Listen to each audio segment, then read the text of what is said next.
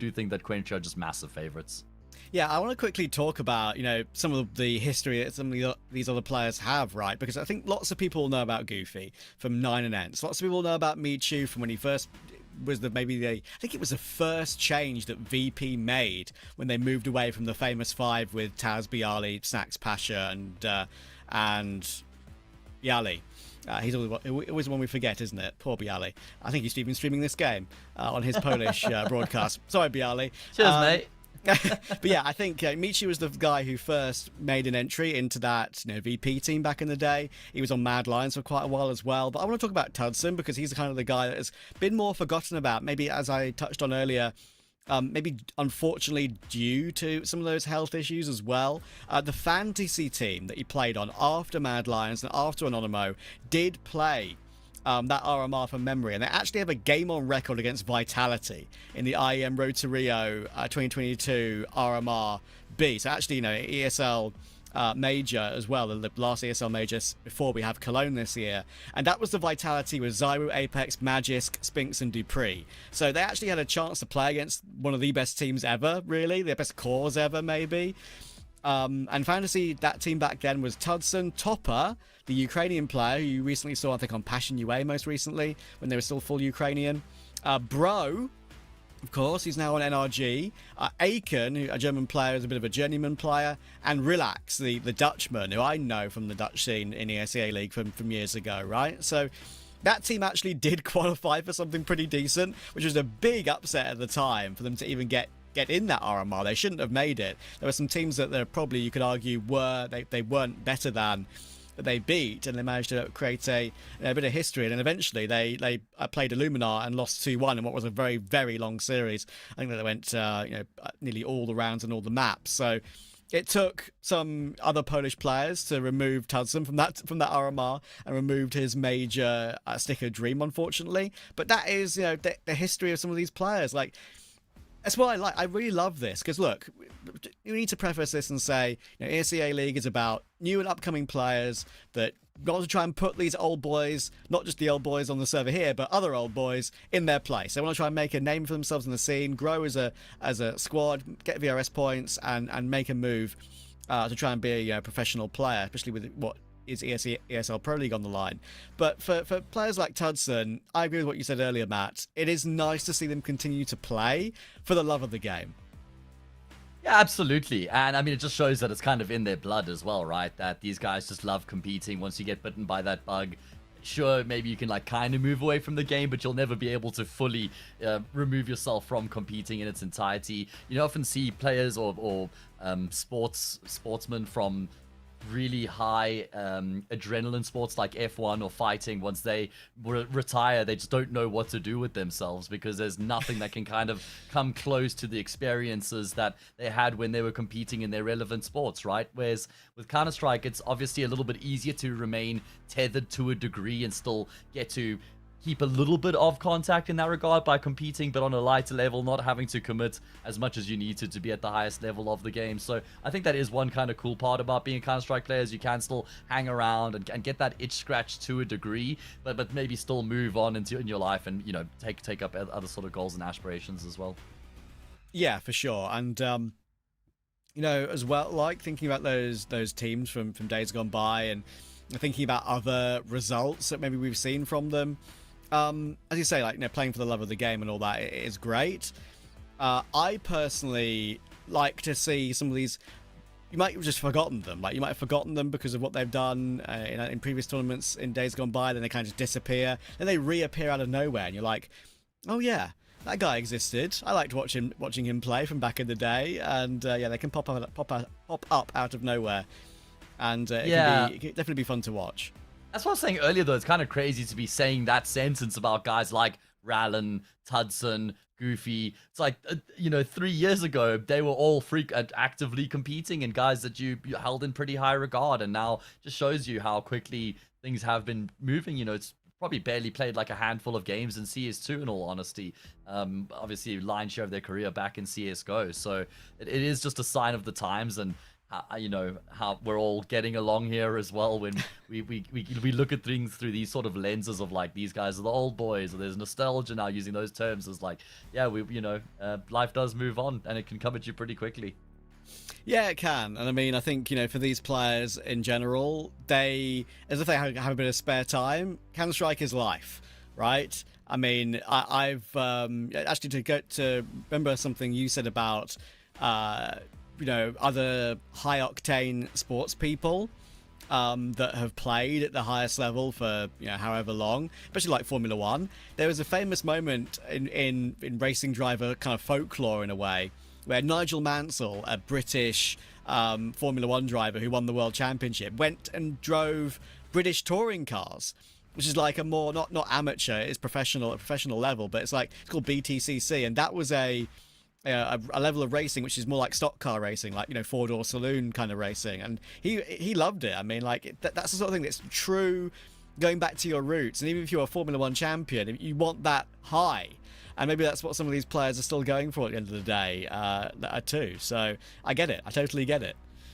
Yeah, and I just think it is cool that in Counter-Strike, it's not like it has to be either all or nothing, but you can have this sort of surface level, still get to kind of feel it out, and maybe even just slap around some of the up-and-comers as well, and just remind them about, that you've got that experience, that you've played for a hell of a long time, and you still have the capability. Like I said, Tudson's like 26 and Goofy's 25. It's not like these guys are grizzled veterans by any stretch. It's just that they've started their careers very early, so feels like they've been around for a long time. Someone like Mihu as well. I think Mihu's actually one of those names that probably didn't fully realize his potential of his career. He was always just like at the substrata. He was on the brink of maybe breaking out and getting into a tier 1 team, but never completely getting to actually realize that. Either way, finally, we will be jumping into the game here. Enough waffle. Let's get some toppings as we're jumping into our semi-final between Quentry and Old Boys. Or is that a false start? Did I go ahead of the gun there, Trav? Oh, no way. You've done it. Ready just yet. He's done it. He's done it. I have indeed. I think, when I was kind of funny, we had a little chat between us at the beginning of the game, like, should we just have some fun with this broadcast? Put, like, old map backgrounds behind us.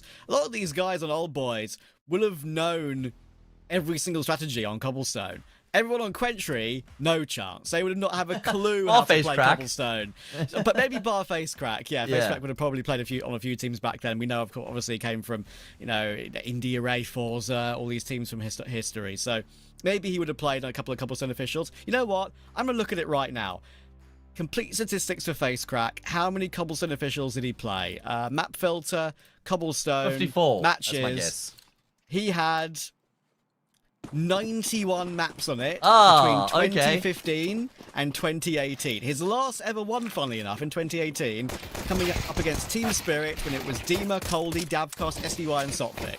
Incredible. All right, well, we are thrust straight into the action here, from the past into the present, and Old Boys have not wasted any time. They've just charged straight up middle. Goofy and Radin have combined brilliantly. In the meantime, Slackshares will take the space in towards the P-bomb site, but Tom deals with him decisively. No punches being pulled here by Old Boys, just charging Quentry down and opening up with a pistol.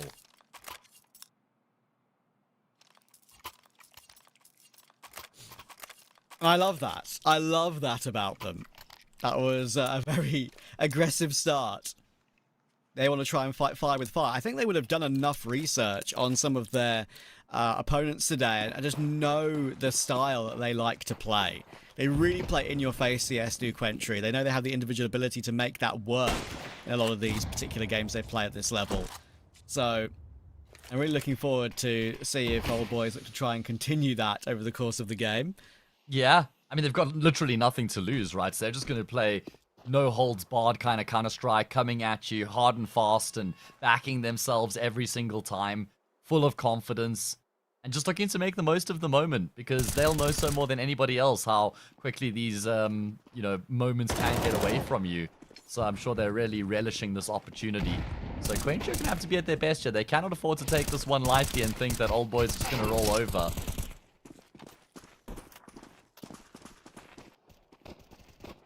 Yeah, and Dust 2, of course, is a map that does lend itself to really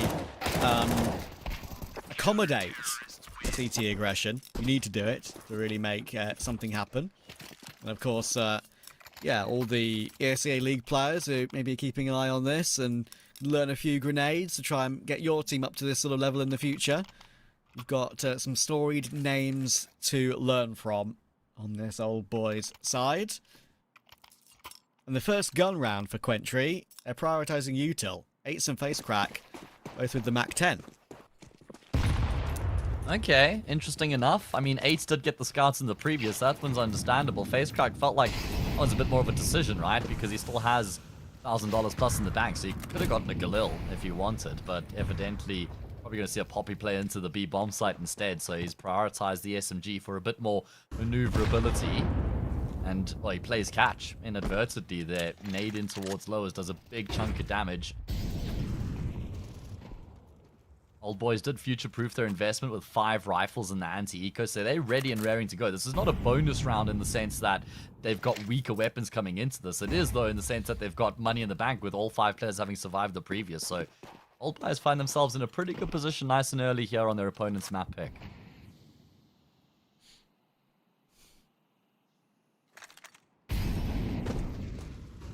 Facecrack loves making moves like this, and actually almost finds Roland, even though he had a health disadvantage.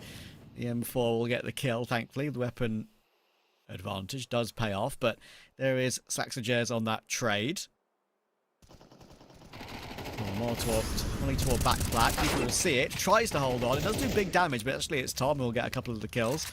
Aberraju will trade him out, though, and that means the B site is under Quentry's control. And even though Aberraju is low HP, actually, he's making a lot of noise. I'm about to say, maybe they can still win the 2v2 after plant, but very, very telegraphed by Tudson. Now all down to Psycho Doctor, long-range spray on 1. Now it's all down to Mihu. What can he do? After all these years of experience, can he clutch? He cannot.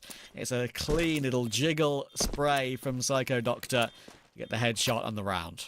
Yeah, sharp. Really important stuff. I thought Psycho Doctor might get caught off guard by Mihu's advanced position, having come through the doors maybe a bit sooner than what Psycho Doctor might have been anticipating, but he's still able to step out with presence of mind that Mihu could be through the doors already, so he doesn't get caught off guard there, and Psycho Doctor will win the clutch, a triple kill in the round at large to open up for Quentry. I mentioned how there was residual money. It means that there's going to be 4 rifles and a single scout here for old boys. But this map is going to be a really tough test for them. I mean, this is Quentry's best map. They've been playing a hell of a lot of Counter-Strike this year so far. So their Dust 2 is super well drilled. And they've played it 35 times in the past 3 months. And they've only lost it on 6 occasions, Trav. It's pretty impressive, right? That's just how much they're grinding. How much they're winning the map as well. I mean, it's not like it's against the highest name value, but there's still some decent wins in the mix, and they've just really been able to iron out their game plan on Dust, so it's going to be one of the struggles here for old boys. Goofy getting aggressive, though, able to make a move in towards top mid and draw first blood. 8s is stuck in suicide, which is not a nice place to be, but he's actually managing to fight his way out. Rather will go down. The thing is, Goofy's still on the close left, but he's low HP. A great flash will come through, and actually it will fully blind him. I'm not sure if that was a... I couldn't actually tell. There wasn't a flash assist in the kill feed. I reckon that was a T flash, because they obviously had long player control. So I reckon that was how they managed to clear that position out for Goofy. Actually, they will fall back off of it, will the CT side here. Tudson's going to still hold around middle with that scout. He'll see the smoke, and he'll know that it could be an opportunity or a possibility that it could be a player up close. But look at this again from old boys. They're going information searching. Facecrack's making noise, jumping away toward long. And both players, Tom and Mihu, are pushing long doors together. I think this is quicker than Quentry are going to realise. They will get just around the corner in time towards short. But look at this. Tudson is pushing in to help. He knows exactly what's going on. The entire team know exactly what's going on here. They're going to be pincered. Facecrack down before he throws most of his utility. Psycho Doctor doesn't follow up, but it's a bait set up for Mihu, and there is that bomb on the floor. He's got health advantage in this clutch. Aberraju still has a chance. We know he does, but surely this is one that Mihu will be winning. He failed in one earlier, but he'll succeed in a 1v1 here. Yeah, really well done there from old boys to actually not start to think that the T's have gone through middle onto B or have gone through tunnels instead, but first to check short, backstab that T side, catch them completely off guard. I mean, Quentry had still been able to navigate it pretty well, all things considered, bringing it down to the 1v1 there, but Biraju not able to connect on the shot. Mishu this time will cash in on the clutch attempt. Old boys straight back to winning ways. Making moves on their CT side right now. Again, a lot of aggression from the word go. Just running up mid, taking the fight to Quentry. Showing that they're here to play. Full of confidence right now.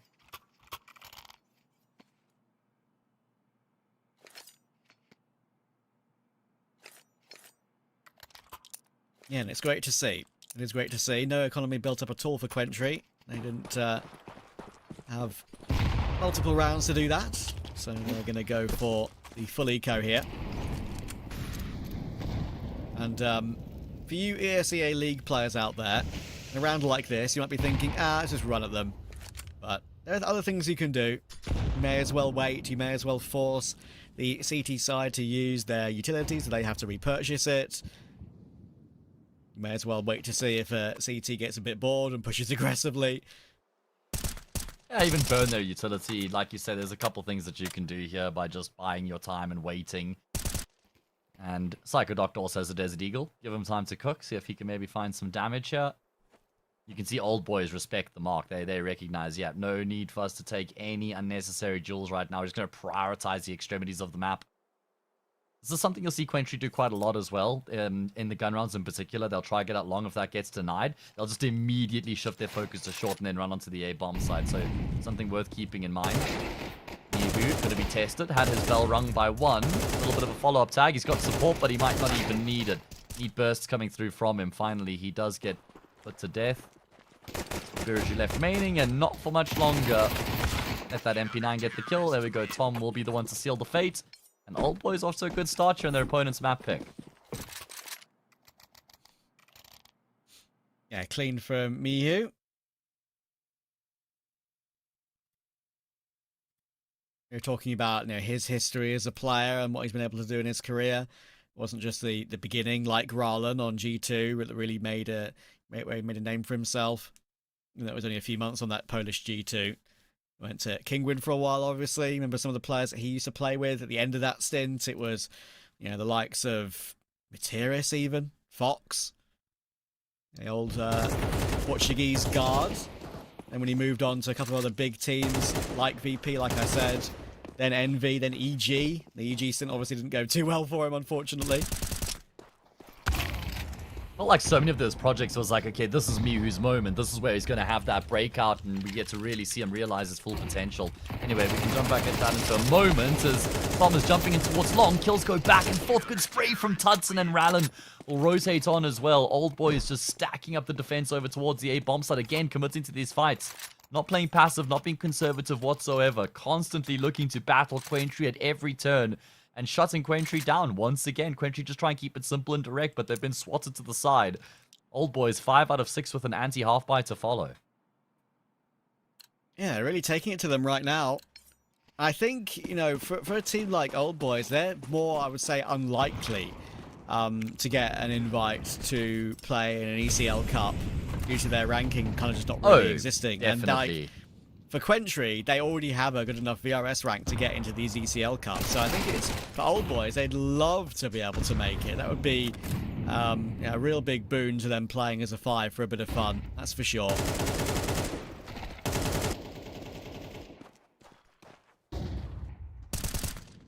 They're looking fantastic here so far on the CT side. Just got to make sure that they don't overstep the mark here in this round against the half buy. Already one player tried to get in towards lowers early on. He went down to face cracks, Mac 10.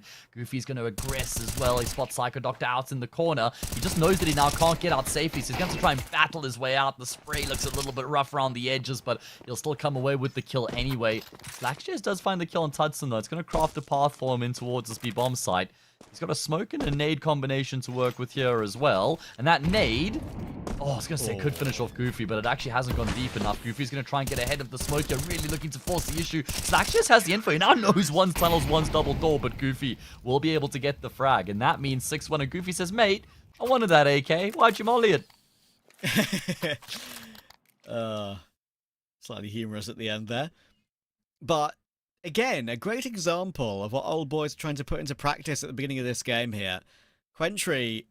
I mean, in any other game, any other day, Slackjairs would probably win that clutch, especially with the first player being so low and being as talented as this young 18-year-old is. But in general, they've just shown them no respect. They didn't need to charge that smoke, but they did. Full of confidence again. And the thing is, they've got nothing to lose. They're probably just having the best time. They're all streaming this game as well, Trav. So I imagine they're just having a hoot and a half with their community. They're probably laughing. Yep. All of the pressures on Quentry. I mean, like you said, there's probably a world in which they could still get an invite into the ECL Cup 4, regardless of how this goes. So maybe not like a massive amount of pressure in that regard, but still, you don't want to leave anything to chance.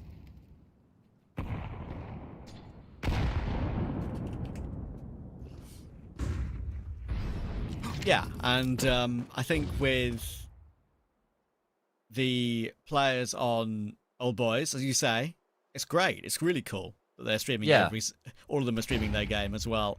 That's kind of like another thing we want to try and encourage. We want to show off your gameplay. If you're playing in the ESEA League, whatever level you're playing at, show it off. Show what you're made of. Show I start to get a little bit worried here. I think I am for Quentry already. Yeah, right? I mean, 6-1, I'm thinking, okay, it's not the end of the world, but you got to start to make something happen here in this gun run in particular. And they're already down 5v3, and now look at the maturity on display from Old Boys after having gotten these opening kills. They're not continuing to just overface and take jewels unnecessarily. They've fallen back. They're prioritizing the bomb sites now. They're forcing Quentry to kind of come to them. They're timing their utility nicely, that HE, the incendiary long. Looks like Slackjairs is going to be the one to try and open up in towards the, say, bomb site. You've got Mihu in position on the ramp, and then Goofy not far away on the rotation. Rallin in on CT. Just a very standard setup on the defenses. Old Boys are now going to figure out what's going on here with the wall of smokes that's been employed. I think there's a drop down into CT from one. There is, and Tom's actually spotted him. That's going to give the info through to Rallin. Slackjairs has no idea Rallin's there. Free frag for him. Tom's position has been made known, but problem is the time.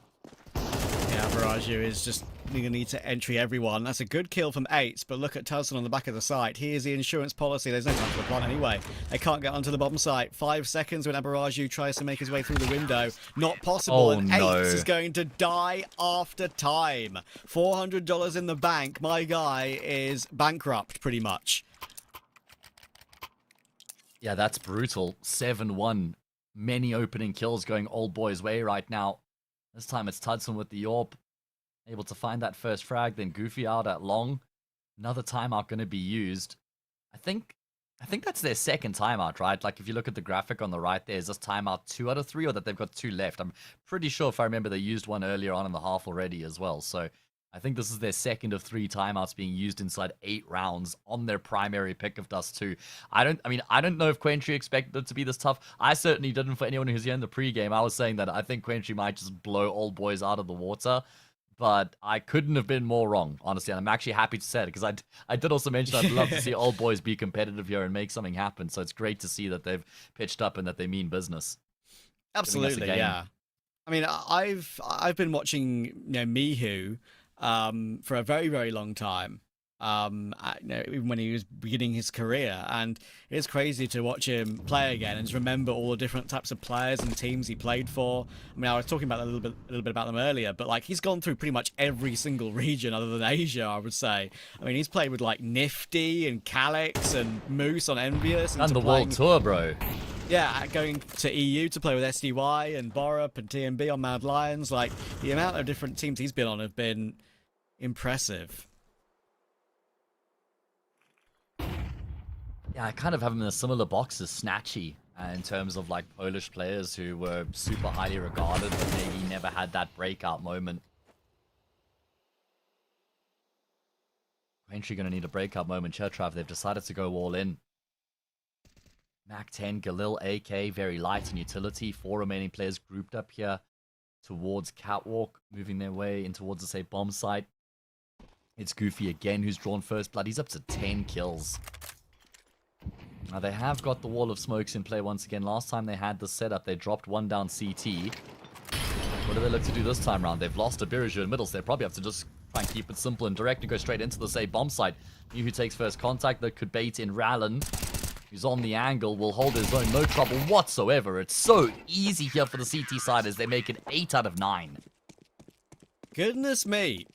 Incredibly impressive. And the things that I mentioned earlier that are being put into place here for Quentry, like the aggressive face crack moves, like 8s on the up trying to get some impact early and mid-round, none of it's working. None of it's working like it has been working that I've seen in previous games that Quentry have played. Old boys, as you say, D2 was the map we were a little bit concerned about. Well, it's telling you right now, it's almost done.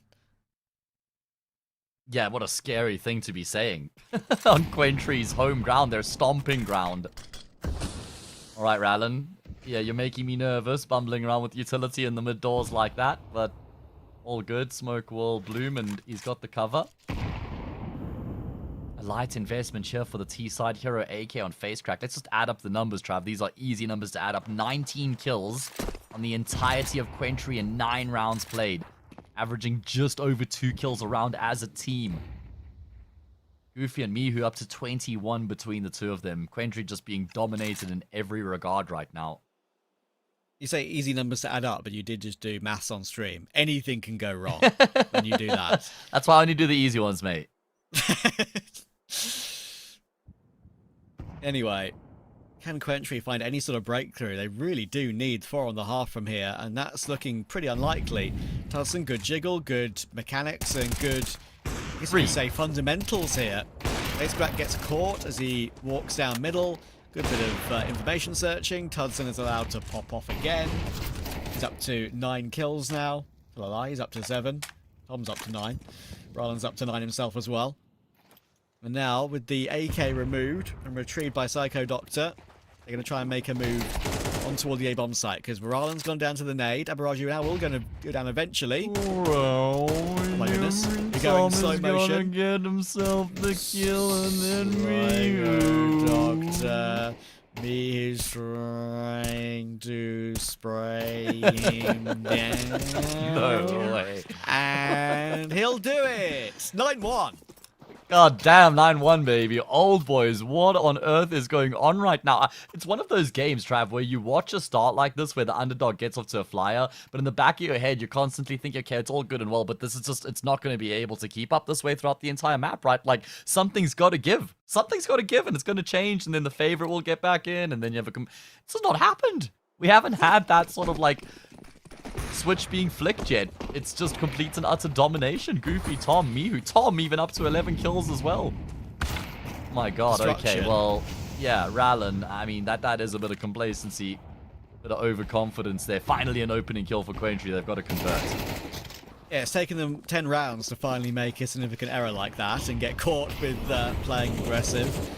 And that's pretty impressive, to be fair. Psycho Doctor will go down to Tom on that long position. Still a risk if they don't deal with him cleanly here. He could tap down a few. Incendiary available. That will actually remove 2 players. No, it won't. Oh, no. The smoke puts it out. And now those players on the side have a little bit more free reign, and Tom will get cleared by Slack. So, there we go. Goofy now trying to get back to all long himself. Actually does have a lineup. But in the end, Mirage will get the kill. That could have been dangerous, considering how low he was. Tudson could have definitely gone for the clutch off the back of that, but not to be. Yeah, a bit of a reminder for Rallen as well. Like, these guys that you're playing against do deserve respect. You can't just go stand out in the open up middle and expect to just win these straight up duels. Face Crack had a really good entry, just running up short there as well. Just instantly destroyed Goofy, I think it was. Tudson trying to inflict maximum damage, and actually, he gets double swung, and then 8s and Abiraju just get eviscerated. Just turns to dust by that bomb. So he's like, oh, alright, fair enough then. He'll keep the AK. 9-2. Quentry need a third. It's almost non-negotiable. Surely no world in which just 2 rounds would be enough going into the second half. Bondi in chat, the hell just happened? I've got no idea, my friend. But we played with the moment to cast in slow motion. We've got you. Yeah, that was actually funny. Alright, is that the spark? Is that the spark for Quentry, Trav, that can kind of ignite this map? Oh, well. Does look like they're going to try and get their third round at the end of the half. They need to get that smoke down on doors, though, before they cross onto the bomb site. A little bit of a cheeky one there to peek a little bit too aggressively. And Slacksters could get caught here by Roland as well, but Roland goes jumping. Didn't maybe need to launch himself in like that, but it's all good for Quentry. They should confirm a 4v3. They have, and an afterplant, and they have. And it should be 3 rounds, and it almost will be, and they have as well. Yeah, finally we get to see what Quentry are about here on Dust 2. A lot more along the lines of what we were expecting coming into this map here from Quentry. There should be no chance for the retake, just being funneled through window right now. It's going to be easy pickings here for the T side, as they will recover a 3rd round from the first half. Now, it's not nearly as many as they would have expected to have going into their CT side, but it is enough to say that it's not completely like game over off the back of first half, yeah. Yeah, indeed. And one thing that I think is worth mentioning as well is that I think it's quite a common factor for teams which are mixing. I don't think it's unfair to say that Old Boys PL is a mix. Don't really think they prac a whole lot necessarily. It's more common that for teams that are a mix to struggle more on their CT side. T side you can play a bit more of a pack-based mentality and trade your way to victory, and grind out rounds easier than having to rely on your individuals on CT. But all of the individuals have popped off, so we'll take those. Yeah, certainly does help. One thing I will say is that Quentry, our CT side enjoys on this map, 61% win rate on the CT side of Dust 2. So it's not going to be an easy conclusion to proceedings here for Old Boys. Let's see. Psycho Doctor in towards the cubby in the corner. Oh, doesn't look great. Tom didn't clear it initially. Psycho Doctor misses the first shot. Tom is able to adjust. Spoke about that pack-based mentality that we could probably expect here from Old Boys, and it's exactly what they're looking to employ here in the pistol. Going to be a flashback through the smoke. Now, sure, Rallen gets the kill in middle, but it's all about the fight over at long, and those fights are being dominated by Old Boys. Beautifully done. Face crack is about to get his face cracked. And he's gone. And it's gone. Tom will deal with him. 10-3. Impressive. Really, really impressive. And of course, map 2 is the Old Boys pick of Mirage, which, we mentioned it. Quentry, they have a lot of maps played on it, a lot of reps to have a learn from, and it's not their best. Color me completely shocked. I have no idea what color shocked is, but that is me right now. I'd have to go check in the mirror. But I am entirely painted and shocked right now. Okay, he's the Averager in the corner. 5-7, only gets Not the 1. long. Scout gets deleted what? by Doolies from that range. I'm sure on their live streams of their POV right now, they're having a whirl of a time after an entry like that. I mean, they'll just be giggling their way to victory. Why not? Good boost for 8 to get a bit of damage, but in comes an HE. Random will get the kill with it. Lots more, why not? One bullet only is needed to take that frag, but in the end, the MAC-10s will do the job. And it's 11-3. Incredibly impressive. I'm going to Google right now. What colour represents shock? White is frequently associated with shock. Thank you, Google AI. Didn't ask. Yeah, that's actually hilarious. I would not have assumed white. Well, I guess that is fitting, but anyway. Turning pale. Apparently it's like representing turning pale from shock or whatever. Yeah, okay. I can see that. Just feels like it's too on the nose. Red is linked to danger. Pink can be... I'm thinking like the color of lightning, but even then it's like... Fair enough. That's just electricity, right? And that's not really too creative when it comes to shock either, I suppose. Anyway, shock and awe, the approach there from Face Crack. Able to get the kill on Tom, but then the trade comes through immediately after.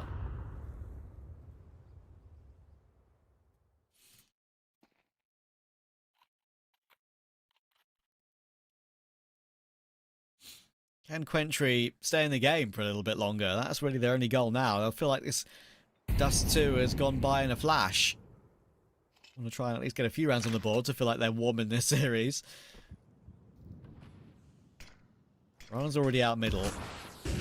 Going into the flash now. Very basic utility, but unfortunately, even utility that is good enough for a flash on that angle might not matter when you've got 2 players in that position, and Averaju is still there. Goofy is not one for this well, pinch between 2 angles, does get himself the 1, does have the bomb on his back, and can get into B. Okay, chance. Yeah, indeed. Not going to be an easy one, though, with him being below half health, and they're just going to combine. He does a lot of damage to both Psychodoctor and 8, but they will be able to keep it together to get their first round of the second half, a much-needed round, just persisting with these 4 spies. Courtesy of the crossfire earlier on in the round, and then the multi there from 8. Quentry will get a 4th on the board. Needs to be a whole lot more where that came from. And the bomb plant as well is going to push Old Boys over the edge and give them a little bit more money to work with. So, yeah, no reason for them not to reinvest here once again, which is exactly what they're going to do.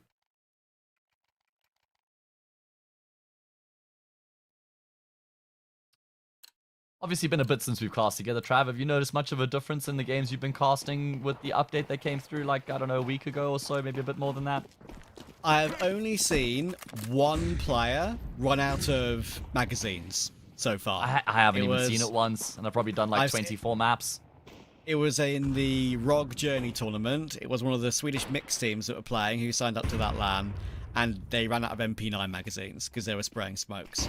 That is the only time I've seen it really become a factor. Even the most like popular one, which would be like running out of bullets with a USP and reloading too early, I haven't even really seen that too often. What if at all? Yeah, you and me both.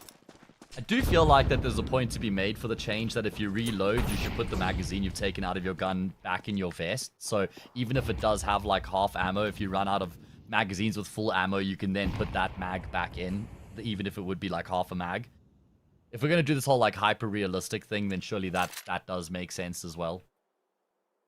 I know. I think I saw a couple of people mention that, like, why not do that, basically. I'm fine with the update, at least it's different, and as you can see, it's kind of not really changed a whole lot, so those are too good to really have that as an issue. Good entry from Tom. That trade on 8s there was clean. That makes it back into a 3v3. Tudson got the first one, which really instigated it. Great nade, though, wow. That's a full 55 damage nade, I think, there on Tudson. Landed right on his shoulder. They're going to try and double push short around the elbow position. Trade possibility from Mihu. Does get himself the 1, but not the 2. Now, Mirage you can activate. Mihu is stuck in that Gandalf position, in that get-right position, as it may be called by some people. And the kill will come through, and a 5th round too. And I still kind of have a feeling watching this that Quentry are going to make the comeback happen and win the map. Like, I don't know. Maybe I'm not really doing enough of a service to Old Boys, especially considering how good they've been from top to bottom. Like, there was a moment where I think the bottom fragger for Old Boys was out-fragging the top fragger for Quentry. And I know it's still 11-5. It's so far back for Quentry, but it's still almost unfathomable in my brain that Quentry would be losing here on Dust 2 to Old Boys. Anyway, let's see. It's going to be the eco round now for the T side. Just a scalp being purchased up by Tudson. And what an opening kill, man. Gives 8 a taste of his lead. Go do a Krebeni. Go on. That would be crazy, mate. Pretty impossible. I mean, there won't be any Krebenis in 2026, I reckon. In any professional level, there won't be many Krebenis. Rather what you're doing, my friend. That's so cheeky. Actually managed to make himself sneak through that smoke without being seen by face crack. Oh, okay. Trav. Getting a bit nervous, mate. Can I just mention something, by the way, which did happen after that scout pick? I don't think... They went and bought. They went and bought. They didn't buy. I noticed that too. Until they got the scout kill, which is something you don't see too often, actually, in professional matches. Barely ever.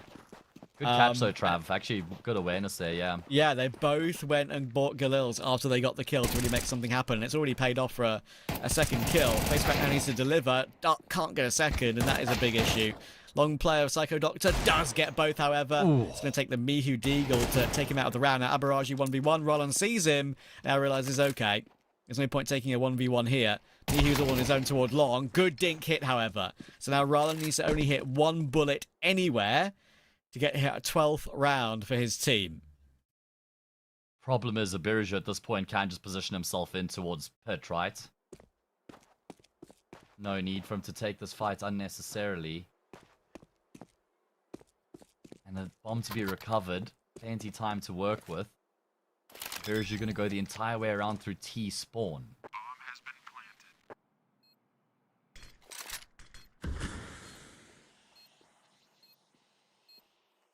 Oh boy. Mirage searching. Jump shot. Rallen just in towards Goose right now. I don't think so. Probably don't want to take the risk. Oh boy, the nade could finish Rallen off. No, it's not going to happen though. Biraju going to scale up the new box instead, and he's going to catch Rallen off guard. No, now Rallen spots him on the jiggle, and it's going to be a half weird late force buy win here for Old Boys. I don't think we've ever had to say that in a cast before. No, I haven't. Weird late force buy. Yes, I completely agree. After all the years of working together, we've never had to call it that. That's funny. Good job from Rallen. Almost like for a second, he forgot about the new box jump up. Yeah, it seemed like it. Even though I know for a fact he's played this map a lot, obviously, since it got added to the game. I mean, I'm not going to pretend like he's played since Go or something ridiculous. We're not talking that sort of level, but it was like he half forgot about it for a split second. Anyway, look at Mirage. They've decided, let's just throw caution to the wind here. Oh my goodness. 8 has been double gooshed through the doors. Might not matter because they didn't check for Aberraju. They have no idea where to look because duels are coming in everywhere. They've pushed long, they've pushed mid, and they had a player suicide. That was hilarious. I hadn't even realized Aberraju was there either, and I've got X-ray and full view of the minimap, so that's insane. It's like an imposter just coming in from behind there and gutting Old Boys from the inside out. Okay. Well, Dust 2 will continue for a little while longer yet. And Rallen's got a long time to just try and hold on to this AK. I wonder how much they're going to commit to the hunt here.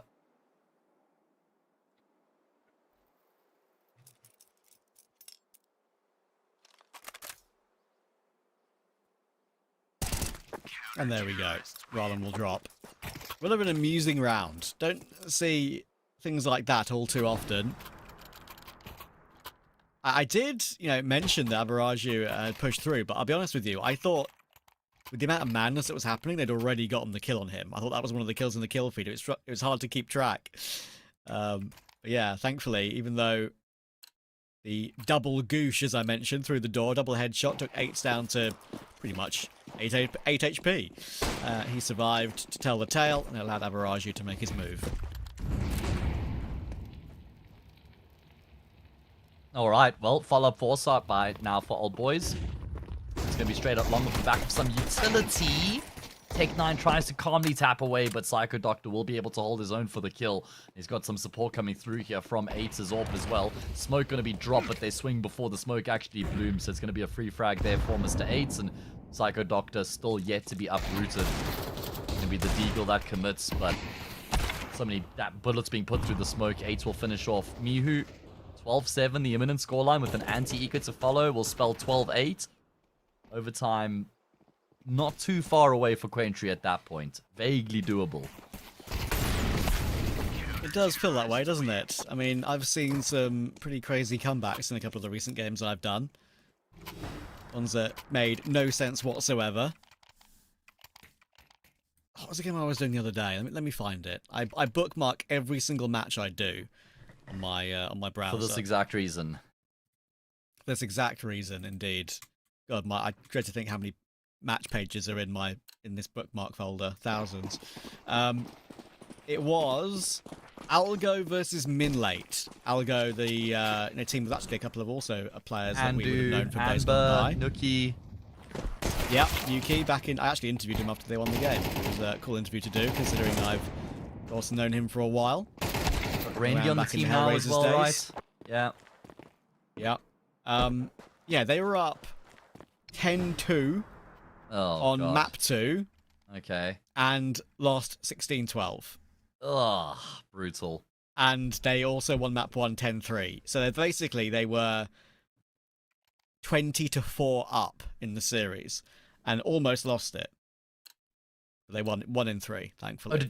Okay, they did lose map 2 16-12, right? Okay, then they went on to win map 3. That's a good testament to mental resolve, honestly, being able to bounce back and win the third map after the way the second one went. Let's see here. This one has been extremely one-sided. It was 9-1 at one point. We then had, what, 10-3, I think it was, or like even 11-3, 12-6. Many moments throughout this map so far. It seemed like Old Boys are going to just run away and get the job done, but Quentry have still managed to only just keep themselves in the conversation. For how much longer is the question. Biraju tagged up in towards that B bomb site early on.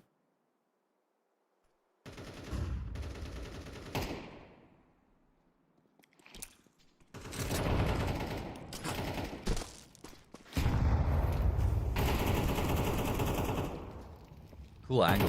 Like that angle there, Mr. Observer. Natty are legends. Worked with them for many years, both of us.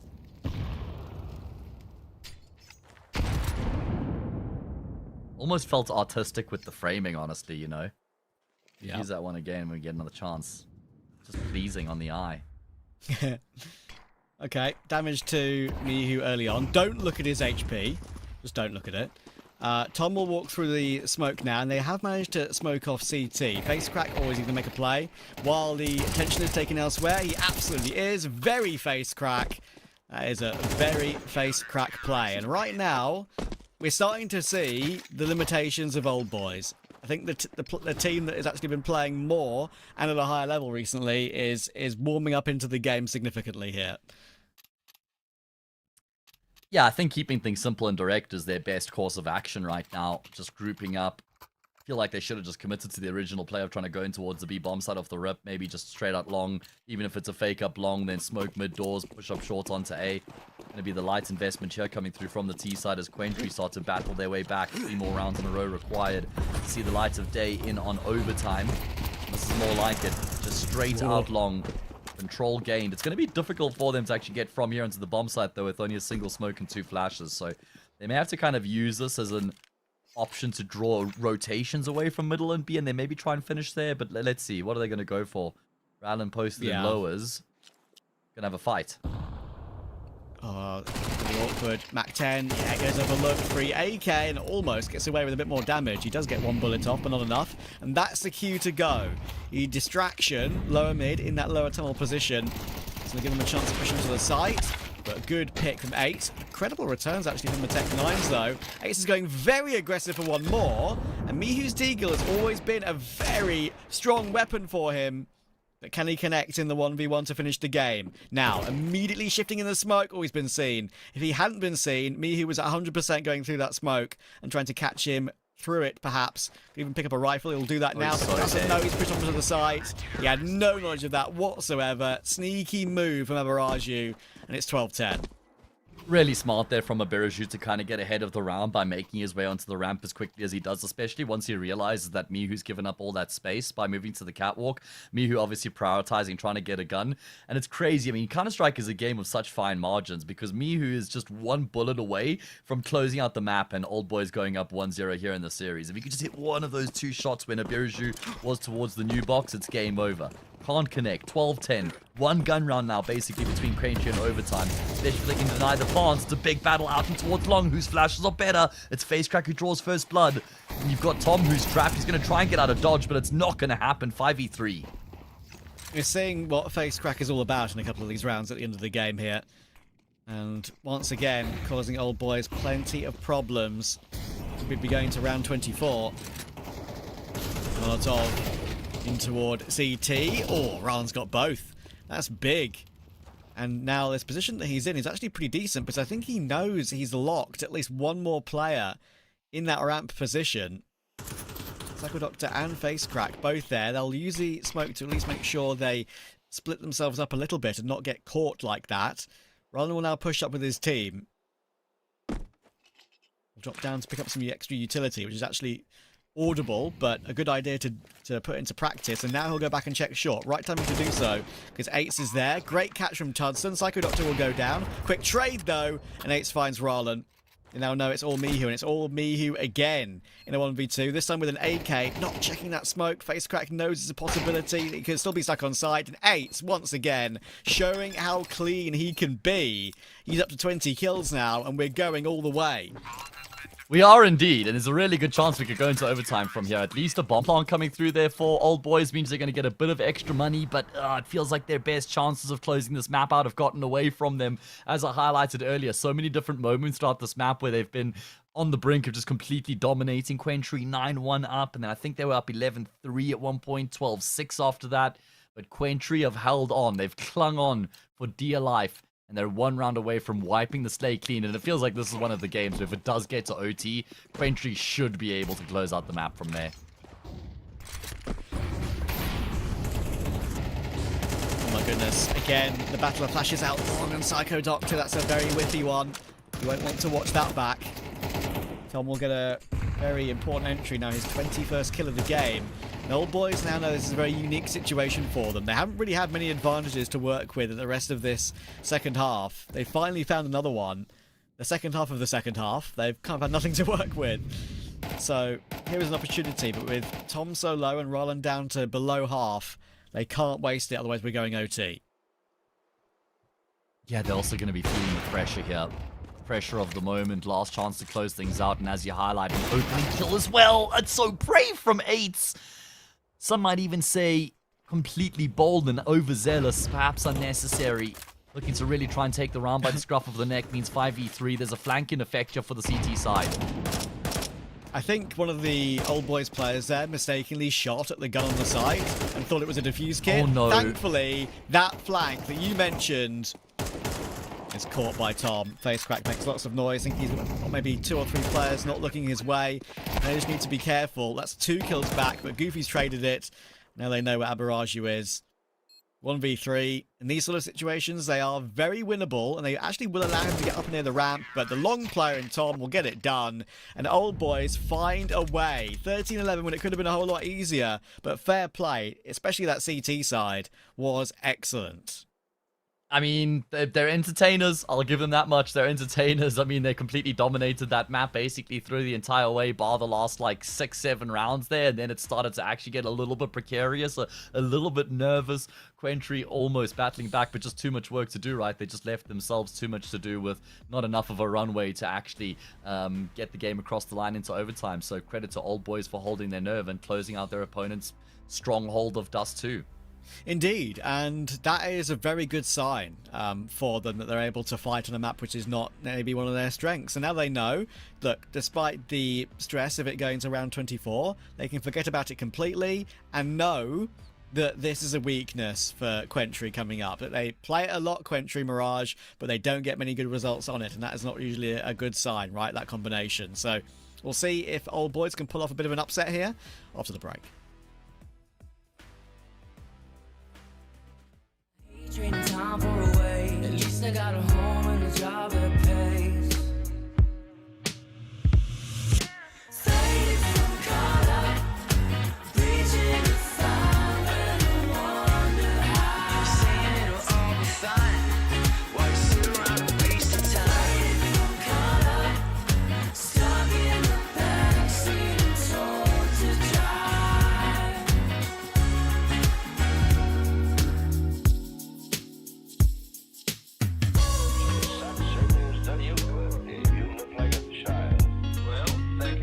I've been very lucky down here. Feeling better than I did up north.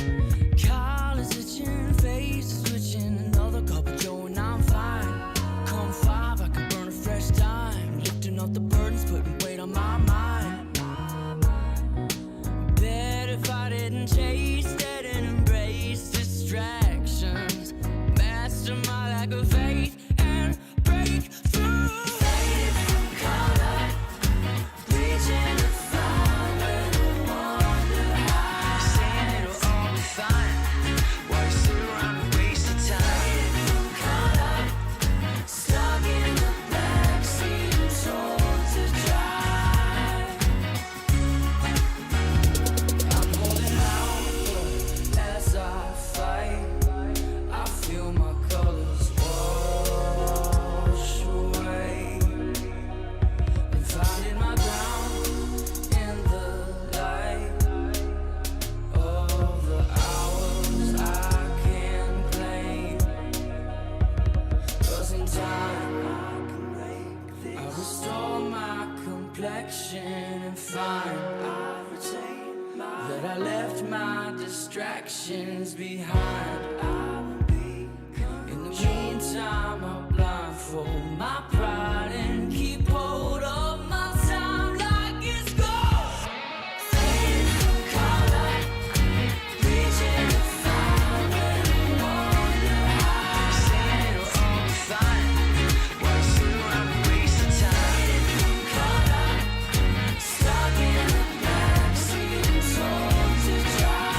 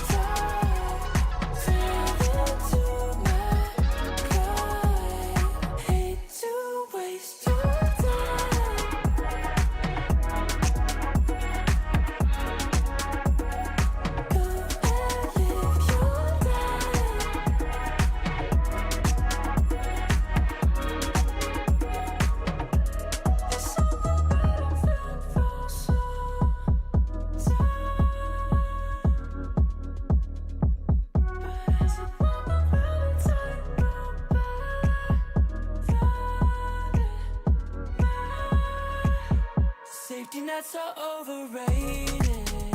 Yeah, if you make one, you will fall. Too much of a temptation. Yeah, there's a comfort in the crawl. Now I've been on my feet too long. I know I'm strong, just looking for some solid ground, so I can start to run. I don't wanna be tired, moving so bad, right. I don't wanna be tired, feels like it's my side. I don't need your light.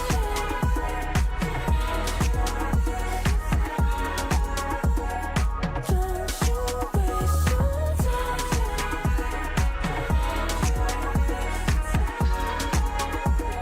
Don't you waste your time.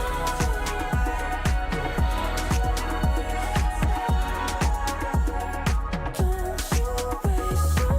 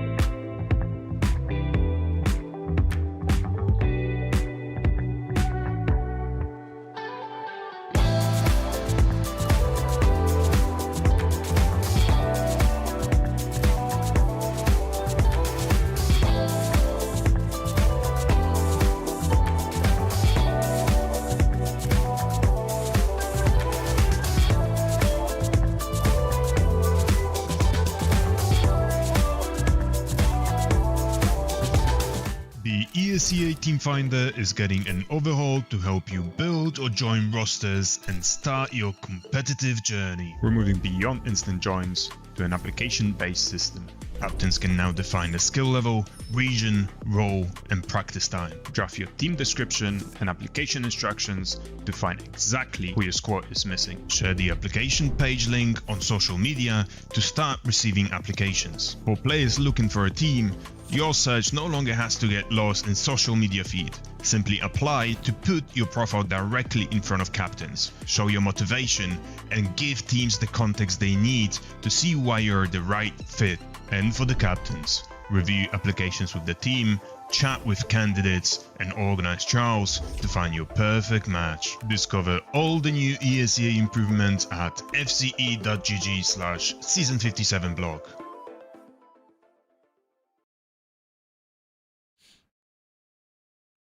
Welcome back to Old Boys versus Quentry. An entertaining map one that definitely was a lot closer than we thought it may be, because Old Boys dominated the majority of it, managing to scrape it over the line 13-11 in the end. And now, I think, Matt, as we had a quick chat about, they've got a great chance of making it a 2-0. I still can't conceive a world in which Old Boys win this 2-0 against Quentry, even though I know they just won on Dust, which is Quentry's best map, and I know we're going to Mirage, it's Old Boys' best map. I just still can't conceivably in my brain be like, yeah, you know, Old Boys can win this in 2.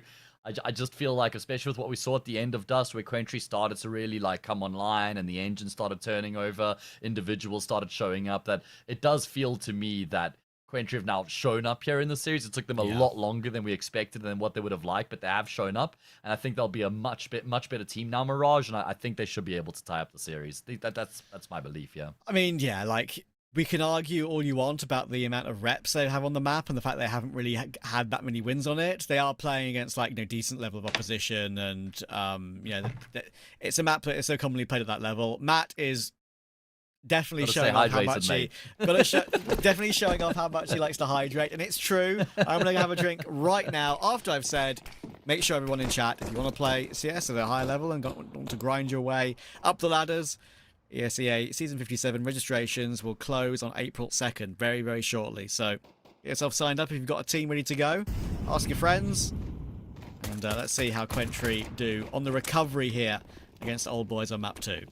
Yeah, let's break the record of Season 56, which is the highest recorded number of signups we've ever had at ESEA. Either way, straight into the action we go. Old Boys into the same bomb site. That's a really key opening kill, because they've gotten the bomb down, and they've gone for that standard option of exec A, take CT control, and then plant for CT, but FaceCrack is going to be the player to spring from ramp, and that's going to force Old Boys to fight deep into CT. 8 will arrive, though. Quickfire double coming through from him, turns us into a 2v2. Bomb ticking on right now. A lot of damage done to a couple of these players. FaceCrack will find a double. Is the kit recovered? It is. FaceCrack's now going to race back onto the bomb site. Bomb planted. Reverse triple, and I think he's got it just in time, right? That red bar's getting smaller and smaller. It's going to disappear, but the defuse comes through just in time. Yeah, just about. Quentry, that's the sort of round they need to win to find a recovery in this game. They need to get themselves G'd up, and they did toward the end of map 1. They're looking the better team. They were looking like the Quentry we know can deliver in these tournaments and know can deliver a really, really good level. They have been incredible individually as well. Not just the fact it's Slacksjers who we've been waxing lyrical about. It's mainly been the fact that FaceCrack is still performing so well as kind of an entry in-game leader, and 8s on the AWP can look so clean. They need to show up as a group here. With that bomb planted, Old Boys will go for the buy, as we do expect. Double Galil, Deagle, Scout, and Mac 10. Yeah, bit of utility being used in towards middle. They've sent Rallen with the Mac 10 into bottom con. He's going to have to try and get past FaceCrack on Catwalk at the moment. Then it's going to be an exec into the same bomb site. Molly will displace a Mirage, and there's actually a smoke to extinguish it. 8 and Slacksjers combine to find some early kills. Finally, some sort of a resistance coming through from Tom getting a frag back, but it's a short-lived success. Rallen, who's the guy who's kind of relying on his teammates to get into that A bomb site and find a plant that would kind of enable and activate him here in middle. He wasn't supposed to be a player that kind of contributed to the exec itself, but that exec falls flat on its face. That leaves Rallen in a position where he just can't do anything at all. And it is going to be a good 2-0 start here for Quentry to their opponent's map pick. First time they've had a lead here in the series, and it comes nice and early on here on map number 2.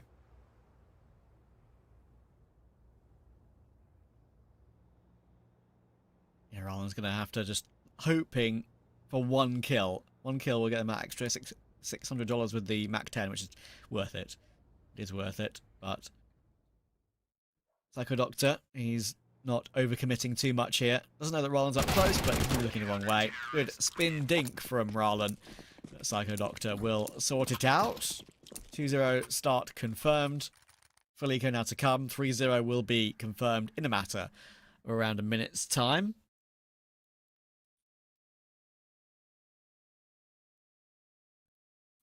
Yeah, it I does feel spoke that a little way. bit about.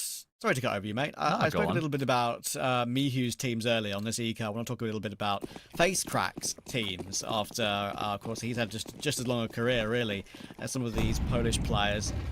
I think I first would have covered him at the end of his Forza time, at the end of 2021. He spent 4 years or 3.5 years on Forza. Then after that, it was kind of just on a lot of mixed teams. There was a team called Banker Pepsi that he played quite a lot on, that I casted a couple of times. EMEA is one that counted. Then he went to play a little bit in Asia, played on GG How International. It was a team that a couple of Israeli players played on. Blue Phoenix, who of course is a Young Ninjas player. For quite a while. There's a plant here, so I'll get back to the round. Yeah. Just keeping my eye on this one, because you've got one player in towards CT here and Goofy. There's no armor on a couple of these players. There goes one of them, and Goofy dead as There we well. go. So, yeah, you can go back to your point there. There's anything more to add about Mr. FaceCrack? Yeah, I had to cancel it just in case that round was a Just in crazy case. win for old boys. Then I remember him playing on Leon for a bit, which was kind of a lower tier Russian team. There was a couple of players that were known about on that team. I played with Ryjin, who went on to continue to play with a similar organisation of Arcred. So yeah, he's somewhat known about. But ever since then, really, he's been a little bit more quiet, playing on some other random teams for a couple of months, and that may not even necessarily have an HLTV page or even an HLTV match played. Quentry is different. He's loving life with Quentry, of course, the ex-Hester team. Seeing if he can really elevate the level of some of these youngsters, especially like Slacks Jez. We've got a 3-0 start here, which was relatively clean. Extra money from the plant for old boys gives them all the utility they would want in this opening gun round.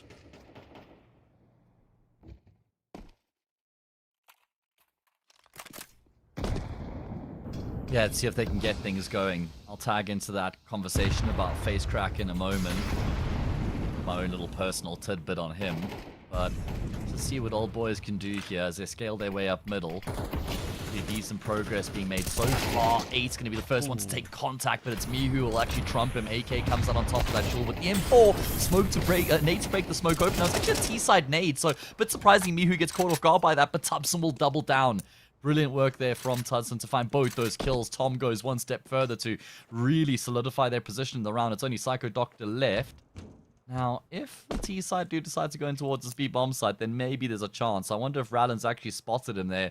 He's just going to round on Psycho Doctor and will easily finish off the job. So, yeah, for me, FaceCrack was actually... I started watching Counter-Strike in like 2015 already. Obviously not at all in any serious sense. Honestly, I'll just put it out there. It was back to the CSGO lounge days for me, mate. That's how long ago it was. Used to dabble occasionally in the trading that you could do on that website. And I used to watch him on the Peter roster in like 2015, which I went back and checked was actually like his first professional team. And there were players like JMQA, I just used to call him Yumqua, Spiker, that's it. Waylander, and Waterfalls as well. This is all off of memory. I even remember, I think it was Waterfalls or Waylander, one of the Finnish guys. Is it Waterfalls, the Finnish player? I think he had to even go through like military conscription or something like that. It was Waylander. It was Waylander then? For sure. Okay, yeah, cool. And it's just crazy how so many years later, like 11 years later, here I am commentating his matches. Yeah, it is funny, isn't it? Like, the esports world is a little bit small. It can feel like a small world sometimes, but at the same time, there's just countless more players playing professionally now, I think, than there ever were back then. So I think it makes it all the more impressive that these little matchups can still happen, and these little memory bank shares can being shared on broadcasts like this. Oh, that's unlucky for Abaraji. Yes, a look at Palace and me, who's not just entryed him, he's entryed 8s as well. That's a big one. FaceCrack will respond toward Rollin in middle. There will be a rotation coming in now from Quentry. 17 and 15 HP on 2 of these players. FaceCrack and Slaxager is going to have to try and play this one together and trade their way in. But when Mihu has control of Murderhole, there is no way out. All 3 kills in the round for Mihu. Looking for maybe even a little bit more. Slaxager is going to cross. Hudson will take that one. It's all down to Psycho Doctor, and that Doctor won't be practicing anymore. He's dead. And that's actually a very impressive round coming through from Old Boys, a really well-constructed round. And maybe need a doctor to try and resuscitate Psycho Doctor, but yeah, that's just a convincing round coming through from them that now starts to instill some belief here in their campaign to try and get this job done in two and piece together a successful T-side. Obviously, not a favorable start to proceedings here, losing the pistol in a pretty good position at one point there, coming down to the 2v2, and then the force buy and the eco that followed, but they've won the past 2 gun rounds. Now they should have a freebie here to tie up the scoreline.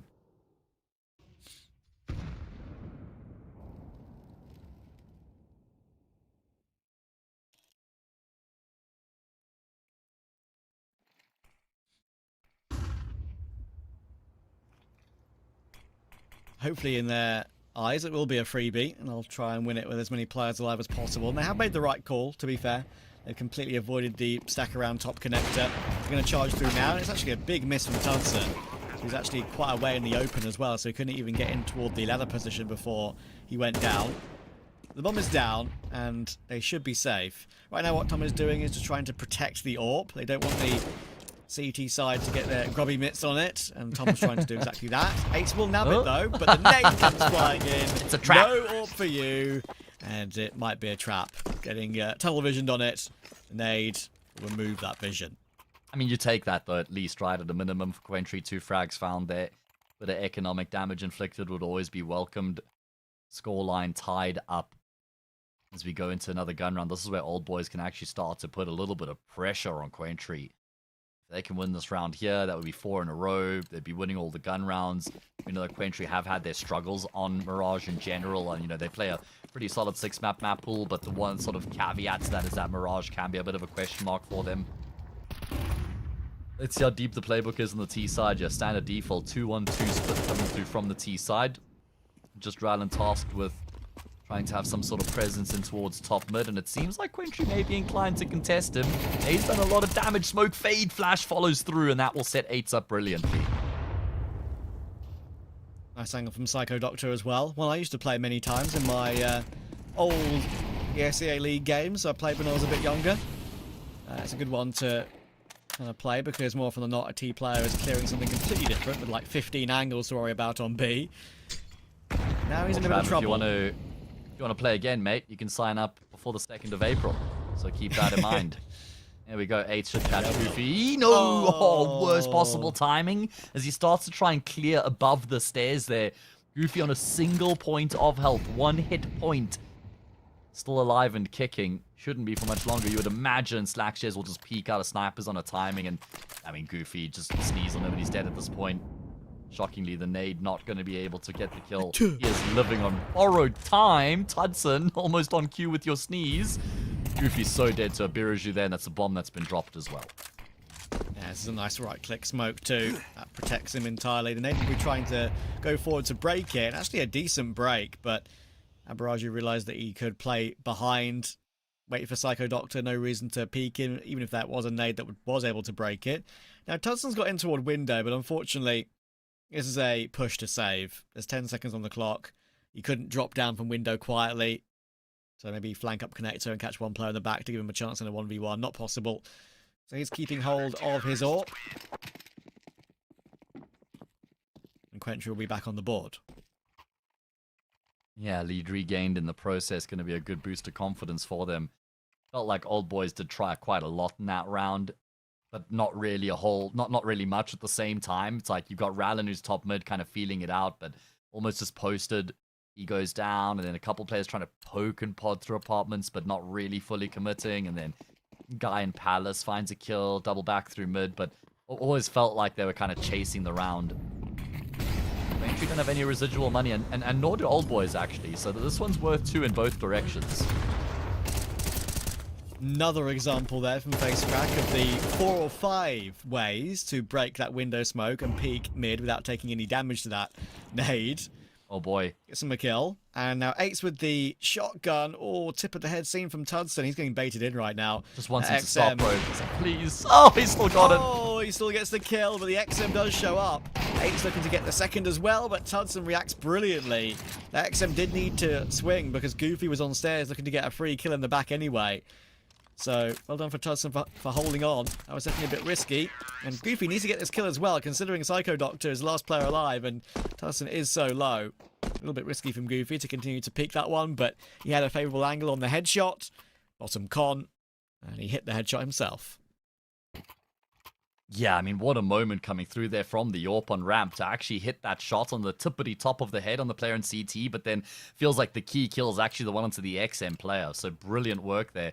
As I highlighted, no finances left remaining for Quentry, so now a real shot at the lead here for Old Boys. They've won 4 of the past 5, kind of really bossing these gun rounds.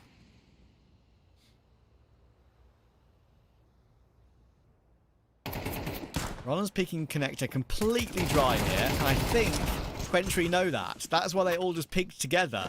Little bit of a lazy anti-eco move there from Old Boys. I do have a couple of players top middle to stop the aggression, though. Goofy will find Psycho Doctor, and a re-flash, and it's very difficult for the AK to fight. Ouch! But face crack. Well, he does what his alias suggests quite often, doesn't he? And Michu is still looking toward top con. So all of a sudden, Bomb is in the possession of Quentry with Saxonjez and Aberraju. There's an AWP retrieved as well on the low HP, so he now becomes a much bigger threat. And Tom is miles away. Yeah, but honestly, is that the best way to go about an anti-eco here for Old Boys? I'm not entirely sure. It feels like that was just a bit complacent, kind of resting on their laurels, knowing that they had a big weapons advantage and just constantly expect to win the gunfights, not really completely prepared for the fights that get thrown their way. You've got to expect to be swarmed in these sorts of rounds when you're on the T side against the eco. So even Mihu, after he picks up the AWP, I'm just thinking, like, why are you even hanging around at this point? I mean, I know you've got to recover the bomb, but rather reset further back and allow for Tom to join you. Crossfire been set up, and this is a gnarly crossfire. Aberraju with the AWP, both from the angle. Tom will walk across, but doesn't expect Slackshare top mid. Free frag found, and an eco round secured for Quentry to regain the lead. As soon as I saw Rarlan alone, peeking bottom con, when there were so many players that could notice what was going on and pounce peak middle as quick as they did, I was like, yeah, this round could go awry. And it wasn't a could. It was a would. And eventually, a will. And there's a will where there's a way. Yeah, so peculiar though. Like I said, just taking things far too lackadaisically.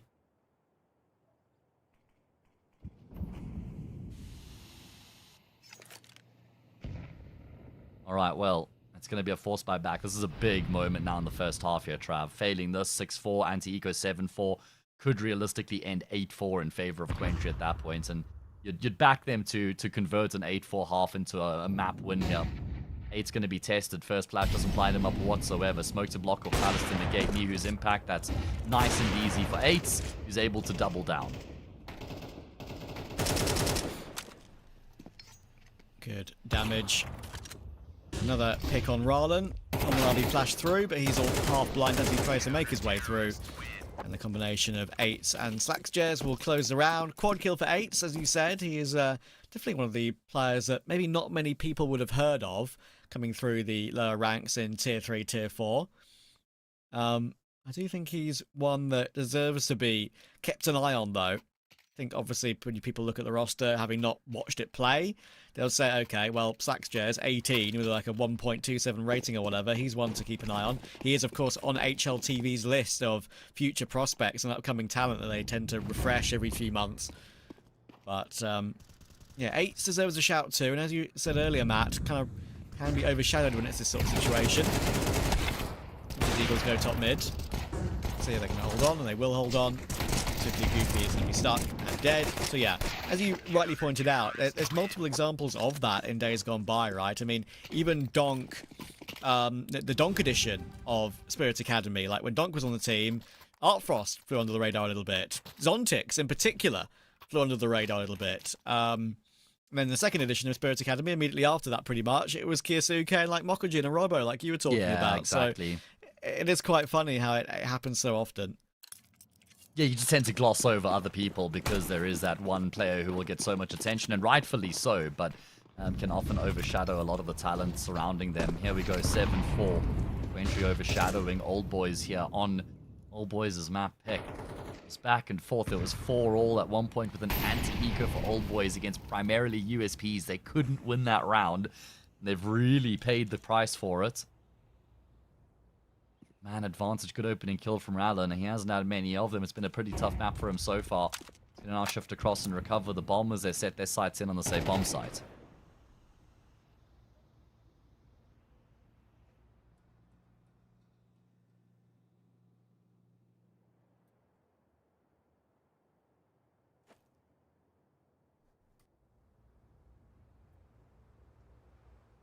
Patience for Mihu top mid. He's going to be there long term to play a late lurk up connect, I'd imagine. Maybe cut off rotations from short. Aberaju wants information. He gets flashed in, but will get nothing from it. Another good kill from Tom in this game, a critical one. Slackjaws will find Goofy, playing from default. Does get a bit more damage, but again, Tom will get the frag. He'll jump his way onto stairs. Eights is pretty blind in that corner and now knows it's a possibility. He's going to wait inside of that smoke. It will fade. Timing does go in his way at the last second to be able to catch Tom and take him out of the round. But now Ryan is taking the bomb over. Thing is, right now, it is kind of a 2v2. Oh. He's only just got into position on short. And there's no time. Now it's properly a 2v2. Yeah, I was gonna 17 say, seconds. They still think it's B. They still think it's Oh. B, though. And because of that, Roland actually has a free bomb site. Because of Mihu getting the kill in the position he did, and his presence being known, it took Psycho Doctor and Eights over to B. That's kind of crazy. Yeah, that is crazy, because I was going to say there's actually no time here for them to shift the bomb back across to the B bomb site, which would have felt like the best option available, but maybe not by virtue of not having enough time. They had to go A, and that's going to be the way for them to find a plant without any resistance. Now, retake required, and Mihu will round on Psycho Doctor.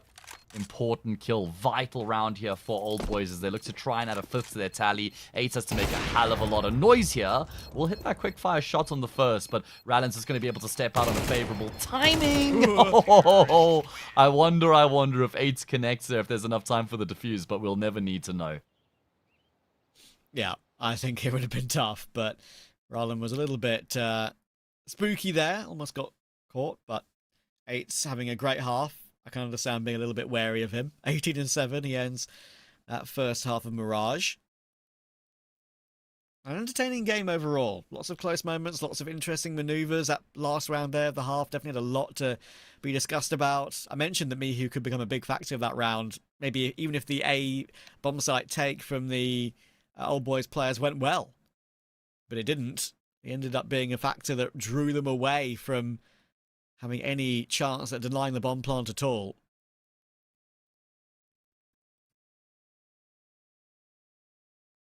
Does feel like it's a much needed round there, though, for Old Boys to try and keep themselves in the contest, because I think if this does end 8-4, I'm almost prepared to say that's map over. Like, I don't think that Quentry would be losing an 8-4 halftime scoreline. I feel like especially in MR12, there's a big difference between 7-5 and 8-4. And Old Boys have been able to give themselves a tiny bit more breathing room by having closed out that last round in the first half. As we're going to get back underway here. Important pistol round for Old Boys to try and set this in motion now. I know they haven't played a massive amount of Mirage. They haven't played a massive amount of officials on HLTV in general. But they have played 3 officials on Mirage. They've won all 3 of them, not against the most recognizable name value. And they've got a 53.8% win rate on both T and CT side. Literally the exact same number. So see if they're going to be able to make it happen here on the defensive half. You never know. As you rightly pointed out, if they were to win this game 2-0, it would be quite something. It will also be quite funny in a way, because obviously the whole point of the ESEA League is for new players to step up to the plate and try and make something happen in their careers. And then we'd be watching, 4 Polish players, veterans, from maybe their primes being 2015 or something, like. Still look like they can play as a great unit today. Anyway, let's see. Bomb planted for Quentry. They've got full control of the A-bomb site. Deep flashing towards CT. In comes a triple swing. Who wins the 3v3 in CT? It's going to be Quentry. Slackjaws gets 2. Roland will answer back. And now Aberaju is stuck in the ticket box corner. Trying to get a jump shot in here, Tudson. Great kill on Slackjaws. And they should be able to clear Aberaju. They will. Going Do they back have for the that kit. defuse? I think they do. I don't know, No, they mate. don't. Oh, I don't No, they don't know. anymore. Nah, I don't think so either. That's so brutal. Oh, he's got it. How has he managed to stick the defuse? It feels like he must have sold his soul to buy an extra half a second there. That's crazy. As you say, Tudson was a man who recovered the kit, but he just wasn't close enough to the bomb at all. My word. That can't have been, by judgment. That was definitely a bit fortunate. Good presence of mind for one player to go and try and recover the kits, and then the others to just immediately jump on the defuse and hope for the best. What a crazy pistol run. I mean, it opens up brilliantly there for Old Boys initially with the 2 kills in the skirmish that breaks out into CT, but then Quentry just get a flurry of frags with 3 kills immediately afterwards. Gonna be a force buy back from the T side. This one is to tie up the scoreline for Old Boys. Failing this, though, could spell 8-7 in Old Boys' excuse me. Yeah, Quentry trying to keep a lead here with the force buy. Old Boys trying to tie it up, and they themselves could get the lead if they win this one. It could be an anti-eco in the next, and Rallen going to get run over by that MAC-10. Here we go. Here comes that force we know is always dangerous. I just heard seagulls outside my house, like it was the seaside. I live in London. What's going on? GPS is not calibrated correctly? I don't know, mate.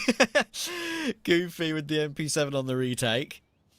They do still have that kit. It's on Tudson, as we spoke about from the previous round, but they're going to need to get a smoke onto that bomb and get him on it ASAP. And look where he is. He's playing jungle.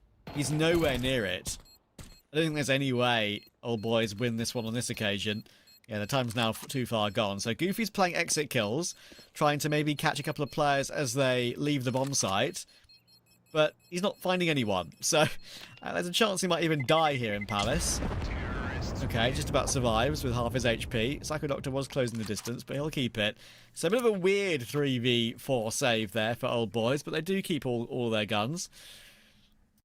Yeah, I mean, not the end of the world, but it does just feel like a little bit disheartening for them that they lose another round. I mean, this one obviously not egregious as the one in the first half where it was against the eco. This one being against the force buy. Just ruthless from Quentry up connected there, straight into that A-bomb site with pace and ferocity. Dominating the players that they come across. Still a good chance for Old Boys as you highlight with the weapons that they've carried across, AWP included. But failing this round here, honestly, I feel like it spells the end of the map for Old Boys. I do think it's as simple as an equation of that. They'd be down 6-10, and I think Quentry would pretty easily be able to win 3 out of the next 9 rounds if they can get up to that 10-6 scoreline. Oh, that's a problem. Tudson. That's a big problem. That is a problem. Another moment of face crack being very aggressive with an SMG or a rifle. MP7 for Goofy, can't hold on. The second MAC-10 will get the kill. Just like that, the B-bomb site is no longer in the control of the Poles.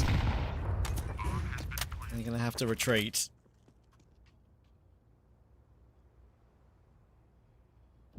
Problematic. I mean, Tudson so far forward on catwalk, or picked up by Mew, who will get one back. Does that motivate them to maybe give this a little bit of a look in?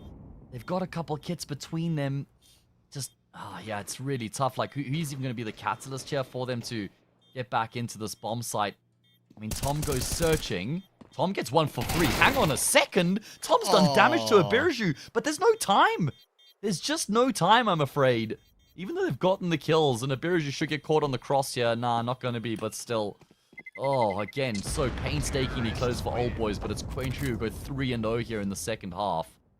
Or at least that was a 2 out of 3. That was a classic case of Old Boys trying to pull the late retake, let's make the other team think we're saving retake. And it almost worked. It really did almost work. If Mirage didn't get that kill with the MAC-10, round was over. It was going to be won because that player that would have killed him had a kit. So it really would have turned things. Shame for Old Boys. Again, they made it almost very possible. Yeah, and now they're going to persist with the investments, right? Because of how close they continue to come in rounds that they've been losing. They feel like they're on the brink. They know they have Quentry against the ropes financially as well. If they can just win one round, then they feel like they're back into it.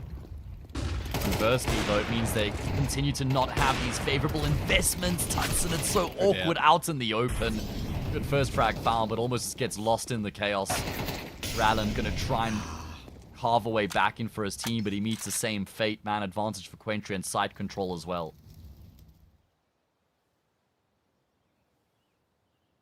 Two 2v3, sure, face crack very low, but now he's taking a bit of initiative. He's making the move to take B, and the bomb is already retreating on the back of 8. I say it's retreating. He's actually still going Palace to try and join up with Abaraju. He has jumped down in toward Firebox, but yeah, Facecrack's going to have full control of B, and you'd think with 40 seconds they can just call that bomb over still. No, I wonder if they're just going to try and use him as a diversion. Yeah, you can see right now that Ates is like not sure what to do. He's still waiting in Palace, doesn't know whether to go back or not. So eventually, Facecrack's going to make his move. It's going to be a move to get a kill, and that's going to work nicely, thankfully. I wonder. Good timing. Oh, okay. Ooh. If he killed Abaraju, Yeah. Facecrack, he wasn't really in a position to help out and stop him from maybe killing Ates, who was planting the bomb. So, again, a risky round. Again, Matt, it's one that we feel probably could have gone either way, but it's 10-6, and now it looks like it's going to be map 3. Yeah, they finally have to settle for a save here. I mean, you can't really justify another force buy here from Old Boys.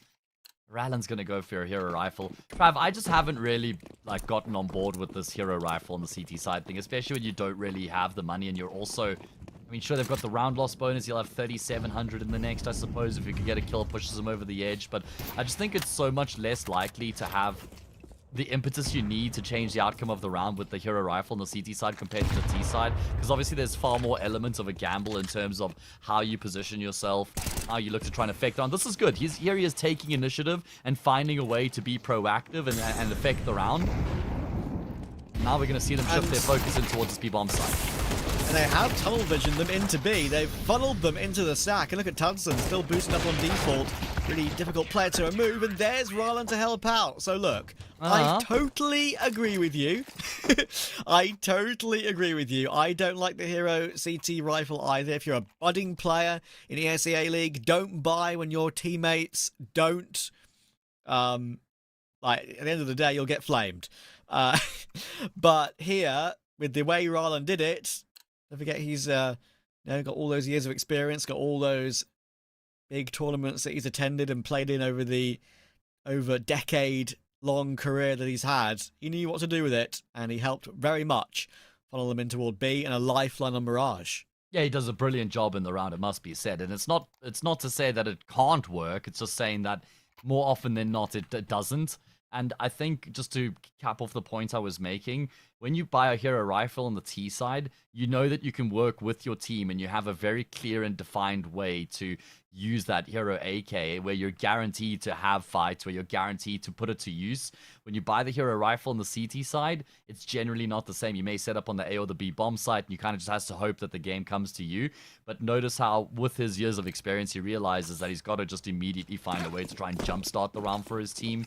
And he does that by getting active up middle. So I really like that play being made. And that could be a lifeline here for Old Boys. It stops Quentry from getting up to 11. And if they can follow that up with the win here as well, which is actually a necessity, then they're back in the map. Yeah, and I think that is maybe the one other tiny reason why they made that play with Ryland, is because they know that Quentry have not built up that much money. They know they can keep them off of 11 and maybe have a chance of even making it, as you say, an even game here. Tudson's going to push through. Really good pick considering his teammate died. Ryland only goes 1 for 1. So again, you've got a situation when the bomb site is lost here. Oh, Incendiary just needs to just single tick or two. A Biraju will be able to get out of dodge though. Bomb activated. Numbers level. Hits and util in play here for the CT side. No Tudson left remaining, and 8s will double down. Oh, brilliant work from him. Just forcing the fight in the post plant. Catches the CT side completely off guard. Goofy not going to be able to find the player retreating back towards ramp initially, but he has spotted him, so at least that's information gleaned. Underarm smoke going to land on triple. 8's going to go the entire way around, but it doesn't matter because Slackstairs is in position to finish off the job. And that means 7-11, an immediate return to winning ways here for Quentry. Yeah, it might be a convenience store, but there's nothing convenient about that scoreline for Old Boys right now. Not American, but even I know that. Yeah, I mean, I actually literally saw that copy pasta earlier today from Austin, I think, about Rops, if I'm not mistaken. Oh, you see the when you B-hop out the door or whatever. Yeah, exactly. Yeah, that's the one.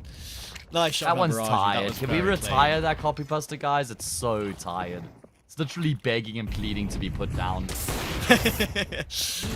Guys, anyone's in chat right now? Someone find it and post it to Oh, Thank you. Trav, you hate me. Slacks Jez will get both. Face Crack comes and helps out too. Leaves Roland last alive. Again, M4 in play, but this time it's not a 5v5. Ray looks to try and start the round. It's a 5v1. So he'll be the end of the round. Face Crack will get a bit of damage assist to help out Ace get his 21st kill of the map. And Quentry are very, very close to Ancient now. Yeah, extremely well done here from Quentry in terms of how they've battled their way back. 5 opportunities to seal the fate of this map and then force the decider, like you said. I got to back them if this goes to Ancient. Just in terms of how they've warmed up throughout the series, right? They really got going at the tail end of Dust. It was just too much to do to recover the map on that occasion with how far gone it was. But Chero Mirage, they've looked really solid, even in some of these low buys. Old boys have been fighting uphill throughout this map, but they're not done just yet. Rare whiff from Slacks Jez there on Goofy's mid-range MP9. Not an easy gun to control at all mid-range anymore at MP9. Good recovery kill from Psycho Doctor though, only his 8th of the game. And now the pressure from Old Boys is going to continue to be put on because they know what they've got. It's pots and pans in CS terms. MP9, MP7, Deagle. Winnable, but Quentry should have enough to seal this one. They're using their utility diligently. Nothing going wasted. Nothing going overlooked. They'll make their way up towards short for probably will be a B split here with Psycho Doctor coming in late. Yeah, he's actually the one who's taking the initiative here and trying to take the attention as well. And 8 will take the head of Goofy. Oh, good damage done from Tudson. Tom forced out by the molly, but still able to come away with the kill.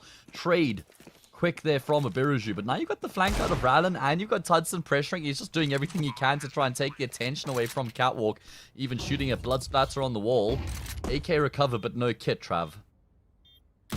Roland knows he's a bench player, and the MP7 deals with him comfortably. So Aberaju boosted up on default, though. That is very, very unpredictable. And Aberaju will get his one. He'll now drop down. Tudson knows what's going on. Flash on the corner. He's full blind. And a very clean 1v2 from Aberaju to close out the map. Quentry do recover. It was a bit awkward at the end there. Tudson did so much damage on that flank with the Deagle from Connector. I think he got a kill and a dink through the short bricks. On the universe, that may have been a kill. Not this time. Ancient map 3 coming up next. Honestly, Abiraju may be one of like the best clutch players on this team. I just see him in so many clutch situations. He's often like the lurker as well, so frequently you will see him left in like 1v2, 1v3 situations, and he's really got an uncanny ability to win those clutches, and it's not surprising to me to see him holding it down once again to finish off the job there without much of a fuss for Quentry. I mean, they lost, what, 2 rounds in the second half, one of them being a pistol, and then the other one being that like hero rifle round for Rallen. So gun rounds were a big problem for Old Boys throughout Mirage. Will that theme continue into Ancient? We'll find out soon.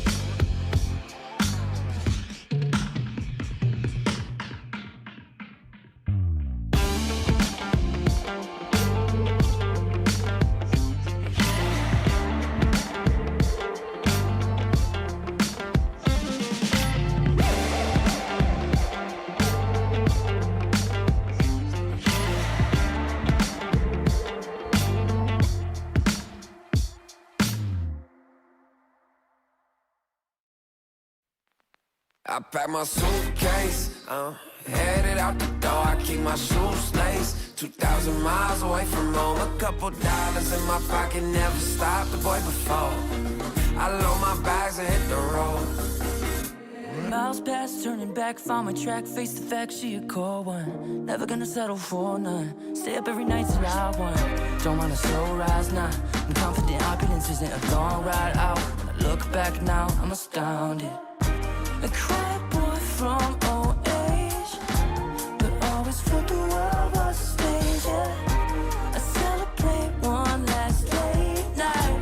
My old life ain't staying. I pack my suitcase, headed out the door. I keep my shoes laced. 2,000 miles away from home. A couple dollars in my pocket, never stopped the boy before. I load my bags and hit the road. I'm headed to LA.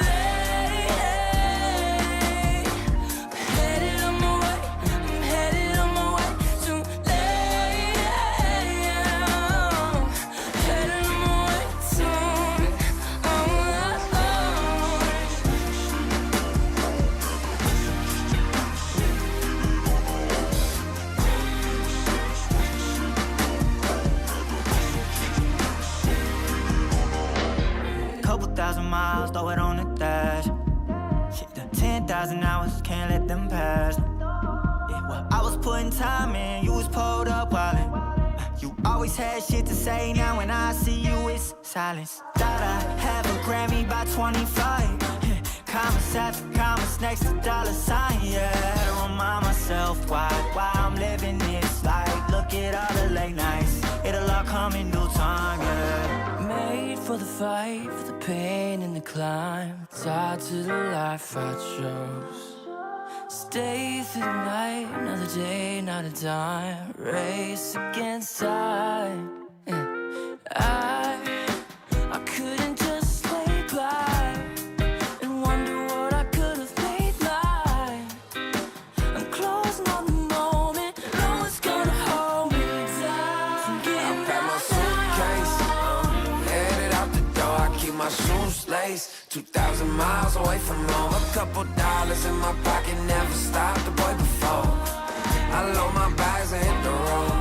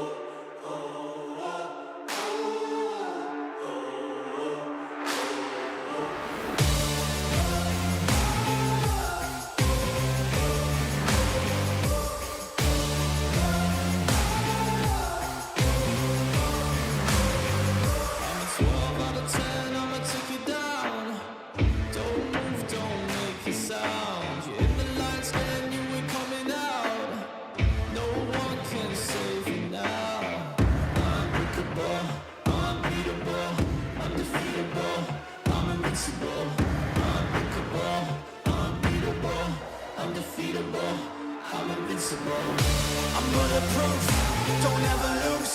Put the evil in the devil and I'm let it loose. I'm an earthquake, make your bones shake. There's no question I'm the king, I always dominate. A force to be reckoned with, better remember it. Look at what I can do, walking all over you. Incredible, it's criminal, I never lose. I'm bulletproof.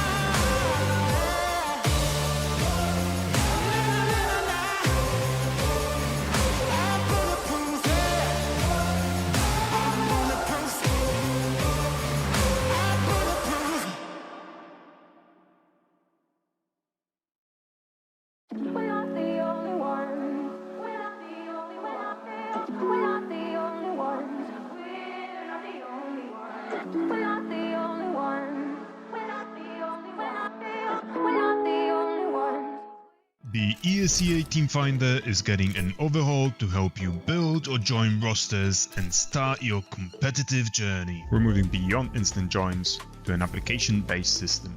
Captains can now define the skill level, region, role, and practice time. Draft your team description and application instructions to find exactly who your squad is missing. Share the application page link on social media to start receiving applications. For players looking for a team, your search no longer has to get lost in social media feed. Simply apply to put your profile directly in front of captains. Show your motivation and give teams the context they need to see why you're the right fit.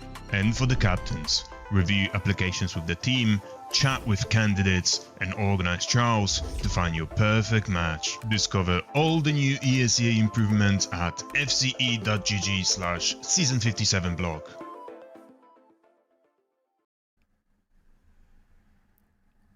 One more map between Quentry and Old Boys. And honestly, I have really enjoyed this series so far. There have been lots of talking points, lots of great players on the show, of course, from the past and now the present, and probably with the future as well, knowing how good some of these Quentry players are. But yeah, Matt, I actually, surprisingly, don't know which way this is going to go. I have a feeling that Old Boys will still put up a little bit of resistance, but surely Quentry find a way to win.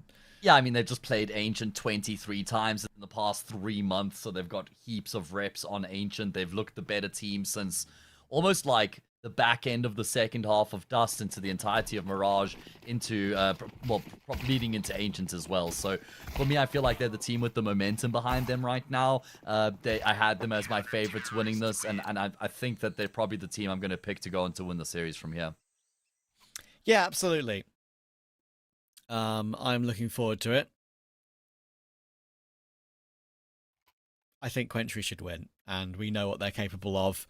Knife round is done and dusted. Of course, on the third map, that's what we always go for. And already, Old Boy's trying to get the dualies out on Tudson. We saw him do great work with them on Mirage, on the pistol, to clutch what was a crazy recovery on the pistol round. He's got a set of his own as well. Utility on Psycho Doctor, Smoke Molly, Face Crack, Smoke Flash. Lane take coming through.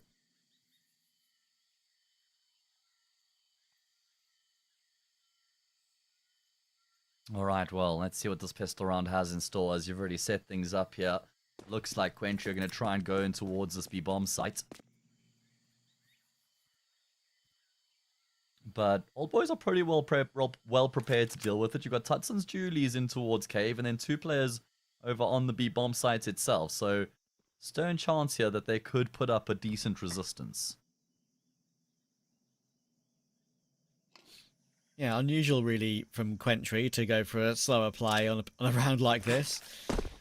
Any pistol round quite often is met with a bit of speed from the B side. Tudson does well to find his 1 kill, and Tom got his as well. And just like that, the utility comes flying through, but no kills in return until Face Crack will finally get a couple. And he knows he can fall back with that too. That's an immediate realization that, look, we can leave and go A. The thing is, Mihu and Roland have also realised that, and Tudson, because of that risk, is going searching, going looking for information, and he will find one more. I don't think he gets the kill he thought he was about to get. He kills Face Crack behind 8s. The thing is, Mihu's already here, unexpected, and yes, fully read into there by Old Boys.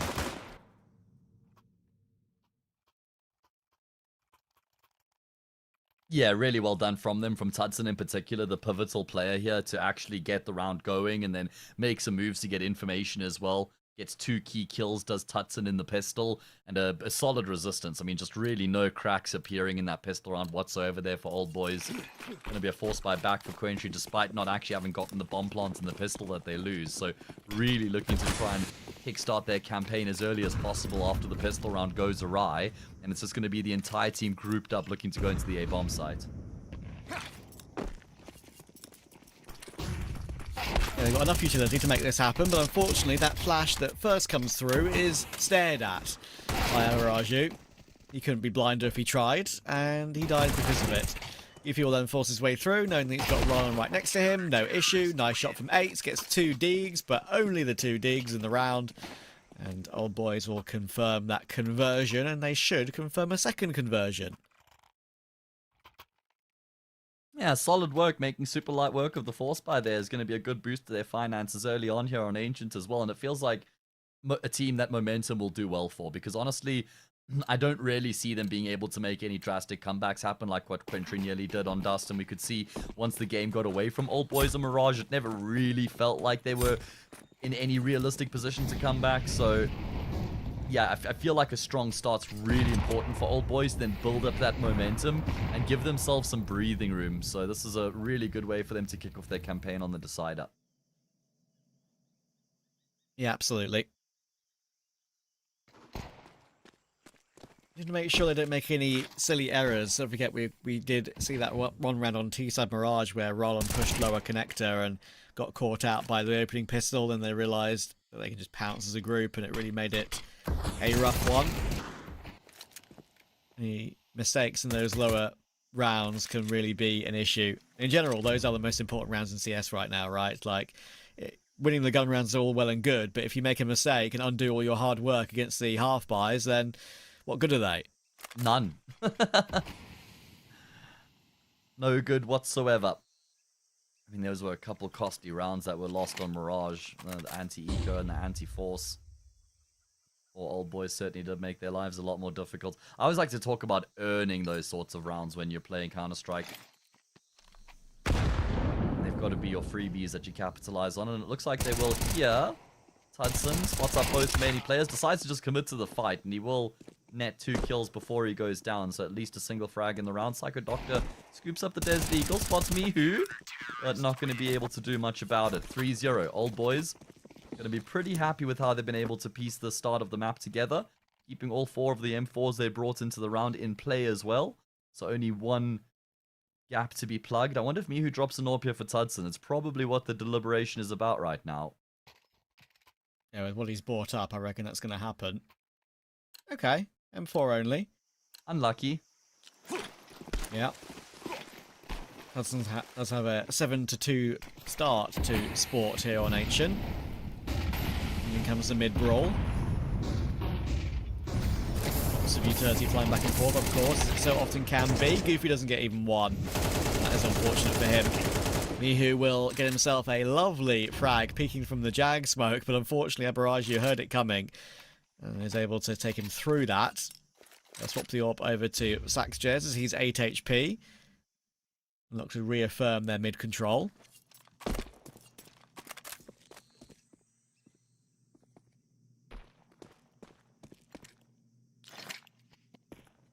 Yeah, you got to be converting this opening kill here. And they're just posting. They're just waiting to see if Old Boys are going to make any further moves in the round here. They're going to look to try and maybe be active to make up for the fact that they're down by a player, which is normally the go-to de facto response when you're on the CT side. You're down by a man. It's going to be Tom who's kind of feeling down ramp. Then you've got Tudson top middle, and you've got Rallen over on the A side. So Old Boys really just hedging their bets. Tudson spot, and he's thinking, okay, well, they know I was in red room, so I may as well just try and shift my position and see if I can catch them off guard elsewhere. Sets up here with Rallen in Donut. Now, Tudson's desperate to just try and take the attention away from his teammate, and Rallen will make good of that with a double, but then the poison chalice of the AK on the ground draws him in. Abiraju punishes, and it's Tom left alone in the clutch. Very winnable, though. Low HP on Psycho Doctor, not exactly full HP on Abaraju, and even though there is some counter utility on him, we've got a smoke and a kit on Tom. He can afford to take his time. Psycho Doctor will just about slip up into Temple. That might leave Abaraju a little bit exposed. As you can see, he's jiggling safely in the corner. In comes the smoke. Not seeing CT though, and that might be a little bit too much damage for him to win the clutch now. Abaraju does have nade out though, and that will cost him his life.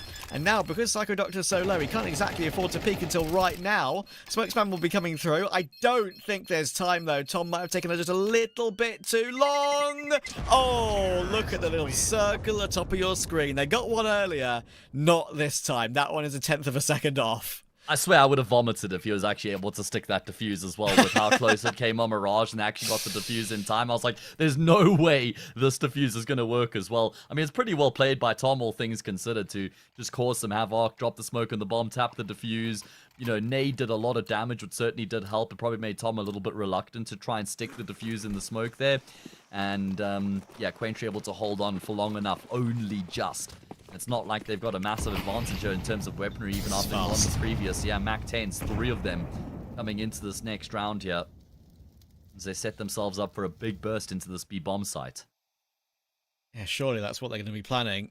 A Senka way of thinking from 3 players on Quentry.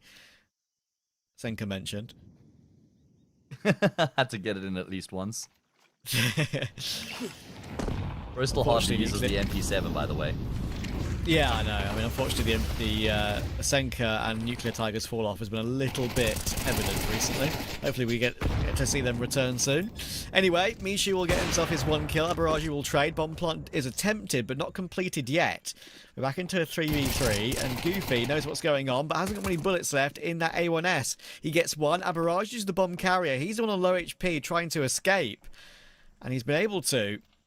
But already, again, very much in position is Tudson ahead of the rotation, and through Red Room that position is being watched too. 8s will find Goofy eventually though, so Tudson has to hit this shot, and just like that, blink your eyes and the round's over.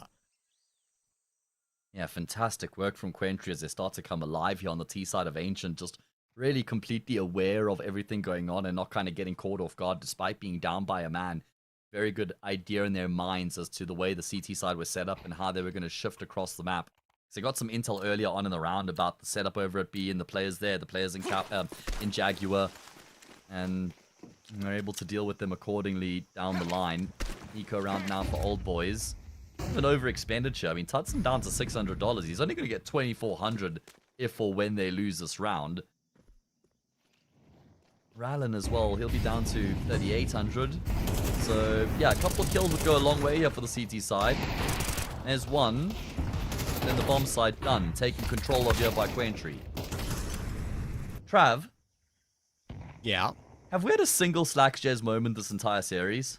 No, and that is something I'm disappointed about. We bigged him up so much. Deservedly so, as well. 1.28 rating in the past 3 months, but I feel like he's just been almost anonymous throughout this series so far.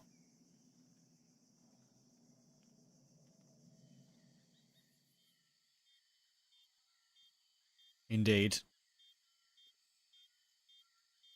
Tudson last alive. Still on his 7 kills. He's actually been a little bit quiet in the last couple of rounds. Tudson is one of those players who looks to try and save a few players down with him, but not to be.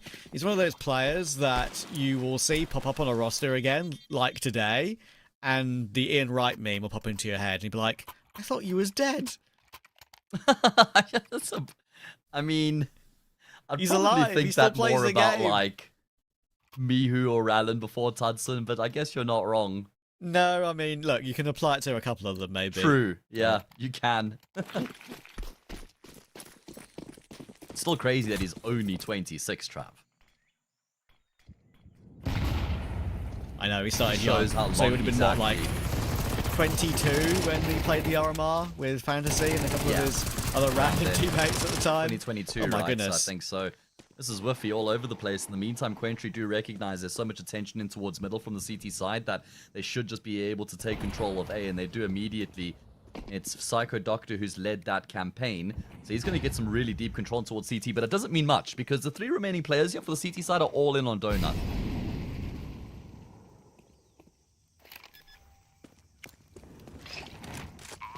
Now, Molotov's going to be pretty impactful. That'll push Tudson into the left. And that leaves 8 on the line. And usually when he's on the line, he's not going to be able to be taken down. Shots will not be missed, and Tom is only getting exit kills right now. They're trying to escape, they're trying to scarper after the kerfuffle on the A-bomb site, and especially middle at the beginning of the round. That truly was a bit of a messy one, but I'll save with 3 AK2M4s, but Quentry are starting to grow into the game now and really show their superiority, it feels like. Yeah, like I was saying, from the late stages in the second half of Dust, they were, I want to say 12-6 down, and the map ended 13-11, so they won 5 out of the 6 rounds there. They won 13 out of the 20 rounds played on Dust, on Mirage afterwards.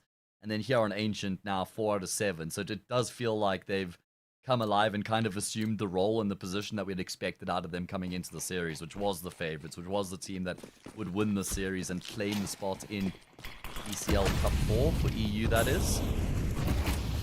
Let's see. Moment here, Tudson just posted on the angle with the AK, actually able to reset that. I thought he almost certainly would have been traded, but he's doubled down and got now with his life intact.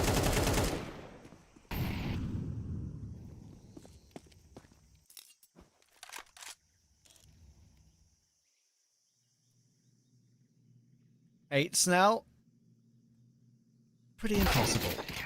And that's a very tough angle to pre-fire. Tudson playing the headshot angle on top of the box, and I was talking about how he's a little bit quiet in the last couple of rounds. Well, there's a big quad kill. Very, very helpful.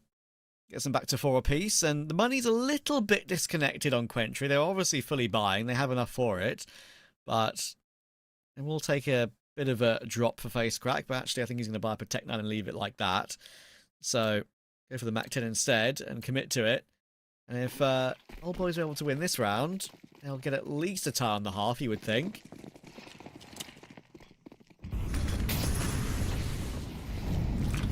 Yeah, it does feel like that's kind of what the return would be if they can make round number 9 work for them.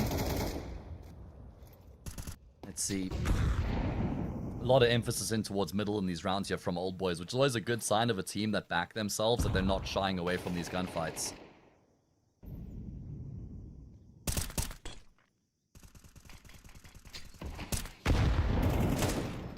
Oh, Goofy will push down. Mirage with no chance, had support of course from the ramp position as well, and with the last bullet actually in that AK, he's able to tap one on Face Crack to make sure he has no more say in round 9.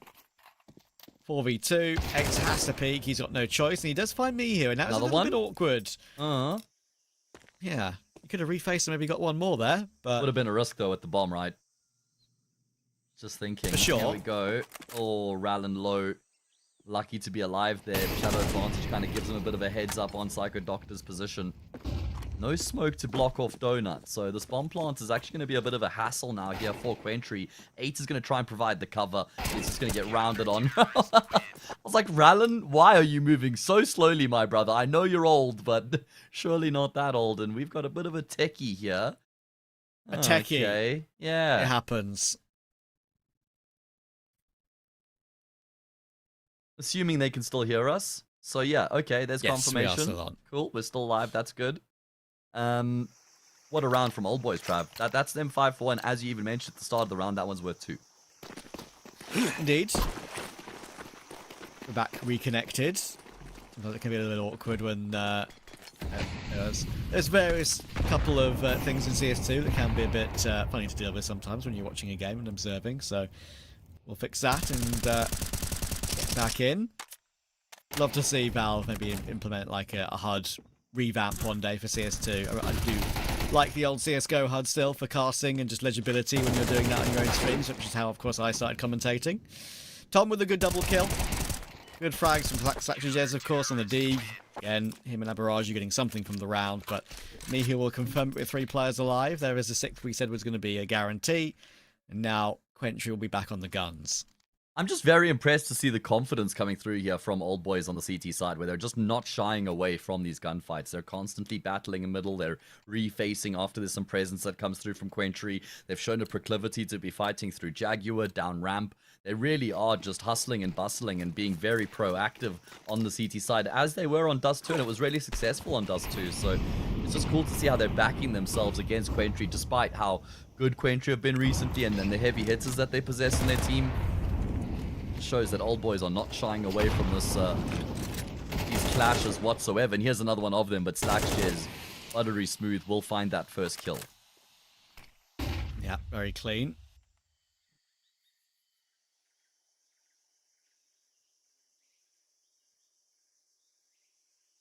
I'm going to take the bomb back through spawn. And look at the CT aggression here. They've realised they've got a bit of a gap.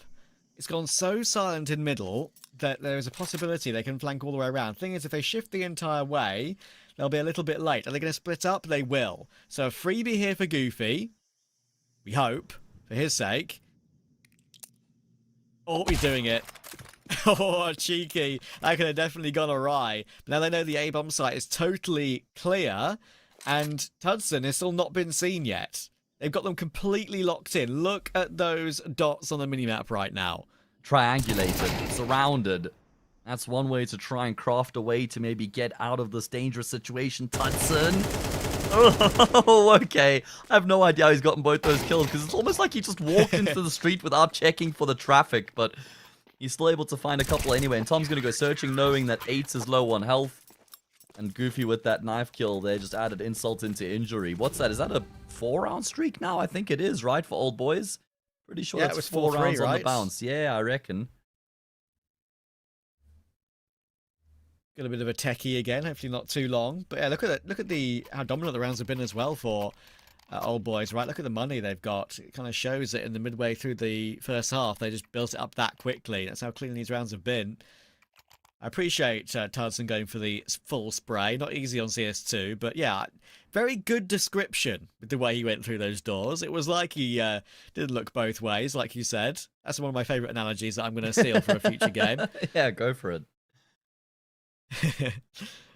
Always get taught. Have a look left and then right, and then left again before you cross. And he just walked straight up, but it worked out. Worked out. Just because it worked, though, doesn't mean it was right, but it's all good. Tudson, 16-6. He's had a hell of a half. And I mean, I don't think we've seen him AWP once yet on the CT side, and clearly for good reason. Yeah, he got hard cleared on that one round that Quentry won when they pushed A, right? When he was holding from CT into Donut. Yeah, true. That's the only round he had the AWP, I think. What would you say is like the earliest memory you have of being taught like a life lesson? Because you just mentioned, like, you know, looking both ways before you cross the street. That's a very, like, you know, you're taught that when you're like 2 or 3 years old. You know, to hold your parents' hand when you cross the street as well. Is there anything else you can remember? It's actually a really good question. It's got to be something to do with like being on the playground in pre-primary school, where I broke my arm. I was like 4 years old, and I was on a jungle gym with a friend, and then he pushed me off. I don't know what the life lesson was, though. Like, don't trust homie. I don't know. There's a trust lesson in there for me. I don't know, mate. I'd have to marinate on that one a little bit. It's a question I'd like to have to like just ponder, but it is a good one. Do you have one? I don't know. The thing is, there's probably multiple, because in general, my shout out to my parents. They're very sensible, helpful people, and very kind as well. So they've probably, like, anything you could possibly think of, they've probably told me.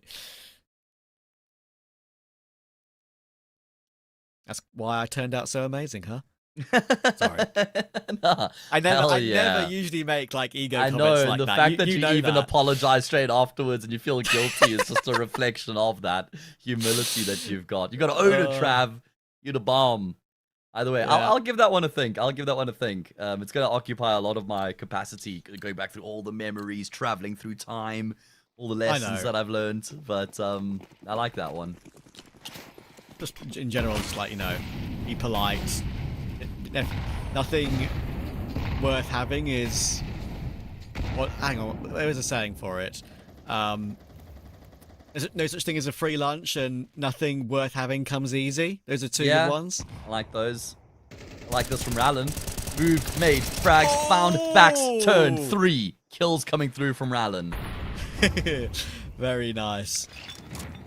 That could have even been 4. It would have been an achievement to get 4 kills with 1 magazine of 20 bullets of the A1S. That is not easy to do from that range, especially when it's a full gun round. He's done amazing work there, Rallen, showing his skill and his wit in these sort of situations.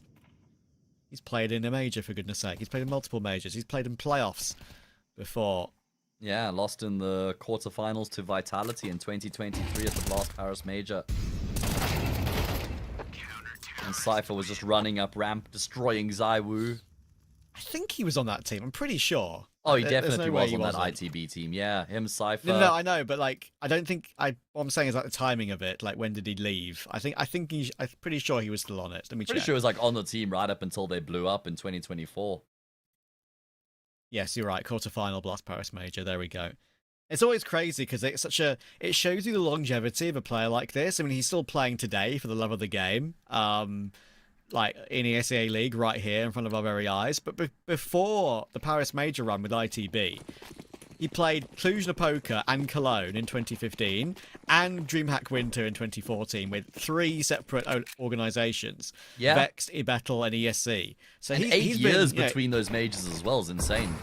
Exactly. It shows never give up. Never Yeah. give up. That's another life lesson for you. Never give up if it's something you truly want in your That's life. what Quentry need to believe right now, because they're down 8-4 going into the second half, and if they lose this map, then it's game over, and they would forego that spot at ECL unless they get a sneaky invite, but that's not something they really want to be relying on. They want to keep their own destiny in their hands, and this is very aggressive from Old School, almost like an around-the-world strat coming through from them, pathing their way through Speedway, middle, donut, onto the A bomb site. Slackstairs and 8s combining. A lot of kills coming through here from the USPs, and Quentry have saved the day. Never back down, never what? Never back down.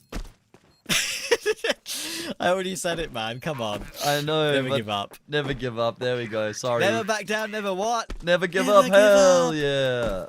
There we go. I haven't seen the Got it. movie, so. that's I why mean, I was haven't either. I just know it's a confused. I saying. was scared. Just put on So the spot.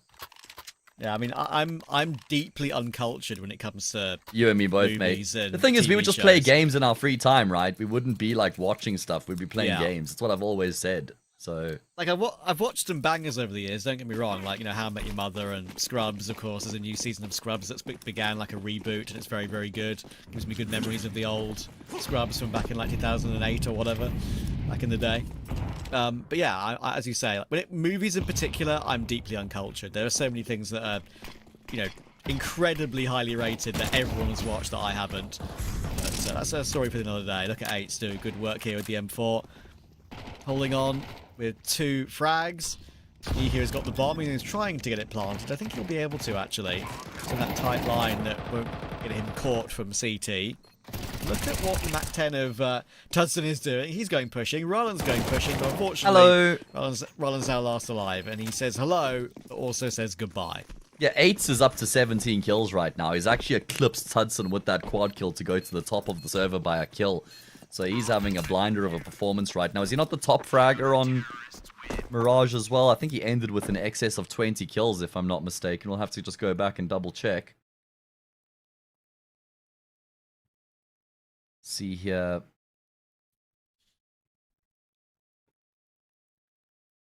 So on Mirage, yeah, it was 8 who had 22 kills. He's delivering in equally impressive fashion. He actually got 20 kills on Dust as well. So 8 has been a monster in the series. 8 is just having a blinder of a performance. It's going to be a bit of a light investment here from the T side. Tudson, oh, he's got a knife. He doesn't even have a pistol. Oh, okay, he's gone back to get There the we D. go. You know, it's just a bit like, there was a real chance in the middle that they could have made something happen had they had an extra player. I'm just going to say. I'm not going to say that you're wrong, because you're right. How about that? How about that, then? It's just it's almost like he was timing out. I was surprised they hadn't called an NL into a round restart, but obviously they weren't too concerned. 8-7, the imminent scoreline. It's just about how much more damage Old Boys could try and inflict. The Viraju out in the open with the Galil. Does get overwhelmed, but 8s and Psycho Doctor will combine as Quentry draw within 1.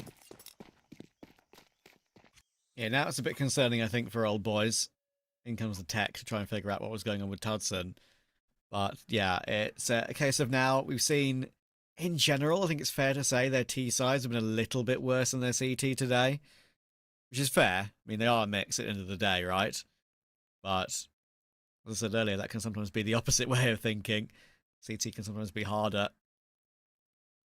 Let's see what they put into practice, though.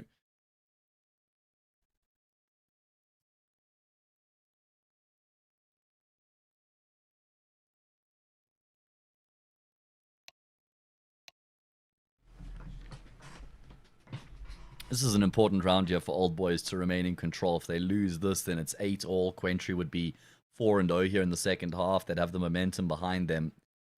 And they'd set their sights in on that spot in the grand final and a spot in ECL Cup 4 as well. You also highlighted that T-sides can maybe be a little bit easier for mixers to play, where they can maybe just group up and try and trade their way through the round.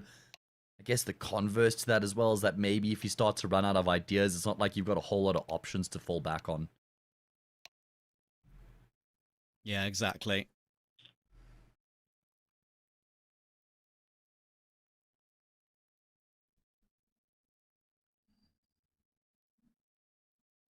As you mentioned earlier, Quentry have been playing a hell of a lot of games in the space recently. They've got a pretty impressive record overall as well. Sure, they have been playing at some of these lower tier teams relatively recently to grind their way through, but only lost a couple of maps in their last 7 BO3s.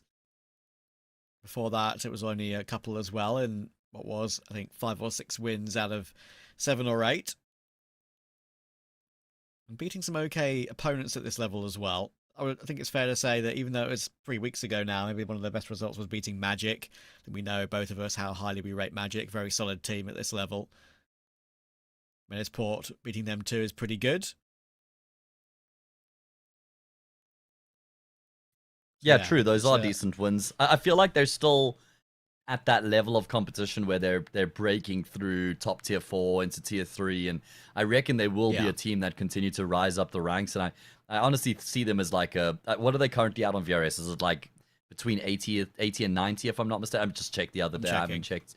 I think it was like 92nd when I checked the other day. Okay, yeah, there we go, 83 now. I reckon this will be like a top 60 team in a month and a half from now. I think that's fair. Like, this team reads to me like a team that can consistently compete at tier 2.5. Yes. And currently they're like they're playing tier 4, tier 3. So I would say one of the things that's always a very interesting conversation, right, is like everyone has a different definition of what the tiers are. Like, some people will say, well, the only tier 1 teams right now are like the top 5. And maybe tier 2 down is like 9th down or something. But for me, I think, to be fair, it's always very difficult to figure it out what that is, because it's so subjective between different people. We've got a little bit of a delay here as well, and Tom might need to reset their PCs and stuff, so we'll continue waffling a little bit for a second. I'm just going to say it like what I believe in the tiers, right? I think Vitality are probably the only S-tier team right now, as I would just as an example. You've got Na'Vi, who are looking like maybe the second best contender at the moment, because Furia, Mouse, and Falcons, well, Furia and Mouse have fallen off a little bit, but Falcons haven't really gone anywhere. And then maybe from, let's say, we go by the VRS ranking and not the HLTV ranking. If you go from like 14 down, you could say that's maybe tier, or maybe 11 down. You could say tier 1.5, like Furt 9Z, Gamer Legion, Legacy, Monty. Then you get into tier 2, like Big, Heroic, Gentlemates, Alliance, K27. Then you get more tier 2.5, like maybe Namiga, MIBR, FaZe. 100 Thieves right now. Even it's crazy, isn't it? You are just right. You are just right. FaZe are a tier 2 team right now. Trolling, isn't it crazy? Yeah. Honestly, I'd be surprised if they do make the major. But as an example, that's kind of like how like I see the tiers, but many other people would see it like slightly differently, and they would maybe mass classify all of that as tier 2. Yeah, like you say, it also kind of, I think it changes between whether you use tier 1, tier 2, tier 3, and S plus tier, S tier, A plus, A, B plus, because that gives you more room within the tiers where it's not like such a drastic drop off. I actually agree with you for the most part. Like, tier 1 is like top. I always used to see tier 1 as like teams that could win S tier competitions, and I think that's top 9 at the moment. Like, up until Astralis, I would say, would be my like proper core tier 1, and I think a tier 1.5 is, for me, all the way up until, honestly, I'd even say I'd almost want to include Big and maybe even Heroic and borderline Gentlemates, and then I'd cap it at the top 20 then for tier 2, where you go down from Alliance, and then I would go tier 2 all the way down. You keep scrolling. Top, like, I'm M80 for me at top 40. for me is like tier 2, and then from there tier 2.5. So like you said, really depends who you ask, but it is a fun conversation. Yeah, and I personally think that Big are the best thing to come out of sort of tier 2.5 this year. You could argue Big or K27.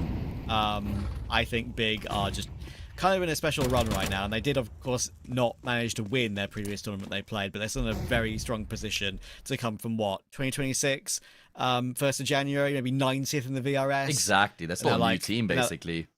They're now like top 20, top 15-ish, so very, very impressive, and I'm all wax lyrical about them in the future because we're back underway in this game. Abaraja will hold on for 1. Flash comes through from Nihu to help out Tom with that extra kill. And Tudson finds 8 as well. The overwhelming, what was kind of a triple peak, really. It's too much. Too many players on site. And Slacks, Jez, and Psycho Doctor don't have much to do about this one, I think. Yeah, really well done here from Old Boys. I love the pace that they bring into this round after the prolonged break as well. Kind of catches Quentry a little bit snoozing at the wheel. And it's going to be an instant trade out of Mihu as well to dispatch of 8s. And there's been some damage inflicted to a degree in the previous rounds. A lot of money on 3 of the 5, but FaceCrack and Abiraju pretty low. And it was actually FaceCrack who was the first player to fall over on that B bomb site. He was actually just tucked into the corner looking to line up a smoke grenade. He was never expecting Old Boys to just be taking contact up ramp as soon as they do. So, yeah, really well done there by Old Boys, catching the defense napping, which puts them 4 rounds away from winning the series. Always a fan of the fast-paced play after a prolonged break. Yeah, it's very common, so maybe you could argue that maybe teams should be expecting Telegraph, it. But yeah, true. It's more often than not, it seems to work, doesn't it?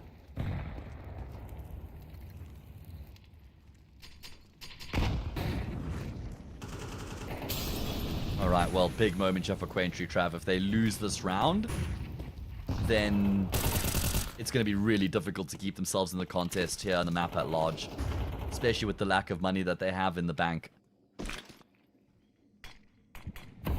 We smoking donut. FaceCrack will fall away. Almost gets caught from not just the retreat from Tom and Jaguar, but the wallbang through the wood in lane.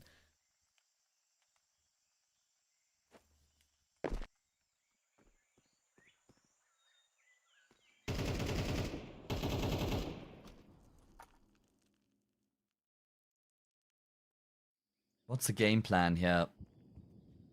Very light on utility. They've got an incendiary and a flashbang. Tom gonna step in on FaceCrack, but FaceCrack will deny. Sure, he gets traded, but getting the kill before he goes down will at least maintain that man advantage. Goofy next man up to bat here. Crosshair perfectly placed. Slackstairs executed, but again, a kill that comes through straight afterwards. So Quentry constantly regaining these advantages. Good counter flashes here to force Goofy from going for the peak, but he's going to make it eventually. He's going to go for it, and they're not looking at him right now. And Roland's helped out. It's made things so much more comfortable. Abaraju will get the kill back, though, and now Goofy in the 1v1. Whoa, definitely a chance of Abaraju. He got 2 bullets off. It could have taken him down, but Goofy will hold on. 10-7. Money dwindled on Quentry. Are Old Boys going to do this? I mean, they're on the brink. They're genuinely on the brink now because it should be a free 11th for them, which would put them within touching distance of the finish line. Oh, Trav, Quentry. Quentry have gone and decided to full force here in round 18. It feels like their hopes rest on this force buy, and this might be a little bit of frustration because that previous round they had it in the palm of their hands. They constantly had the man advantage, unable to convert. They've gone all in. Failing this means 11-7, no money, 12-7. That's an opening kill out of Rallen as well. They've got good space in towards middle. And Quentry find themselves in more than just a spot of bother early on here in round 18.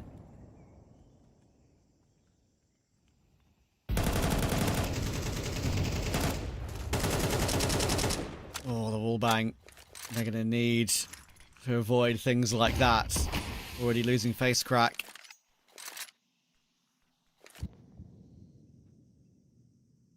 Tudson's already got control in red as well. Slacks, Jez is pushing up with Abaraju to look for the information, but they're going to bypass it for now. Tudson has no idea that rotation's come all the way through. He doesn't know there's a second player on the A-bomb site. I say second, there's actually 3 around there really right now with how far 8s is pushed up in toward main.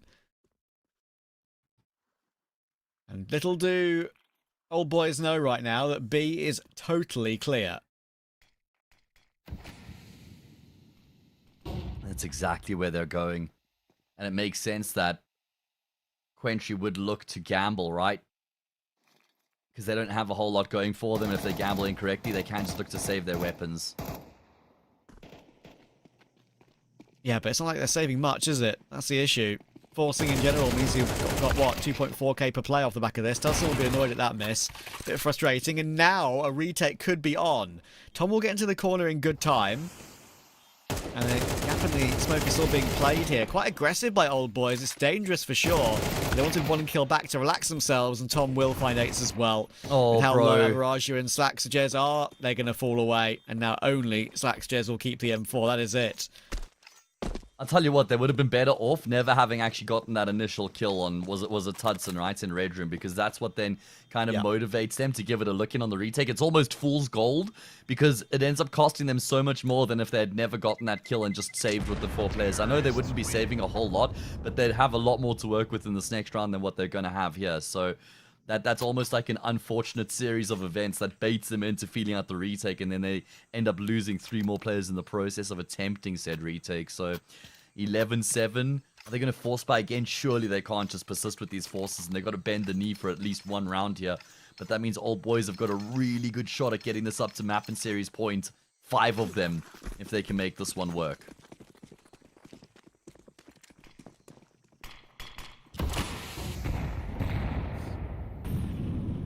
Double nade won't be met by anyone. It's a safe play from Quentry. Even with the weaponry they have, Facecrack is going to be heard charging his way through, and very smartly from old boys here. They don't want anything to do with it. They'll let him be. Let him take control of it. We don't need to wrestle for that position in the map at this early stage of the round against this sort of buy. They'll have all their what's the combination of experience here on old boys? We're looking at maybe like 40 years experience of CS probably combined between all of them. Yeah. Yeah, I think they know not to take any unnecessary fights, and already they're getting a reward from finding 8s early. Eventually, with a minute on the clock, they'll walk middle. Only Mirage to worry about on the back flat position. There is the M4 on site, and it does get the 1 kill, so Roland does give it up again like he did on Mirage earlier, but that's information. It's also a decision-making time here. Do they then try and avoid that M4? Or do they expect the M4 to reposition after having shown its hand? It hasn't repositioned. And now they've got confirmation that it is still in towards the back of the safe bomb site. Now you've got Tom who's trying to sell the fake by throwing utility in towards B. Slaxjez will find a multi. Is it enough though? Mirage at the back of the site with the USP. Was he spotted by Tudson? He was inadvertently seen as he was crossing. Goofy will find a kill as well. And old boys have managed to contain this dangerous situation as they find the plants, and Facecrack is very low on health. Yeah, it'll be a bit of a miracle now. Oh, actually a big whiff from Tudson. Surely 1 bullet needed only, and the wide swing. You never know. Facecrack got 1 bullet off, I think. Oh my goodness, that would have been some clutch. But anyway, Abaraju kinda whiffed his lines though, I think. Like, I know he's trying to play the long game. I know he's only got a USP, but he actually could have really made something happen there. He was overlooked the entire time, and he made his play a little bit too late. Yeah, it's a tough draw, right? Knowing when to pull the trigger, when to kind of activate and show your hand. 5 chances now to seal the fate of the series for old boys and complete the upset win and book themselves a spot to hang with the kids in ECL Cup 4. Hang with the kids. Steve And we're talking about Buscemi people. Yeah, we're talking about people who are a similar age to us. Feels bad, man. Goofy will find the Psycho Doctor. That is step number 1 complete to winning the game. They've got 4 more to take. This will be a resounding victory here for old boys, and would completely go against what I expected and what I had kind of dressed up in the pre-game in terms of what I thought was going to happen here. What's the game plan? One thing I will say is you don't imagine this this old boys team are going to have any trouble closing maps or series out, right? With how much experience they've got, they will hold their nerve. They'll stick to their guns. They've got a really good read. I'm surprised that you've got Facecrack still in towards Red Room, considering that you've got this double flank. Now, there's a window of opportunity, but it's going to start to close as time ticks on and these players make further progress on said flank. Mihu should be dead. There's no world in which Mihu's expecting someone here. And there we go. He does get exposed by Slackstairs. Hiruju's gone down. Rallen will lose his life to Facecrack, who's done really well to get that kill. Slackshare now going to continue to force the issue. Another kill at him. Tom's low. Tudson's fragged. And Quentry are going to hold on for a little bit longer. Yeah, Eights was also an unknown factor. That second player coming in from another angle. Tap on the bomb. Tom's going to go looking for him, but he's going to be easily fragged by Facecrack in the end. So there we go. Nice to know that Trav's lore is intact at every single tier of CS I watch. Absolutely, mate. Happened again. In full effect. It's happened again. 12-8. 4 chances left here, and not a whole lot of money. I mean, they're going to go all in here. They'll have 2 AKs, probably a Galil on Rallen. Couple upgraded pistols, failing this 12-9, anti-eco 12-10, gun round 12-11. There's really only this round, 1 full gun round, and then a couple ecos between Quentry and overtime.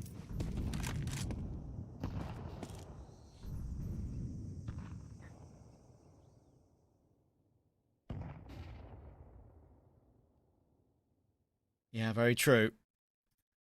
Our old boys going to keep this one really simple here. I haven't seen one of these in a little while in the game. Thing is, Eights is on the angle, and Eights would never usually miss that. But 2 players popping up at different elevations catch him off guard. That's a big entry. Slackstairs behind the smoke in CT. Good incendiary, that should burn Mihu to a different position.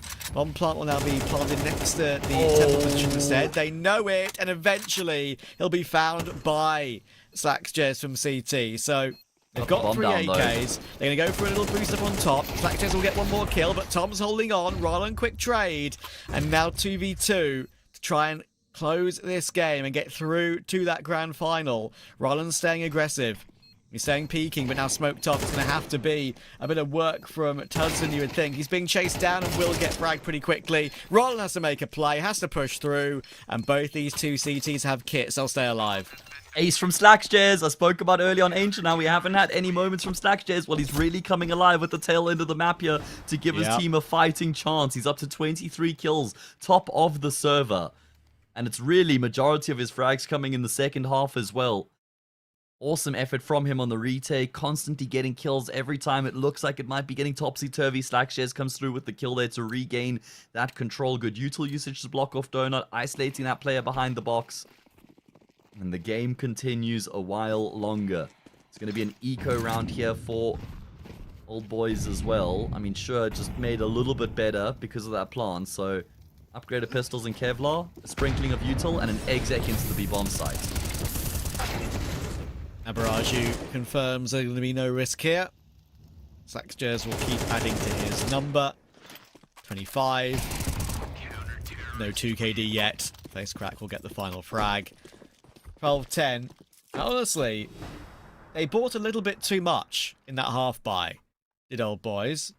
Tudson has to go to a Galil, as does Goofy, to afford enough utility. So, not my favourite purchase. It's only a very small factor, but it does count. Every little helps after all. Absolutely. Taking some liberties, like you say, paying for it here in this round. You win this as Quentry. It's 1 force between you and overtime. They fell painstakingly short on Dust. It was 13-11 there. What's the outcome going to look like here on Ancient? Can they get this one across the line into overtime?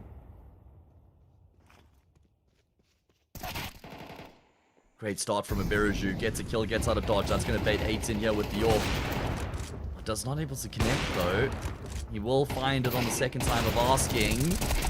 Misses so many shots, but it sets Facecrack up. And oh, Trav, I mean, these rounds have been really convincing. Even when it comes down to the wire, it feels like Quentry are constantly in control.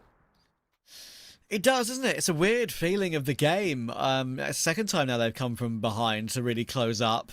And old boys only just scraped it over the line on map 1, don't forget. They were in full control.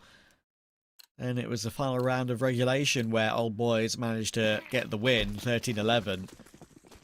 Can they do the same here? Can they do the repeat? It might have been a map break in the middle. It would be some win. A double 13-11. I think Quentry will be feeling like, well, we've been a bit hard done by to lose 2 maps 13-11. Old boys would be good value for it. Yeah, especially if this is the round that they end up losing, considering the good fight back they've had so far. It does feel like Old Boys might be kicking themselves that, what, 2 of these past 4 map points they've had? They've been in really good positions to close those rounds out, but they haven't been able to convert them.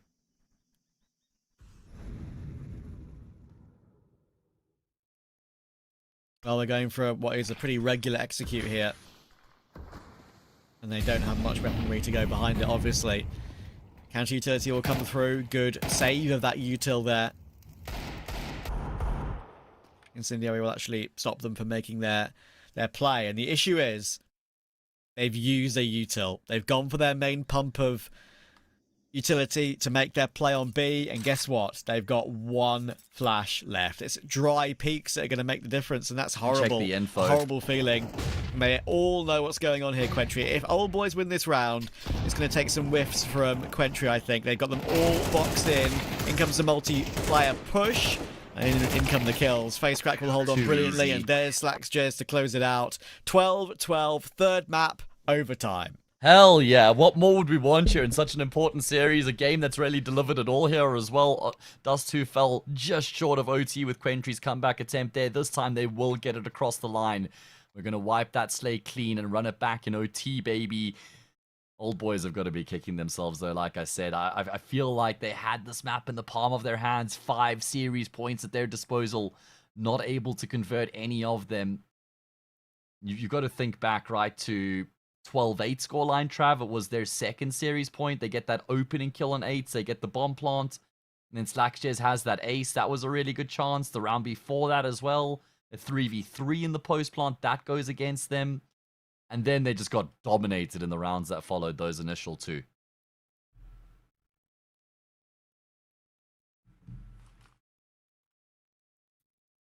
Indeed.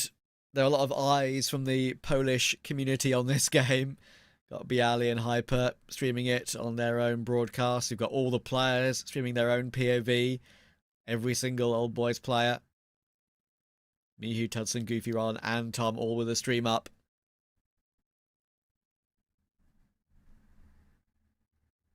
But watch us. Because we get to cast All again. eyes on us. Hell yeah. Tom's actually the one guy we haven't spoken about yet for Old Boys, and honestly, I don't recall ever casting any of his games in the past or really seeing many of his matches. I mean, I've checked his match history, and it's not like he's played a massive amount of CS. Got to go back to like 2019 for when he was playing a little bit more frequently, so pre-COVID. I guess maybe COVID kind of stifled his career a little bit. It's not like he's that old. I think he was 27 when I checked. I don't have the page open now, but certainly the least known guy from a competitive standpoint in the team. Yeah, a very small stint on Pact where he played some decent teams back in the day. That would have been with Lunatic and Veggie, the player that played for VP at one point in their career. Yeah, but didn't really stay with that squad for too long. He played, actually, funny enough, like he's an example of a player who did play ESEA League back then, when the ESEA, of course, was MDL. Back in season 29. Played against Spirit, played against Ents. And that was let's see which Ents that was. Yes, it actually was the Ents that made the major final. Yeah, Alexi, Alu, Sergey, X7, and Ariel. Correct. Perfect. It's crazy that, that is the Ents. The famous Ents. Yeah, of course they did play a game against. So go on. No, I was going to say they've gone back to their roots now recently, right? Announcing that they've benched the entire team, put them on the transfer list, and that they're going to go back to a full Finnish squad. Poddy not going to form part of that team either. He's got tier 1 aspirations, and so they're going to have to dig into the deep trenches in Finland to try and find some budding talent. Makes me sad in a way. Like I always speak about this and how difficult it is to put on a tournament like this and go to maybe a World Cup type tournament. There's just no time in the calendar to really make it happen. But if you really got every one of the best teams best players, in Finland, like the team, there's role clash. Don't get me wrong, but the team is solid. You got Alexi, Yimpat, Poddy, Miltsy, and Banjo. That it really is super solid. And then even if you like one of those players doesn't want to play, you could just say, Ariel, do you want to unretire a second and help us out? second, third, fourth, fifth unretirement from him, maybe. Yeah, I like it. I think Multi is like the lesser known quantity, but obviously we have seen his raw mechanical ability is definitely there. The rest of them are proven to a pretty decent degree. Either way, the proof is in the pudding here. As we get underway once again, it's time for dessert. Overtime on the third map to finish off our 3-course meal. What would be your dessert of choice right here, right now? If you could Got to be a cheesecake, mate. Lemon cheesecake. Easy decision. Okay. It's nothing too special. Anything lemon. You know me. I like that too. Love a bit of lemon. Stay citrus. Oh, this goes sour for Goofy. face crack, though. He's just gone straight through the smoke. Yeah, and Goofy will be wondering why he's making such a goofy play. Yeah. At a random timing of the round into blindness, pretty much. It's a bit weird with how good face crack has been in terms of locking down the B bomb site and then just almost forgets what it worked so well in regulation. And in the meantime, they've had a couple players that have just lurked their way straight through A main. Tudson's going to find Slack shares for free, and Mihu will pounce on Psycho Doctor. Now, we saw Trav's Law. Looks like we're going to get Hazer's Law as well, as Old School, or Old Boys rather, are just immediately going to get up to 13 hit the first time of asking in overtime, and flawlessly, in fact. Yeah, kind of funny, right? That classic. It happens so often. It's crazy. Why couldn't they have done that around earlier, huh? That's what they'll be asking. Guys. They're old. They're going to go to sleep. I'm kidding. I'm old. I've got to go to sleep. I need my sleep. Yeah, we're older than most of these old boys players, actually. I think the only guy who's older than us or same age as me, who's 29, Rallan's 31. So they got a couple of years on us, mate. Yeah, I turned 30 this year, so there you go. Life's you and me over. both. It's cool. It's like restarts once you hit 30, because then you're the youngest in the next decade, you know? I guess that's the way it counts. Fair enough. I like to think I'm a young 29. It's all good. What's up with these tech issues? That's what's aging me at the moment. These constant tech problems that we're having. I don't know. I don't really know. Just like Mana, our goat, our producer. Do you have any information on what the delays are every now and then? Is it ping? What is it? Old boys need to go to the bathroom every couple rounds. That bladder just not holding out. No. I've been trying to drink more water lately, and I'm actually feeling that right now. So, all right. Well, I can hold it down for a bit if you need. No, it's fine. Here we go. Strong. Back underway. Strong like ox. 13-12. Quentry got to make sure that they don't get complacent after having forced this game into overtime and continue to commit to what was working so well at the end of reg.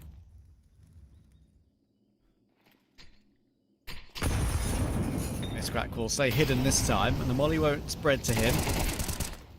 Garland will drop, and no quick trade from Tudson. Frustrating miss for him. Face crack again, looking to try and press the issue. That's crazy. Yeah. It's because of the smoke that was thrown, and he's like, maybe I can even just use the smoke against them.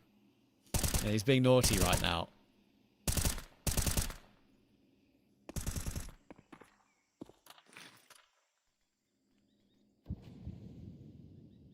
What's the game plan? Because they're trying to feign presence in towards mid. 4 players basically outside of Jacket. Verishu jiggling to take the attention away from face crack, but Mihu's got that corner covered, and Verishu just gets chased down in the corner. He's still able to come away with a kill, though. That's criminal. And AIDS can take his time because Goofy has jumped. They know Mihu's here as well, and Quentry going to tie up the scoreline. Yeah, no way through. As you can see, Mihu dies on complete grey screen. Not even a kill through the smoke, technically. He couldn't see a thing. And I think it is fair to say, Matt, that they needed Quentry, the Saxages form, to reappear, because Psycho Doctor is nowhere in this map, unfortunately. Yeah, true. That's crazy. 26 rounds played, and he's only got 6 kills to his name. And I honestly feel like he's had a pretty slow series at large. Just looking at the numbers, yeah, he's got 21 kills between the previous 2 maps, Trav. So he's up to 28 kills in 3 maps that have been played, essentially, because we're in OT of map 3. Slackshares has 29 kills here in Ancient alone. So Psycho Doctor's just had a really rough evening in general, unfortunately. Yeah, it's a shame. Everyone has a bad game, though. If you're a budding player in the ESEA League and you're having a bad period, having a slump, as long as you're a good teammate, that will... as long as you're a good teammate, that's all that matters. Rather will take a dink through the wood. It'll turn back and say, come on, rude. Yeah. Try and put some back in the opposite direction. It's a dangerous game to play, though, when you're down to 50 health. He's also the one who's starting having to recover the bomb. Yep. Why are you going to done that? He will get the bomb, though, and he realizes, yeah, he's got to stay alive to rotate that C4 across. Now, they have actually drawn a lot of focus over towards the B-bomb side. I reckon Quentry are going to have to make a player. They can't afford to just remain with these 4 players stacked up without any intel. Even Psycho Doctor's leaning.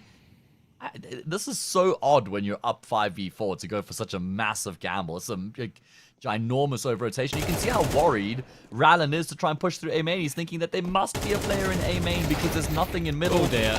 Psycho Doctor's got back through, and somehow 8 has found Tom. Now Rallen will start to commit, but the man advantage will persist, and that flank is not far away. Dun, dun, dun, dun, dun, dun, dun. Mr. Face cracks at it again. He's got full control of this situation, I think. Yeah. The missed utility, but there's that one. Shouldn't see Rallen. Oh, I say you shouldn't see Rallen. He's gone and jumping headshot him. All right, it wasn't even like he hit the body shot required to get the kill. He just jumps in the air and gets immediate headshot. The A1S is dangerously accurate mid-air, but that shouldn't have happened. Yeah, not in that fashion, man. It's like he wasn't even only jumping up, he was also strafing while jumping. That's insane there. Poor Rallen, was it? I think it was boosted up. Nothing you can do about that. And Quentry, despite their over-rotation, will still actually get the lead, and despite having lost the first round in OT. So they really have the momentum behind them. They were down 12-7, right? And they've won 7 rounds since then and lost just 1 of the past 8. So they're really in control as far as the momentum is concerned, and it's pressure on Old Boys.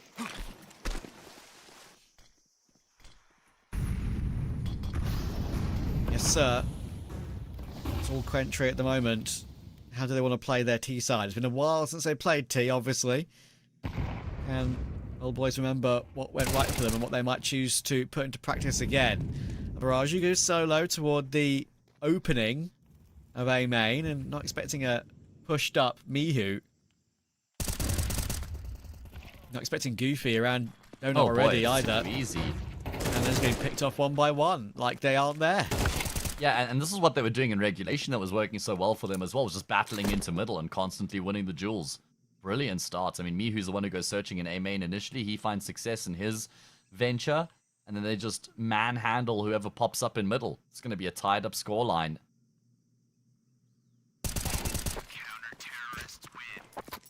Damn near More rounds like flawless that as from well. Quentry, and maybe we do get a flawless CT side. I mean, true. The winner of this next round here is going to get themselves a map and series point. So this one, worth its weight in gold here.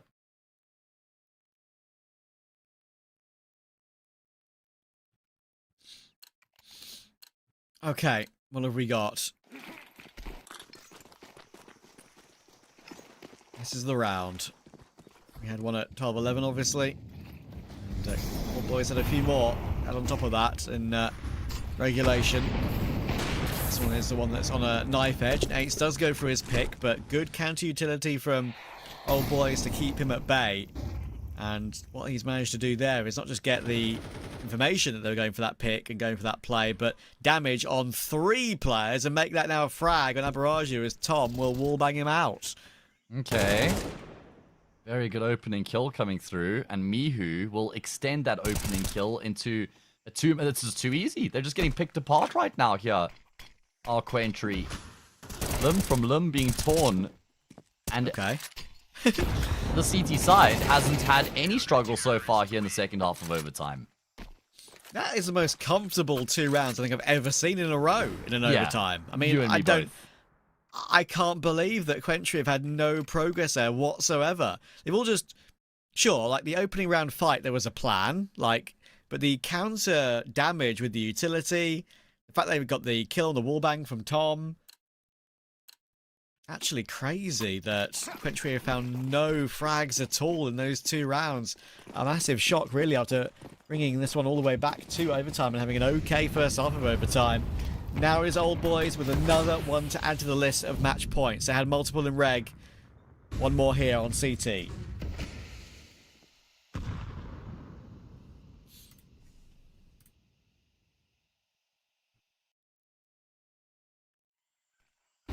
A is clear, Matt, other than the donut players. Yeah, it's a pretty scary prospect here for Old Boys. It means that Rallen is going to have to win this dual phase crack, not fearing it, not considering it.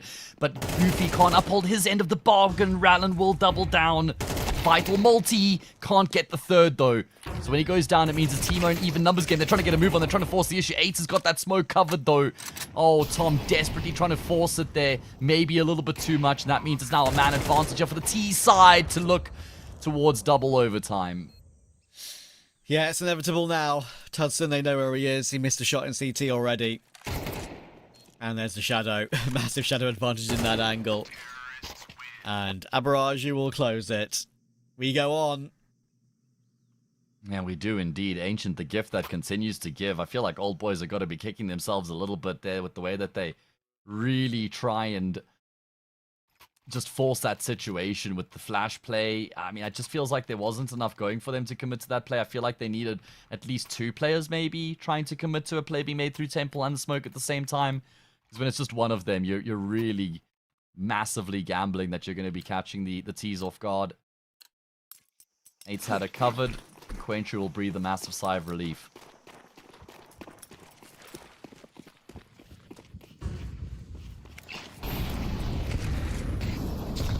We stop immediately to get 8s on that aggressive AWP. Again, counter nades are brilliant. Looks like Aberraju is going to try and make a play though. Flashes will come through. He's very blind as they come through from both sides. Tom's got a good angle, and I think Aberraju realises, okay, if I go through that, I'm just dead. There's no point.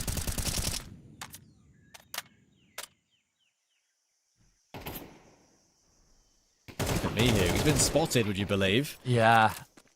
Kind of fortunate not to actually go down at such a good flashbang. Rallen just hopes and prays there's not going to be a swing to complement the flash, but Slackstez will pop up. That's his 31st kill on the map as they now look to try and sprawl all over this B bomb site. Util coming into effect here to deny these lines of sights for the CT side.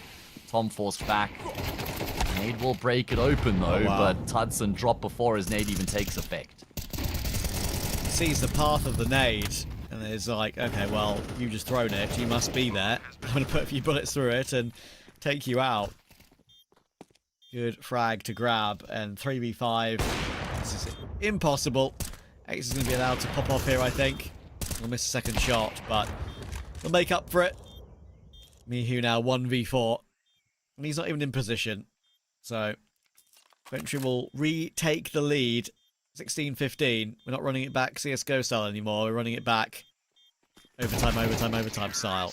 Yeah, no finish line in sight, but it is going to be Quentry who are able to get a lead. Is that... When last did Quentry actually even have a lead here on Ancients? Scroll back through it, my friend. I think it'll be like... Maybe after... It was just before they were up 12-9. Old Boys, I would say. It was 12-7 at one point. Then before that, 9-7, tech issues, 7-4, 4-3. You gotta go back to the 7th round where Quentry last had a lead. There you go. Quick 1-for-1 to begin this one. Facecrack will get the opening again, but Mihu responds in kind. Just a constant battle around Jaguar for this wallbang damage and maybe a cheeky kill.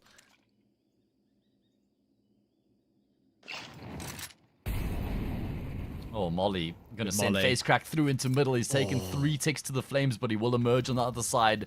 Crisped, but still alive. Sometimes people like it crisped, so... Not if they're your feet. Hey man, I don't judge. I do, if that's what you're into. Anyway, two-man push coming down ramp right now. Slackstairs is in a really pivotal position, especially with the bait being taken by his teammate. Really good timing on the activation there from the youngster. Now, me who knows he might have to activate himself and might have to take point here rather than sit back. Take initiative. He's looking for it. He's continuing to jiggle a little bit wider, but he's going to have to swing quickly rather than slowly like that. A bit too static, and Tudson misses shot. Removes any opportunity now. And face crack will remove him. 17-15. If he hit that opening shot, you never know. He could have popped off, but there'll be no popping off anymore. I'll be looking to the scoreline and thinking, damn, now we're 2 behind all of a sudden. We could be losing this game. Yeah, and they've had 6 series points, right? They've had 6 opportunities to try and seal the fate of Ancient and with that the series, and they haven't been able to capitalize on them yet. So those opportunities have gone awry, and now it's Quentry who are looking to punish. Can they go flawless? Can they go 3 for 3 in the first half of OT2? Oh, they're holding W this time. They don't care about the Molotov. They're going through it. And that actually is going to catch them off guard. Tom will get the kill with the Fire and Flames. Now Mihu has to deliver this time.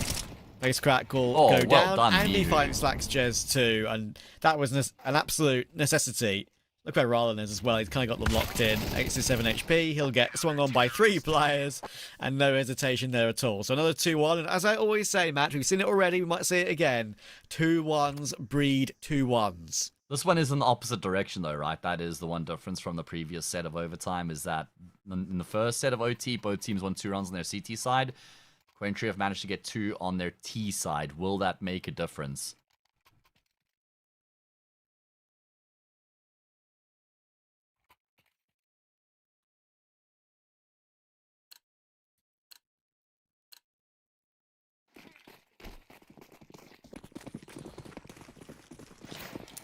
Yeah, will the CT chance now for Quentry get them over the line? Pink nade, just as Goofy tries to walk his way through. Takes extra damage to it, I think. Maybe it wouldn't have done any damage at all if he didn't walk through on that timing. Little boost here for Tudson. You can see a little bit more over the top of that box into maybe the edge of Temple. I think it was nerfed a little bit a while back, but it's still possible on a bit of a timing. But he does drop off and make a bit of noise, and that may have been heard by the donut player in Psycho Doctor. But Thomas found face crack in a pretty funny fashion, so opening kill. And then Goofy's able to extend that opening kill into a 2-man advantage as he catches the response. 8 looking to try and fight down ramp with the AWP, but comes up empty-handed. Looking really good here for Old Boys to tie up the scoreline. Oh, yeah. Oh.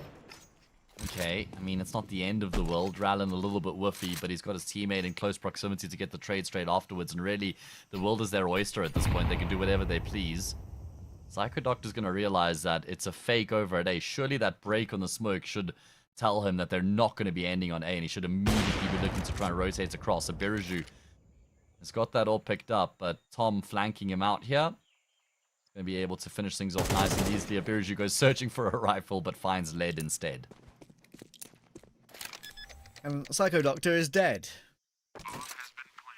Not yet, but soon. And he certainly will be. I just wanted to rhyme with what you said. Yeah, no, fair enough. It's not like it's made much of a difference whether he's been dead or alive, to be fair. Sorry, Psycho Doctor. Oh no.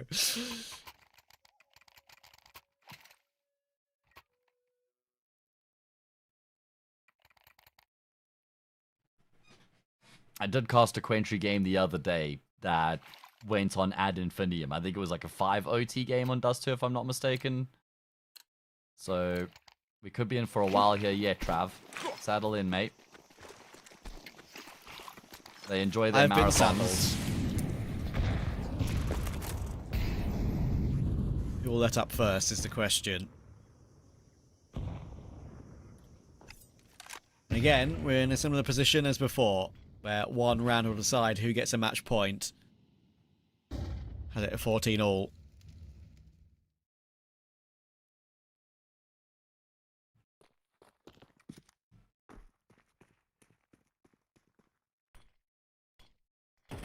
Yeah. Bit of a contrast from Quentry. They've been prioritizing the extremities of the map a lot more than middle compared to what you get at Old Boys, where they're keen to fight for mid control as their default approach. So that means there's space available here for this T site to take very early on.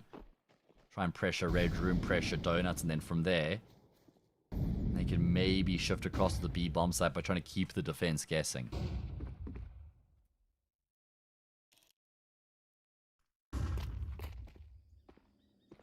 This crack is using a crack in the wall before he throws his smoke to keep Tudson at bay. It will chip off 7 more HP. They will actually clear out Red Room a little bit, so they can afford to rotate another player over.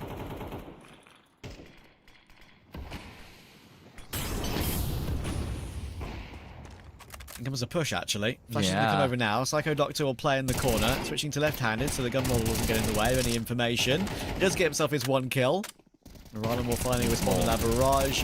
Look how many CTs are here. Psycho Doctor's going to get himself 1 more, and very blind Mihu stuck on default. Quentry, now it's their turn to get a match point. That might be the wolfiest quad kill I have seen in a long time, but he does find the quad kill, and that's what matters. I mean, even when you're having a tough game, just trying to find ways to get impact is what matters, and Psycho Doctor's made it work. Really good work from his teammates as well, and he played off of them with the way that he times his peaks from the corner, constantly peeking out when he realizes his teammates have made a bit of a move and showing some presence, and that then gives him the best chance of catching his opponents off guard. So, yeah, well played. Good game sense there from Psycho Doctor in that corner, and like you say, Psycho Doctor now have 1 opportunity to get the series across the line.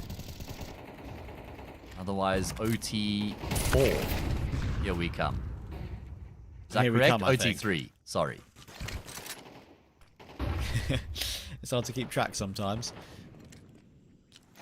12-12, overtime 1, 15-15, overtime 2, 18-18, overtime 3. Then if we go 21-21, it's overtime 4, technically.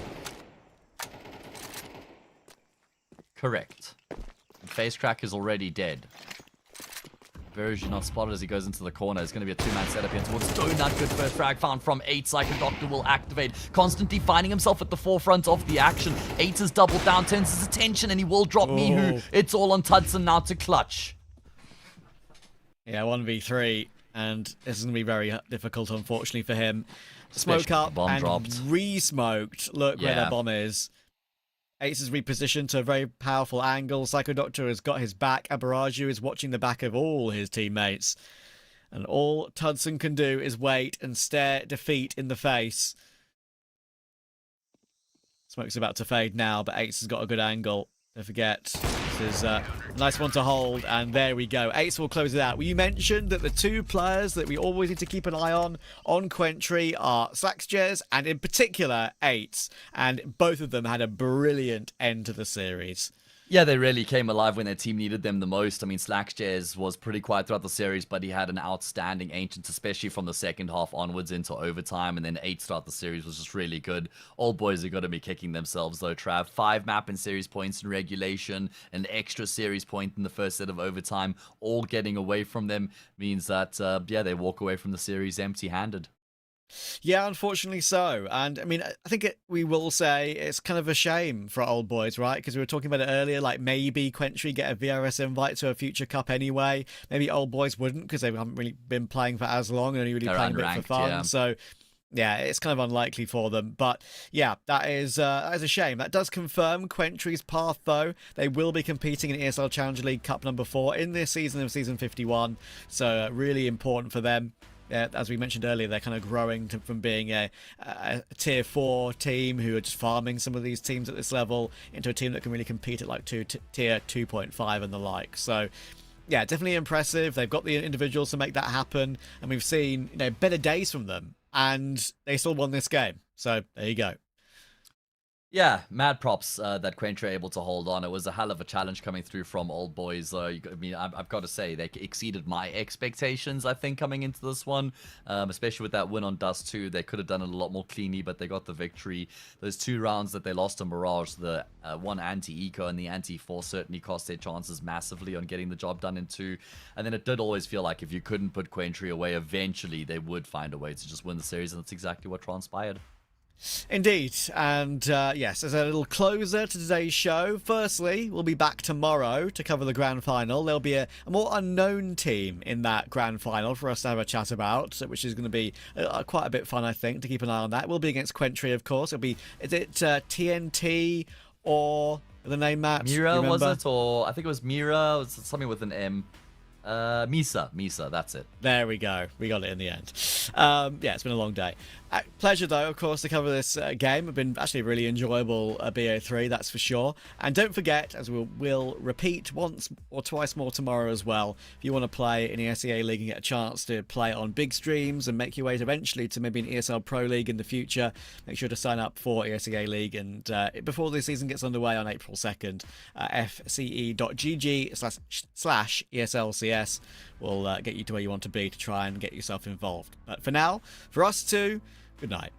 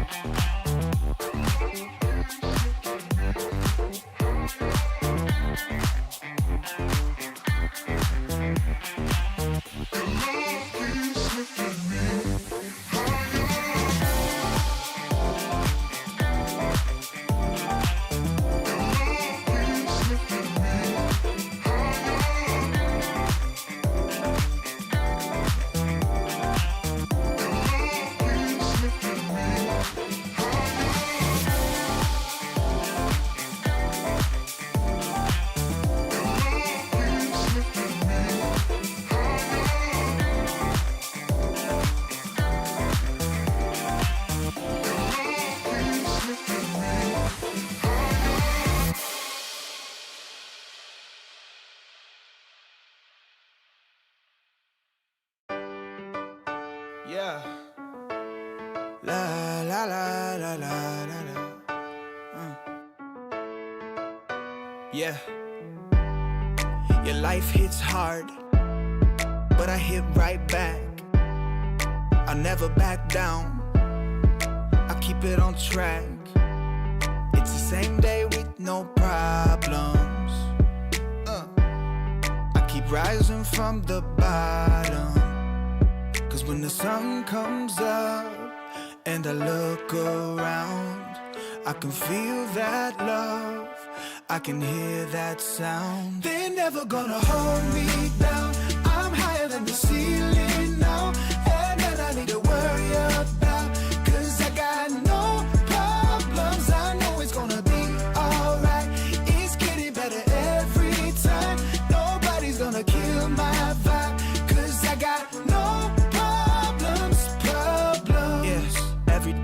was a war. Yeah, it kinda took a while.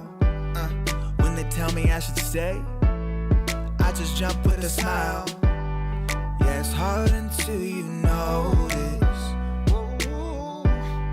Everybody's got their moment. When the sun comes up and I look around, I can feel that love, I can hear the sound. Listen up. They're never gonna hold me down. I'm higher than the ceiling now, and none I need to worry about, 'cause I got no problems. I know it's gonna be alright. It's getting better every time. Nobody's gonna kill my vibe, 'cause I got no problems. 'Cause I got no problems. 'Cause I got no problems. Do you feel a little down? Say it. No problems. Let you in, but you out. Sing it. No problems. They're never gonna hold me down. I'm higher than the ceiling now. Have none I need to worry about, 'cause I got no problems. They're never gonna hold me down. I'm higher than the ceiling now. Have none I need to worry about, 'cause I got no problems. I know it's gonna be alright. It's getting better every time. Nobody's gonna kill my vibe, 'cause I got no problems.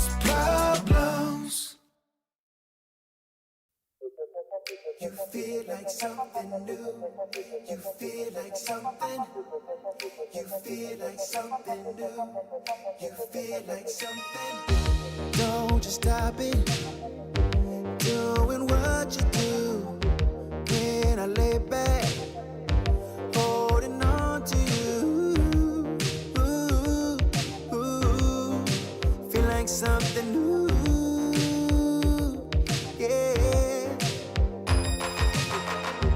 Got my senses here on overload. All my body is for you to hold. Feel like something new. Yeah. And I never thought that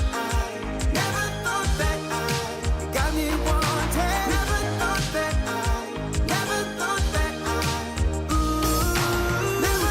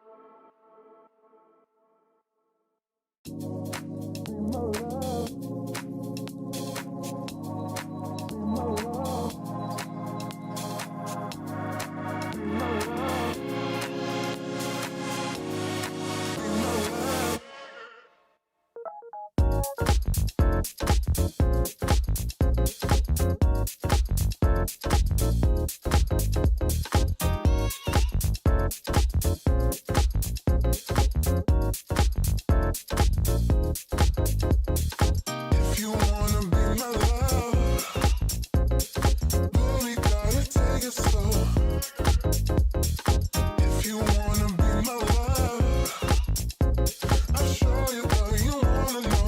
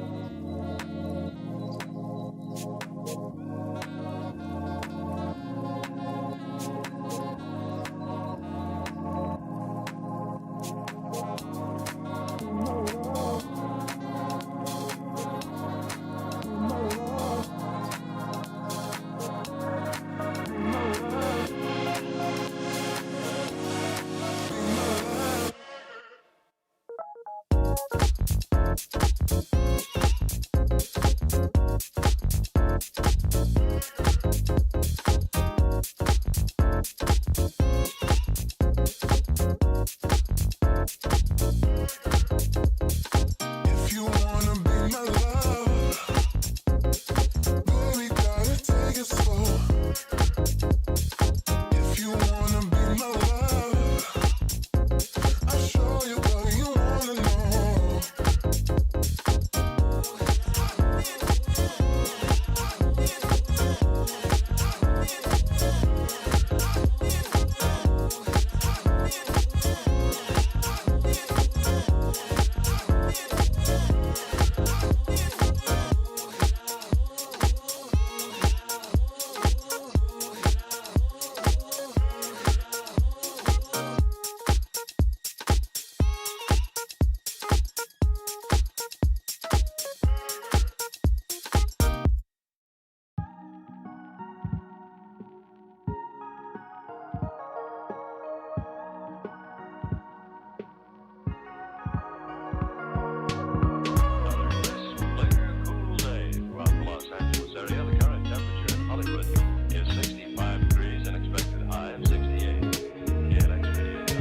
Great, hit snooze till it's 8:30. Grab a coffee to help ease my brain. There's no time to play. Climb out the sheets, find the jeans from a previous day. Grab the keys from off the counter. Commute into the city, gonna take another hour. Man, I hate trading time for a way. At least I got a home and a job that pays. Faded from color, reaching to find where I wonder how. Saying it'll all be fine while you sit around and waste your time. Faded from color, stuck in the backseat and told to drive.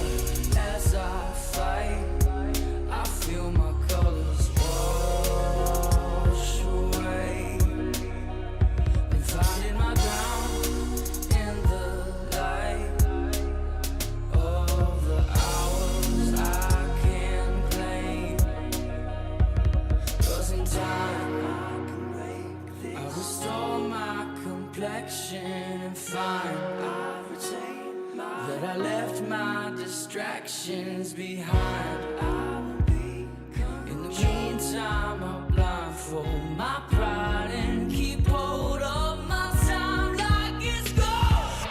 Fading from color, reaching to find where the wonder hides. Saying it'll all be fine. Wanna sit around and waste the time. Fading from color, stuck in the backseat and told to drive.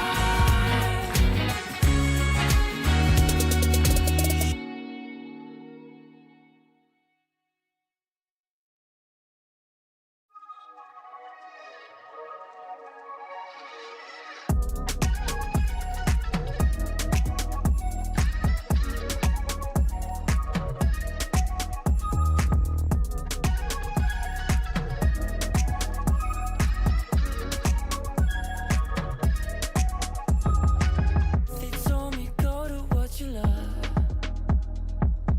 I never knew what that was, but even when I make time, I think of all I've given up. I wish it wouldn't be so hard, 'cause you're the one that gets slighted. You say I don't make time for anyone, and you ask my mind is occupied. It's hard to vent, I understand. Have you ever loved someone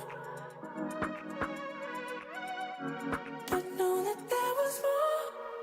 I don't wanna be tied, hanging by your side. I don't wanna be tied, tethered to my pride. Hate to waste your time.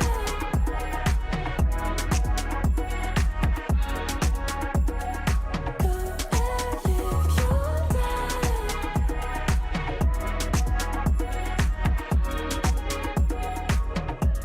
It's something that I've felt for some time. But as the moment felt time go by,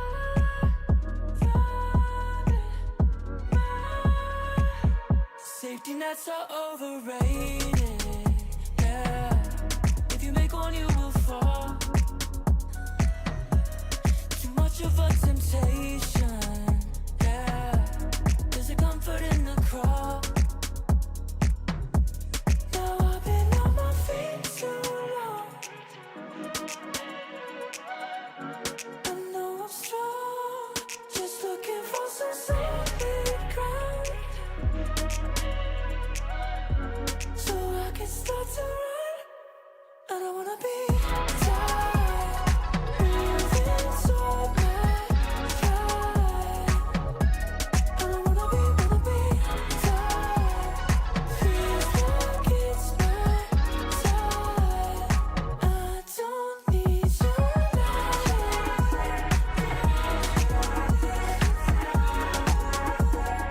Don't you waste your time.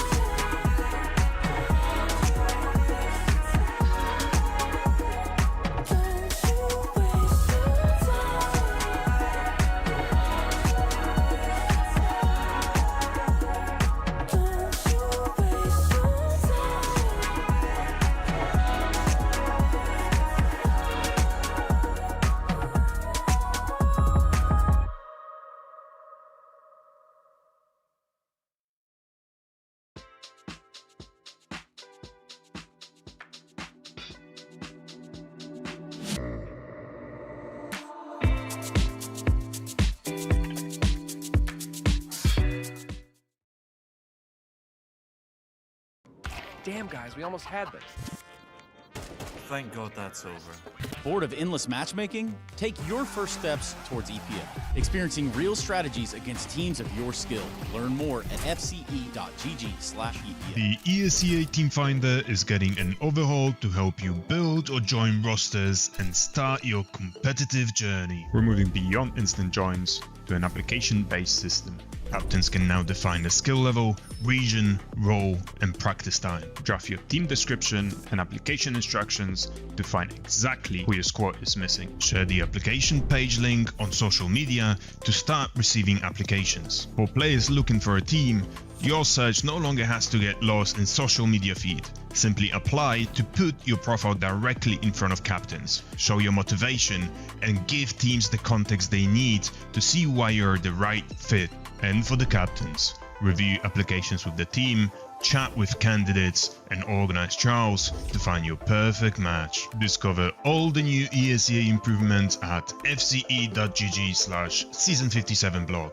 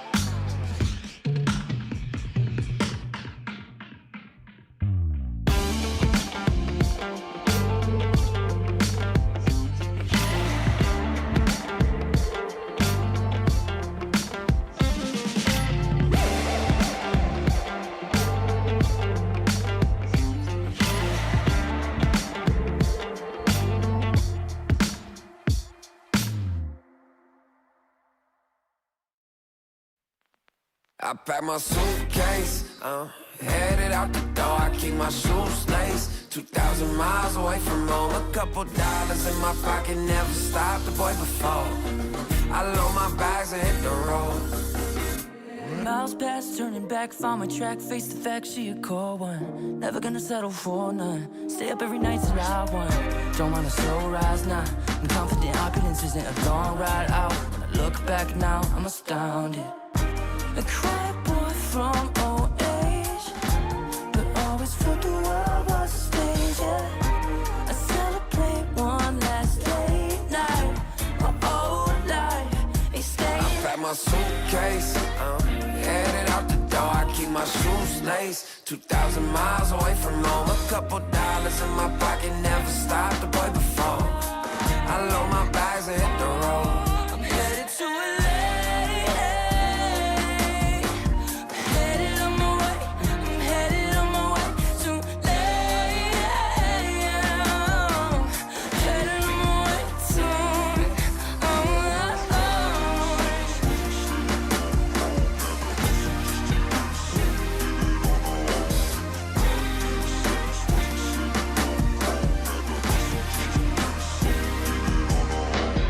Couple thousand miles, throw it on the dash. Shit, the 10,000 hours, can't let them pass. Yeah, well, I was putting time in, you was pulled up wildin'. You always had shit to say, now when I see you, it's silence. Thought I'd have a Grammy by 25. Commas after commas, next to dollar sign, yeah. Had to remind myself why I'm living this life. Look at all the late nights, it'll all come in due time, yeah. made for the fight, for the pain and the climb. Tied to the life I chose. Stay through the night, another day, not a dime. Race against time. I couldn't just lay by and wonder what I could have made mine. I'm closing on the moment, no one's gonna hold me down. I pack my suitcase, headed out the door. I keep my shoes laced. 2,000 miles away from home. A couple dollars in my pocket, never stopped the boy before. I load my bags and hit the road.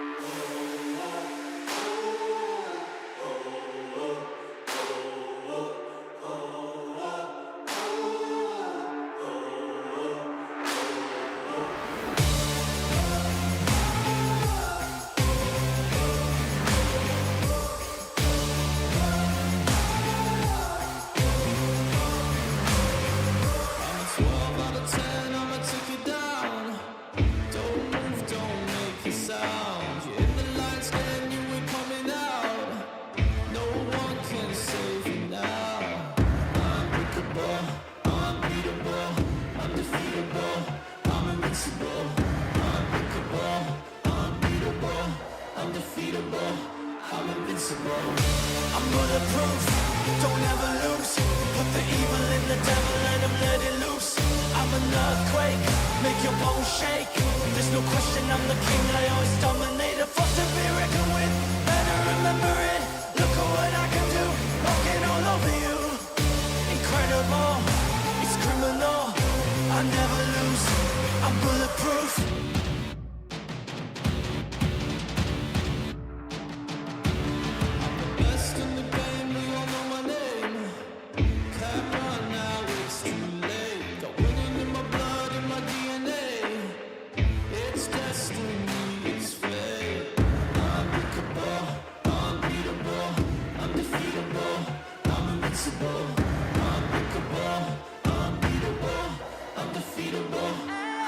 invincible. I'm bulletproof, don't ever lose. Put the evil in the devil, let it loose. I'm an earthquake, make your bones shake. There's no question I'm the king, I always dominate. A force to be reckoned with, better remember it. Look at what I can do, walking all over you. Incredible, it's criminal. I never lose, I'm bulletproof.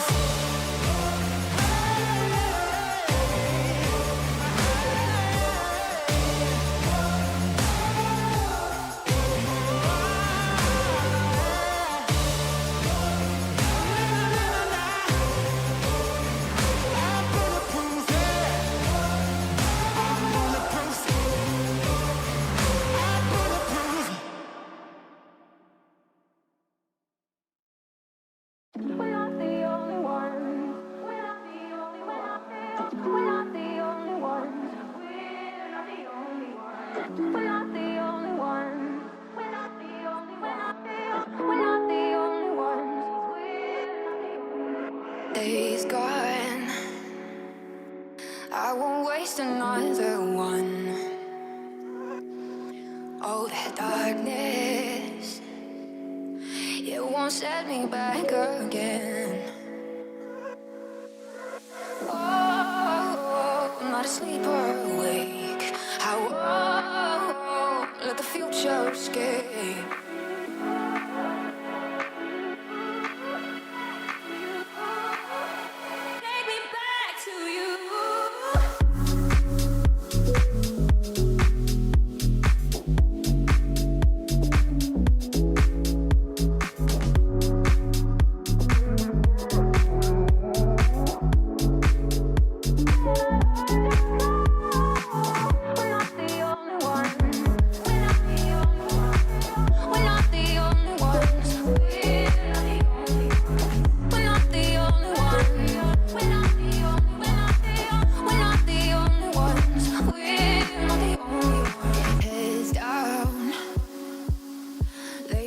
Just shake the ground.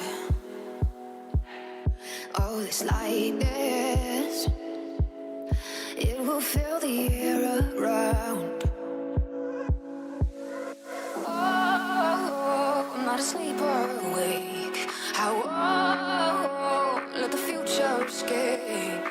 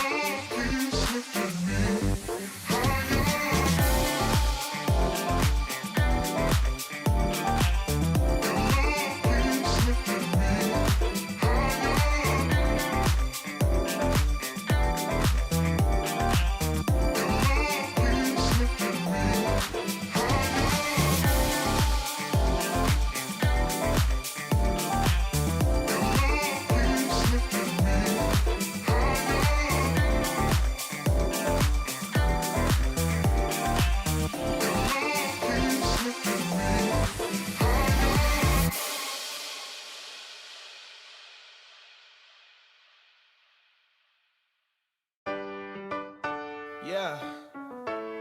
La la la la la la la. Yeah. Your life hits hard, but I hit right back. I never back down. I keep it on track. It's the same day with no problems. I keep rising from the bottom. Cause when the sun comes up and I look around, I can feel that love, I can hear that sound. They're never gonna hold me down. I'm higher than the ceiling now. And then I need to worry about, cause I got no problems. I know it's gonna be alright. It's getting better every time. Nobody's gonna kill my vibe, cause I got no problems. Yes, every day was a war. Yeah, it kinda took a while. When they tell me I should stay, I just jump with a smile. Yeah, it's hard until you notice. Everybody's got their moment. When the sun comes up and I look around, I can feel that love, I can hear the sound. Listen up. They're never gonna hold me down. I'm higher than the ceiling now. And then I need to worry about, cause I got no problems. I know it's gonna be alright. It's getting better every time. Nobody's gonna kill my vibe, cause I got no problems. Cause I got no problems. Cause I got no problems. Do you feel a little down? Say it, no problems.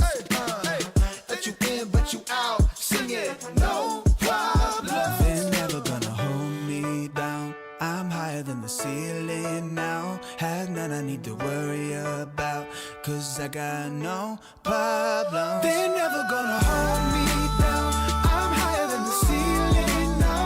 Have none I need to worry about, cause I got no problems. I know it's gonna be alright. It's getting better every time. Nobody's gonna kill my vibe, cause I got no problems. You feel like something new. You feel like something. You feel like something new. You feel like something. Don't just stop it. Doing what you do. When I lay back, holding on to you. Feel like something new. Yeah. Got my senses here on overload. All my body is for you to hold. Feel like something new. Yeah. And I never thought that you got me wanted. Never thought that never thought that never thought that that I'd be saying you feel more like a dream. Yeah. You feel like something new. You feel like something. You feel like something new. You feel like something. I feel like I'm in another galaxy. Take my time in your eternity. Feel like something new. Yeah. And I never thought that you got me wanted. Never thought that never thought that never thought that I'd be saying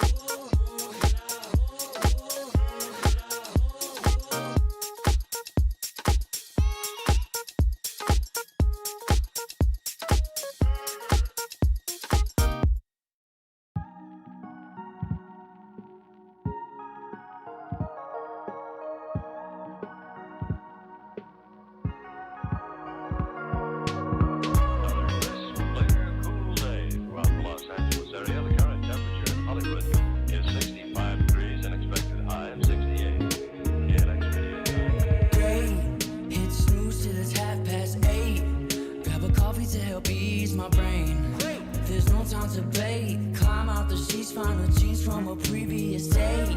Grab the keys from off the counter, commute into the city, gonna take another hour. Man, I hate trading time for a way. At least I got a home and a job that pays.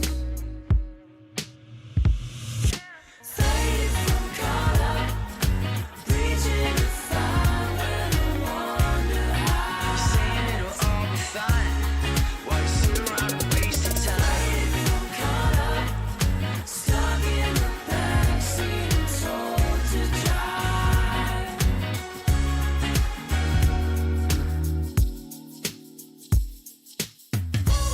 Certainly done you good, Dave. You look like a child. Well, thank you very much, Johnson.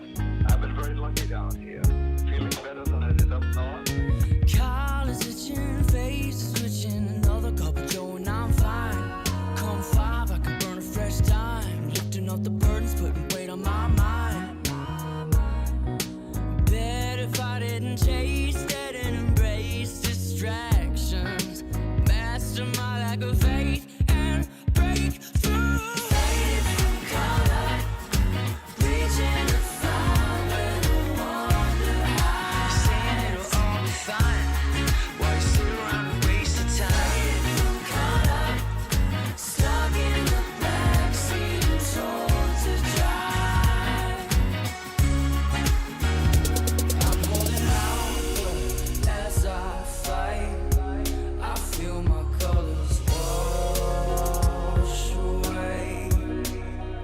Been finding my ground in the light of the hours I can claim. 'Cause in time I restore my complexion and find that I left my distractions behind. In the meantime, I'll blindfold my pride and keep hold of my time like it's gold. Faded from color, reaching to find when I wonder how. Saying it'll all be fine, while you sit around and waste your time. Faded from color, stuck in the backseat and told to drive.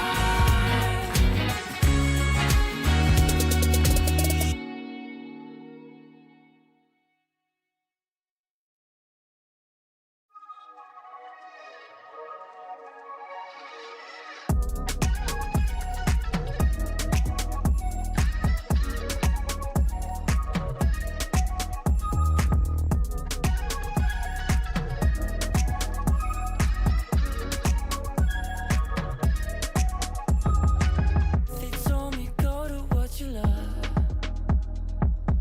I never knew what that was, but even when I make time, I think of all I've given up. I wish it wouldn't be so hard, 'cause you're the one that gets slighted. You say I don't make time for anyone, and you ask my mind is occupied. It's hard to vent, I understand.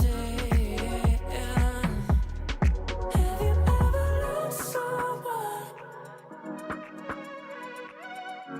but known that there was more?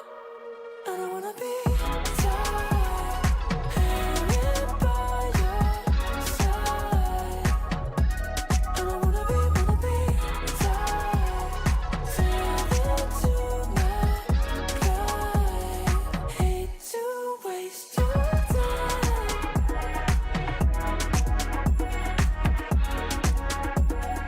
Go and live your life.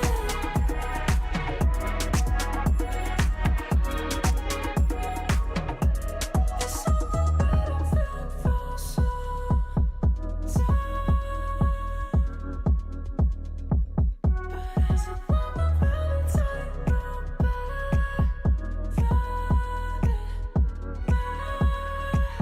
safety nets are overrated. Yeah, if you make one, you will fall.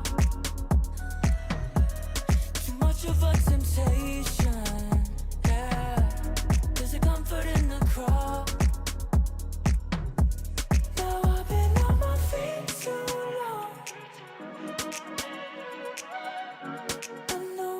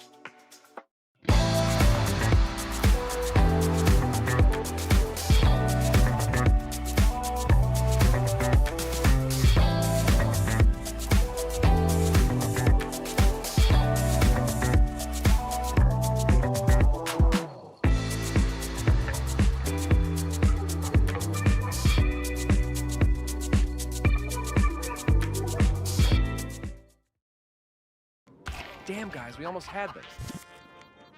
Thank God that's over. Bored of endless matchmaking? Take your first steps towards EPA, experiencing real strategies against teams of your skill. Learn more at fce.gg/. The ESEA Team Finder is getting an overhaul to help you build or join rosters and start your competitive journey. We're moving beyond instant joins to an application-based system. Captains can now define the skill level, region, role, and practice time. Draft your team description and application instructions to find exactly who your squad is missing. Share the application page link on social media to start receiving applications. For players looking for a team, your search no longer has to get lost in social media feed. Simply apply to put your profile directly in front of captains. Show your motivation and give teams the context they need to see why you're the right fit.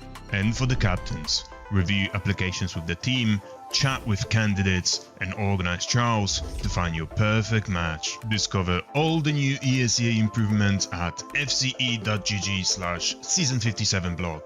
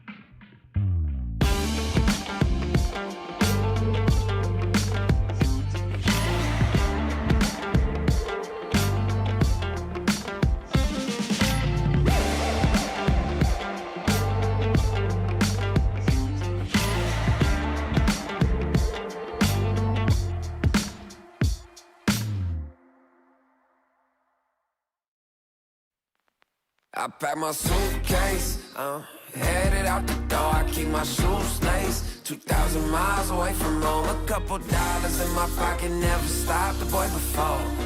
I load my bags and hit the road. Miles past, turning back, found my track, face the fact, she a cold one. Never gonna settle for none. Stay up every night till I won. Don't want a slow rise now. I'm confident opulence isn't a long ride out. When I look back now, I'm astounded. A quiet boy from old age, but always felt the world was a stage, yeah. I celebrate one last late night. My old life ain't staying. I pack my suitcase, headed out the door. I keep my shoes laced. 2,000 miles away from home. A couple dollars in my pocket, never stopped the boy before. I load my bags and hit the road. I'm headed to LA. I'm headed on my way. I'm headed on my way to LA. Headed on my way soon.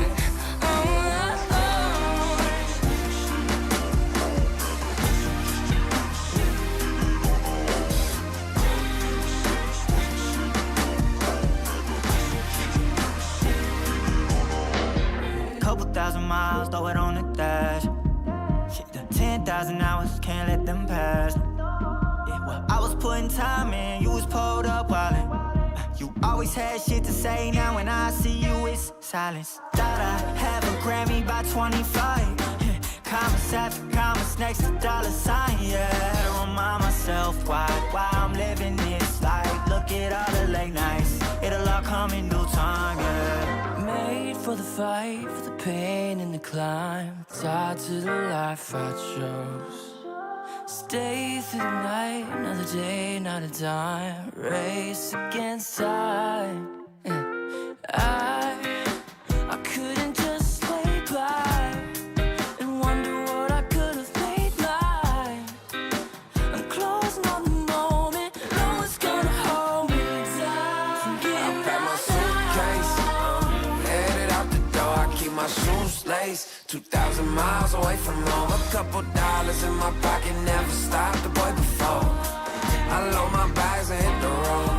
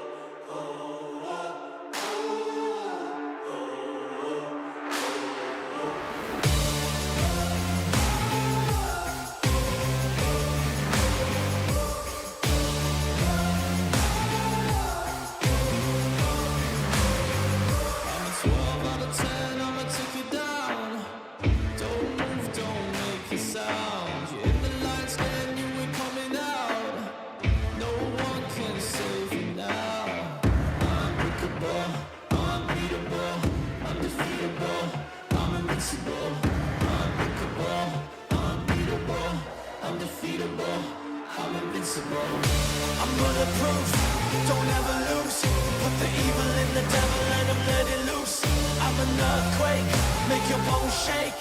There's no question I'm the king, I always dominate. A force to be reckoned with, better remember it. Look at what I can do, walking all over you. Incredible, it's criminal.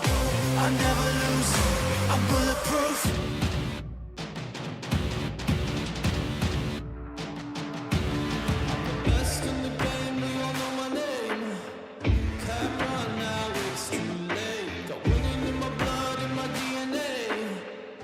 It's destiny, it's fate.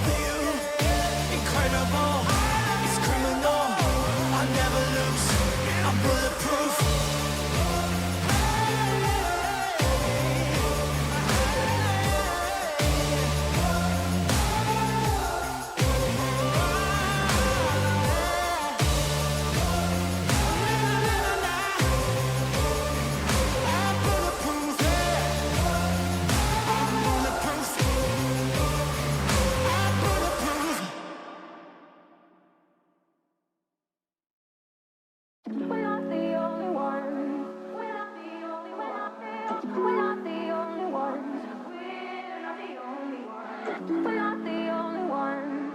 We're not the only ones. We're not the only ones. Days gone.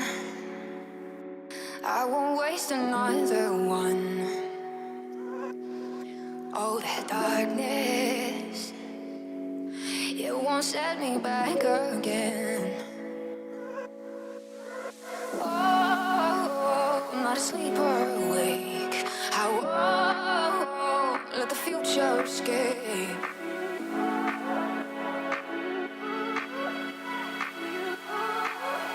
Take me back to you.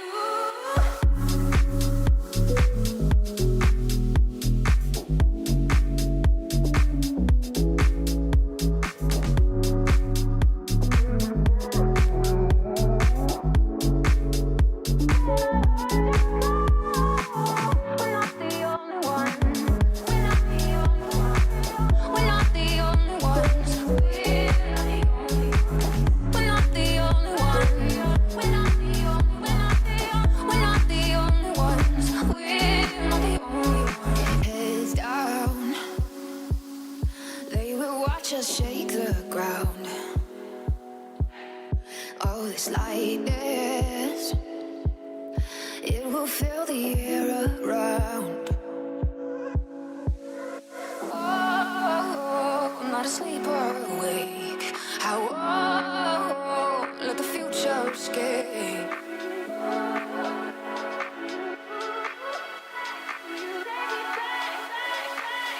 Back to you.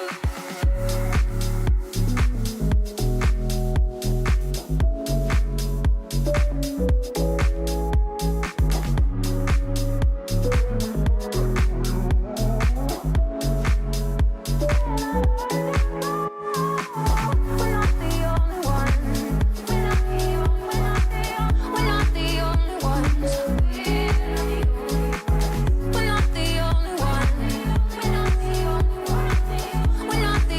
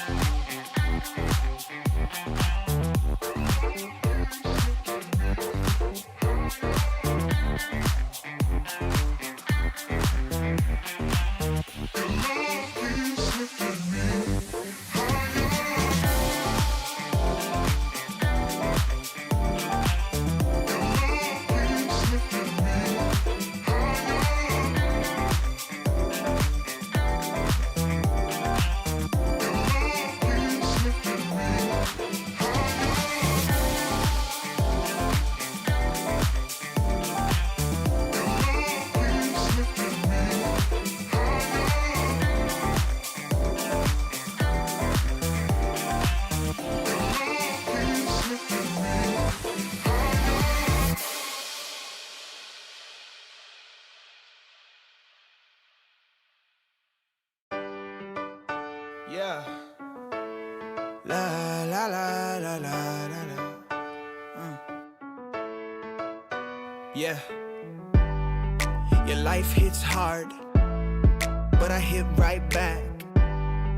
I never back down. I keep it on track. It's the same day with no problems. I keep rising from the bottom.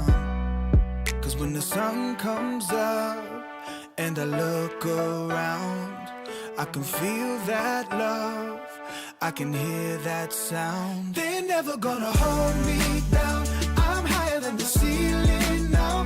And then I need to worry about, cause I got no problems. I know it's gonna be alright. It's getting better every time. Nobody's gonna kill my vibe, cause I got no problems. Yes, every day was a war. Yeah, it kinda took a while. When they tell me I should stay, I just jump with a smile. Yeah, it's hard until you notice. Everybody's got their moment. When the sun comes up and I look around, I can feel that love, I can hear the sound. Listen up. They're never gonna hold me down. I'm higher than the ceiling now. And then I need to worry about, cause I got no problems. I know it's gonna be alright. It's getting better every time. Nobody's gonna kill my vibe, cause I got no problems. Cause I got no problems. Cause I got no problems. Do you feel a little down? Say it, no problems. Let you in, but you out. Sing it, no problems. They're never gonna hold me down. I'm higher than the ceiling now. Have none I need to worry about, cause I got no problems. They're never gonna hold me down. I'm higher than the ceiling now. Have none I need to worry about, cause I got no problems. I know it's gonna be alright. It's getting better every time. Nobody's gonna kill my vibe, cause I got no problems. You feel like something new. You feel like something. You feel like something new. You feel like something. Don't just stop it. Doing what you do. When I lay back, holding on to you. Feel like something new. Yeah. Got my senses here on overload. All my body is for you to hold. Feel like something new. Yeah. And I never thought that you got me wanting. Never thought that never thought that never thought that I'd be saying you feel more like a dream. Yeah. You feel like something new. You feel like something. You feel like something new. You feel like something. I feel like I'm in another galaxy. Take my time in your eternity. Feel like something new. Yeah. And I never thought that you got me wanting. Never thought that never thought that never thought that I'd be saying you feel more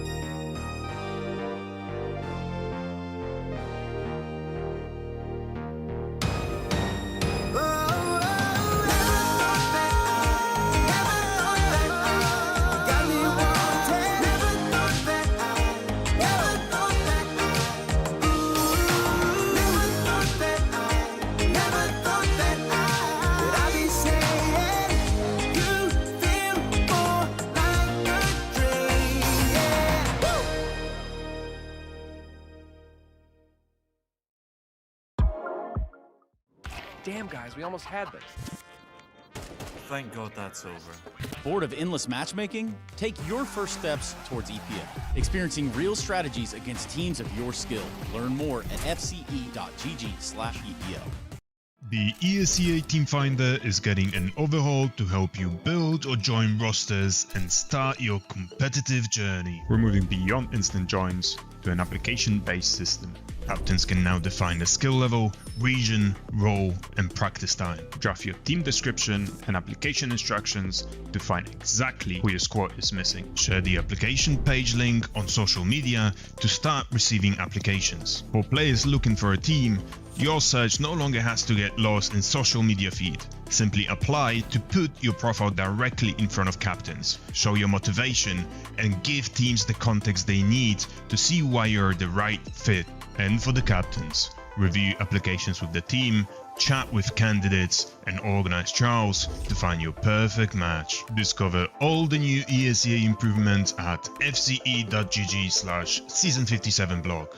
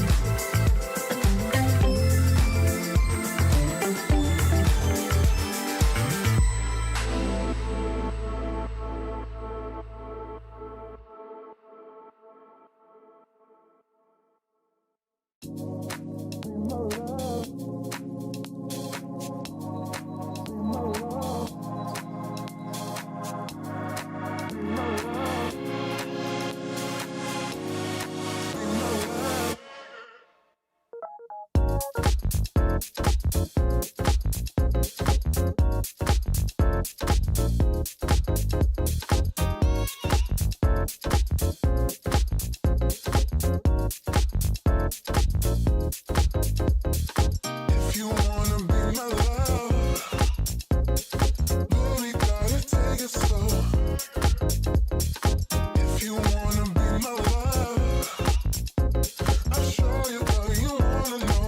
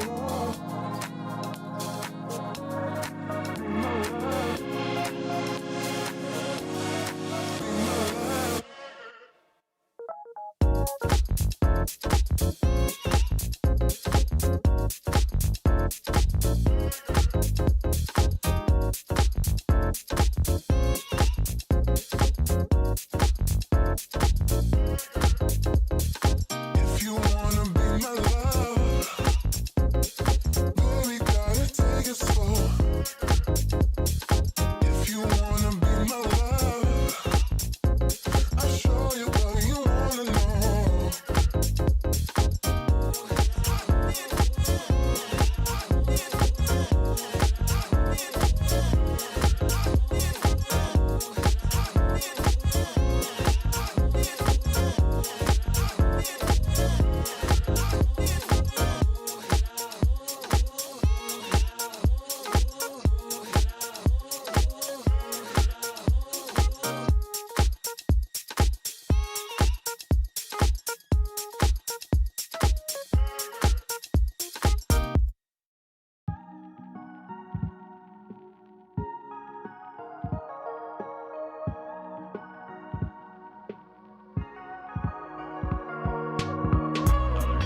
Clear, cool day throughout the Los Angeles area. The current temperature in Hollywood is 65 degrees and expected high of 68.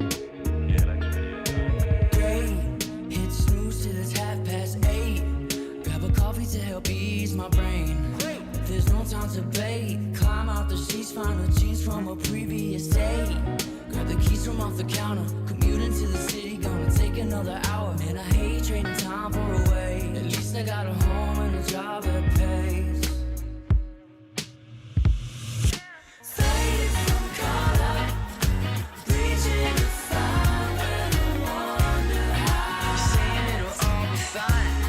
Why you sit around and waste your time? Faded from color, stuck in the backseat and told to drive.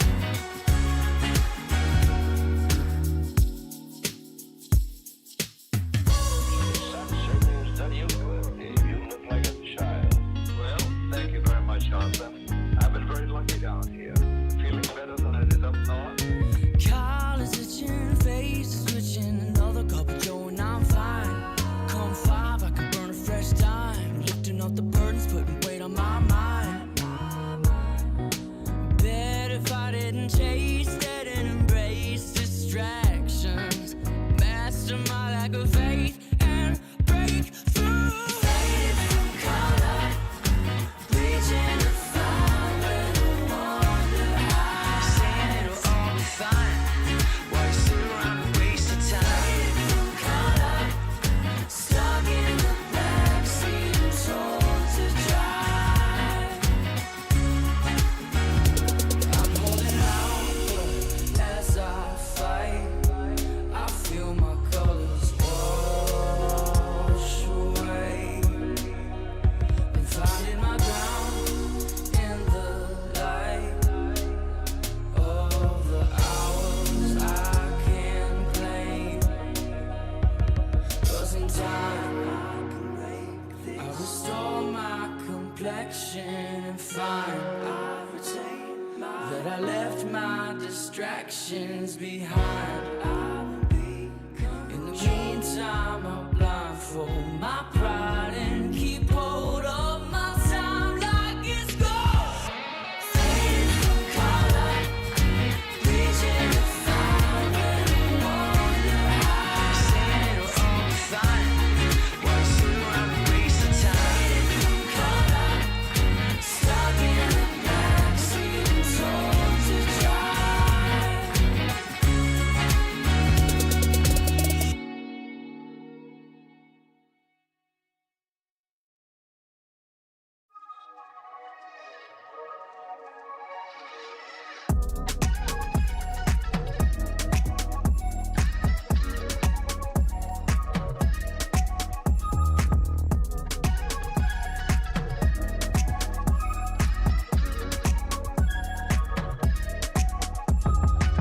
They told me go to what you love. I never knew what that was, but even when I make time, I think of all I've given up. I wish it wouldn't be so hard, 'cause you're the one that gets slighted. You say I don't make time for anyone, and you ask my mind is occupied. It's hard to vent, I understand. Have you ever loved someone, but know that there was more? I don't wanna be tied, hanging by your side. I don't wanna be tied, tethered to my pride. Hate to waste your time.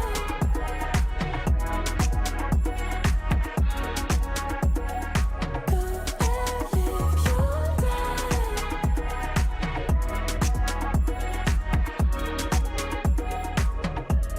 It's something that I've felt for some time. But as I walk around tightrope, I find safety nets are overrated. Yeah, if you make one, you will fall. Too much of a temptation. Yeah, there's a comfort in the crawl. Now I've been on my feet too long. I know I'm strong, just looking for some solid ground. So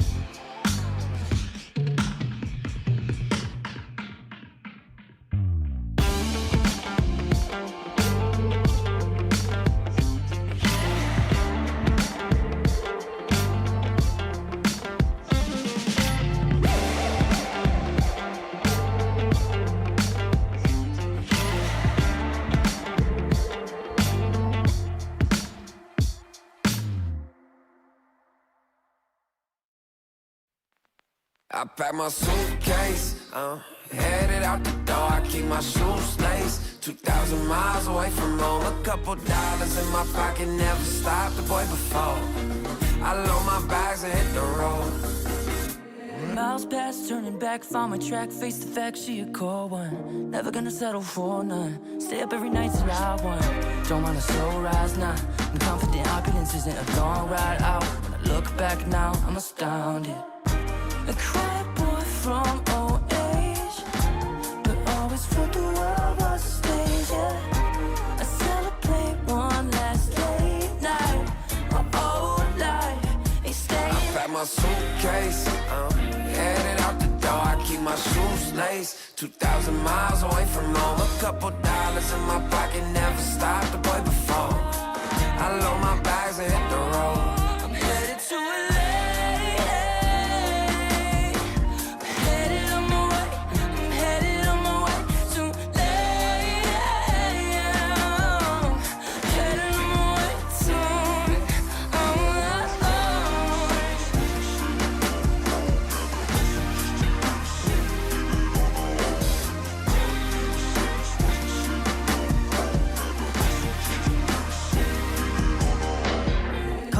Miles, throw it on the dash. Shit, the 10,000 hours, can't let them pass. Yeah, well, I was putting time in, you was pulled up wildin'. You always had shit to say, now when I see you, it's silence. Thought I'd have a Grammy by 25. Commas after commas, next to dollar sign, yeah. Had to remind myself why I'm living this life. Look at all the late nights, it'll all come in due time, yeah. Made for the fight, for the pain and the climb. Tied to the life I chose. Stay through the night, another day, not a dime. Race against time. Yeah. I couldn't just lay by and wonder what I could have made mine.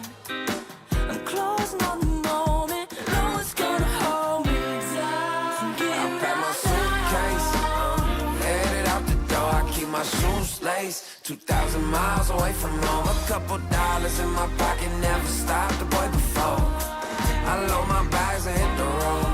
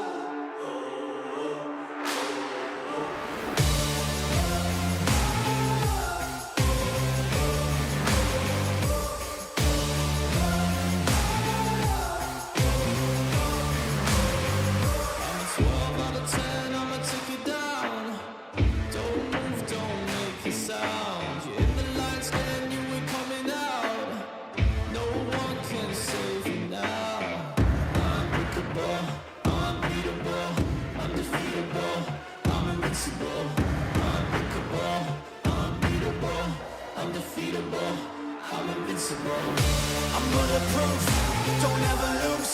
Put the evil in the devil and I'm letting loose. I'm an earthquake, make your bones shake.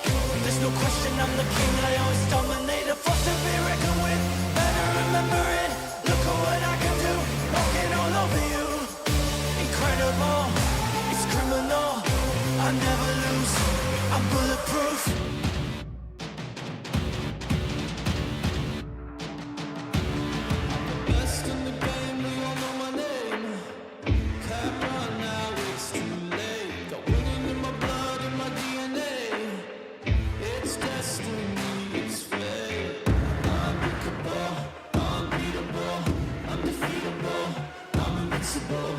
Unbeatable, unbeatable, undefeatable. invincible. I'm bulletproof, don't ever lose. Put the evil in the devil, let him let it loose. I'm an earthquake, make your bones shake. There's no question I'm the king, I always dominate. A force to be reckoned with, better remember it. Look at what I can do, walking all over you. Incredible, it's criminal. I never lose, I'm bulletproof.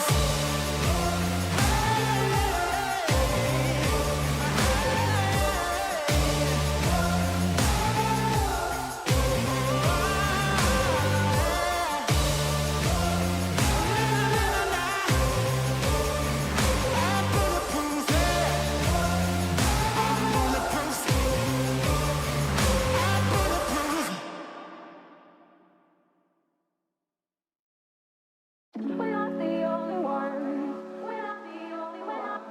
We're not the only ones. We're not the only ones. We're not the only ones. We're not the only ones. We're not the only ones. We're not the only ones. Days gone, I won't waste another one.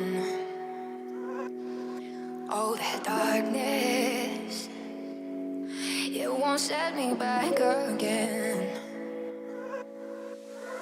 Oh, I'm not asleep or awake. I won't let the future escape.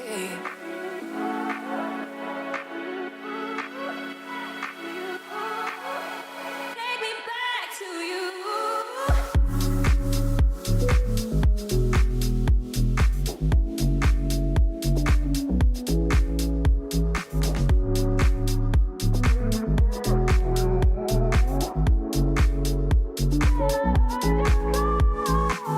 We're not the only ones. We're not the only ones. We're not the only ones. We're not the only ones. We're not the only.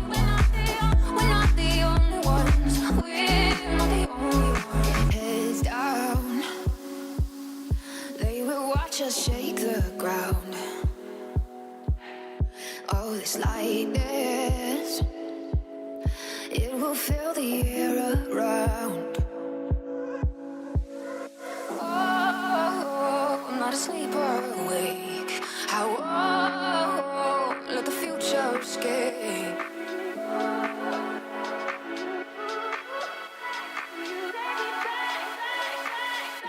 Back to you.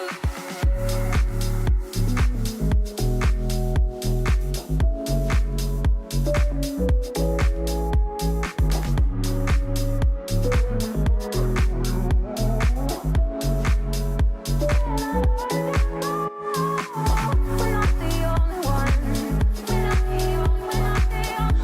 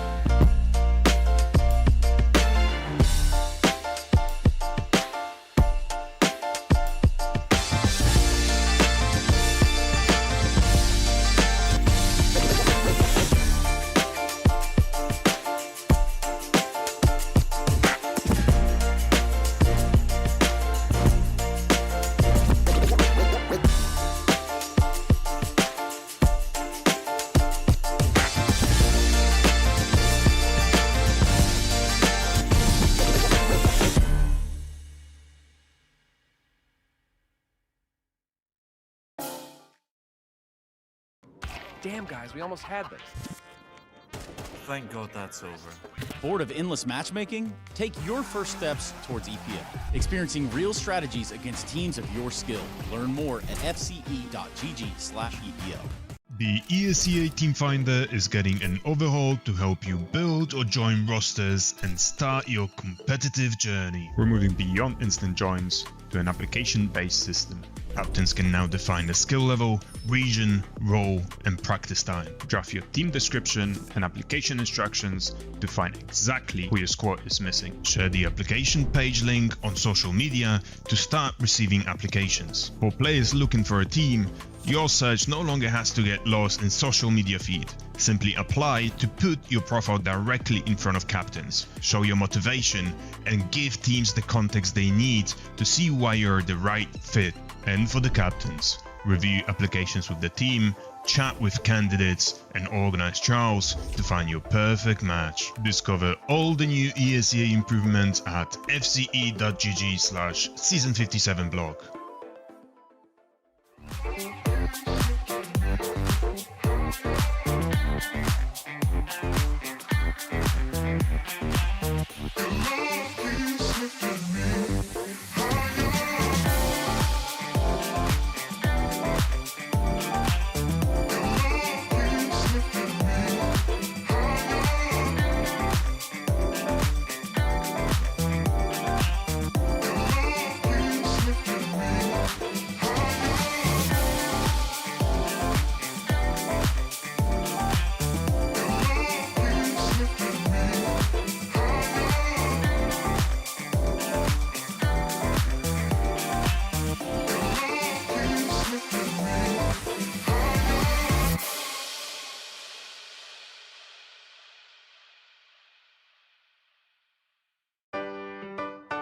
Yeah.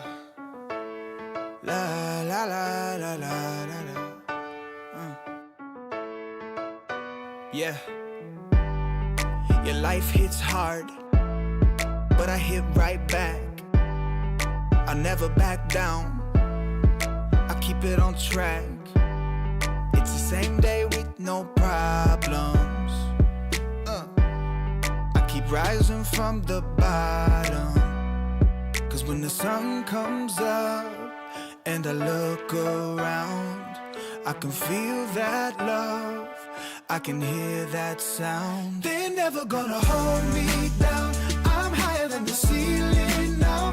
And then I need to worry about, cause I got no problems. I know it's gonna be alright. It's getting better every time. Nobody's gonna kill my vibe, cause I got no problems. Yes, every day was a war. Yeah, it kinda took a while. When they tell me I should stay, I just jump with a smile. Yeah, it's hard until you notice. Everybody's got their moment.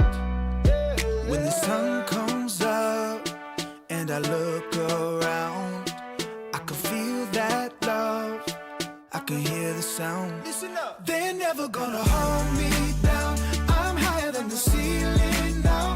And then I need to worry about, cause I got no problems. I know it's gonna be alright. It's getting better every time. Nobody's gonna kill my vibe, cause I got no problems. Cause I got no problems. Cause I got no problems. Do you feel a little down? Say it, no problems. Let you in, but you out. Sing it, no problems. They're never gonna hold me down. I'm higher than the ceiling now. Have none I need to worry about, cause I got no problems. They're never gonna hold me down. I'm higher than the ceiling now. Have none I need to worry about, cause I got no problems. I know it's gonna be alright. It's getting better every time. Nobody's gonna kill my vibe, cause I got no problems.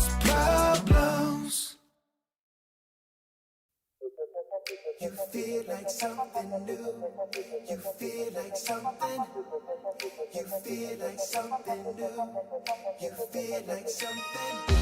Don't just stop it. Doing what you do. When I lay back, holding on to you. Ooh, ooh, feel like something new. Yeah. Got my senses here on overload.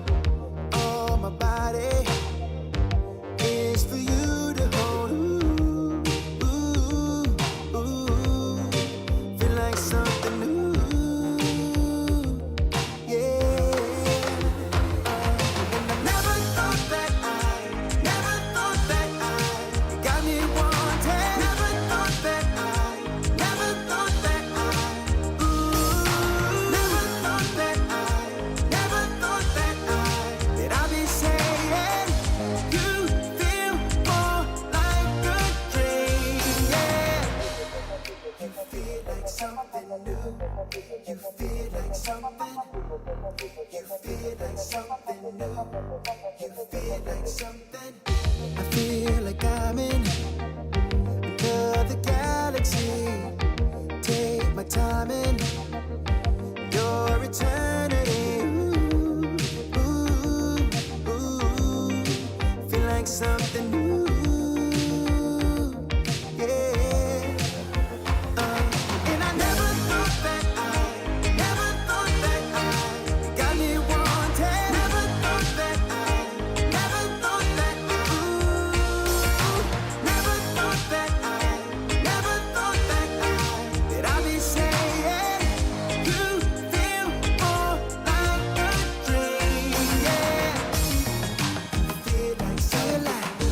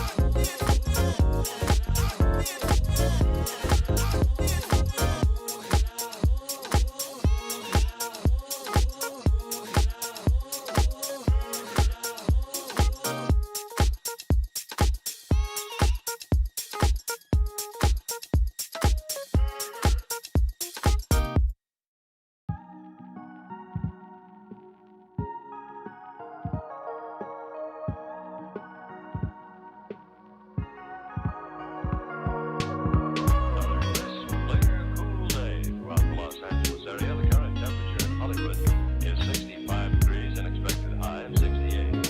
KLX Radio Time. Great, hit snooze till it's 8:30. Grab a coffee to help ease my brain. There's no time to play. Climb out the sheets, find the jeans from a previous day. Grab the keys from off the counter. Commute into the city, gonna take another hour. Man, I hate trading time for away. At least I got a home and a job that pays. Faded from color, reaching to find when I wonder how. Saying it'll all be fine. Why you sit around and waste your time? Faded from color, stuck in the backseat and told to drive.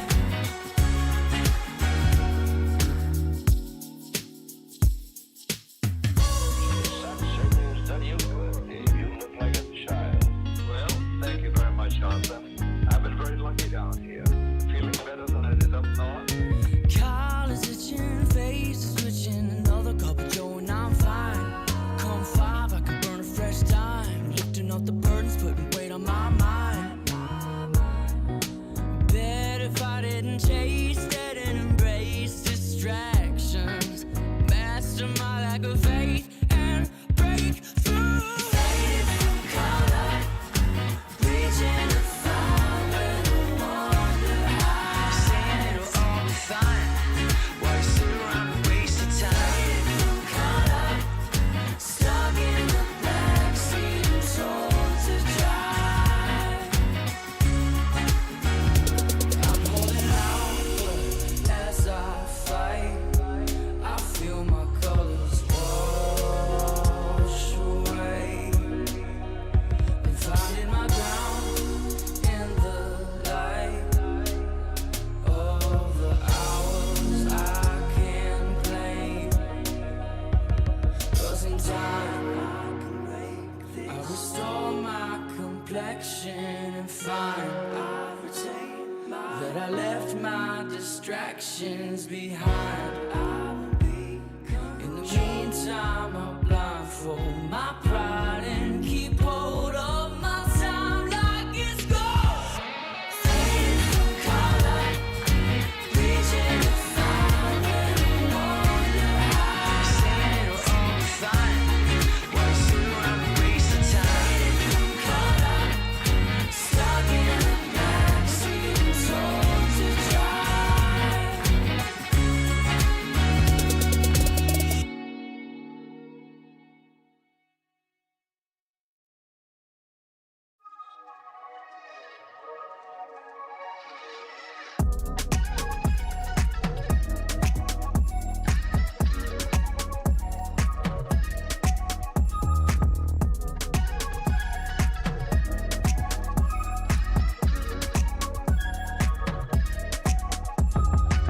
They told me go to what you love. I never knew what that was, but even when I make time, I think of all I've given up. I wish it wouldn't be so hard, 'cause you're the one that gets slighted. You say I don't make time for anyone, and you ask my mind is occupied. It's hard to vent, I understand. Have you ever loved someone but known that there was more? I don't wanna be tied, hanging by your side. I don't wanna be tied, tethered to my pride. Hate to waste your time.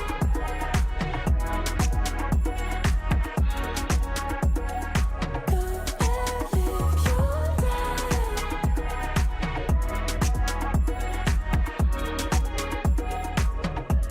It's something that I've felt for some time. But as I walk around and time go by,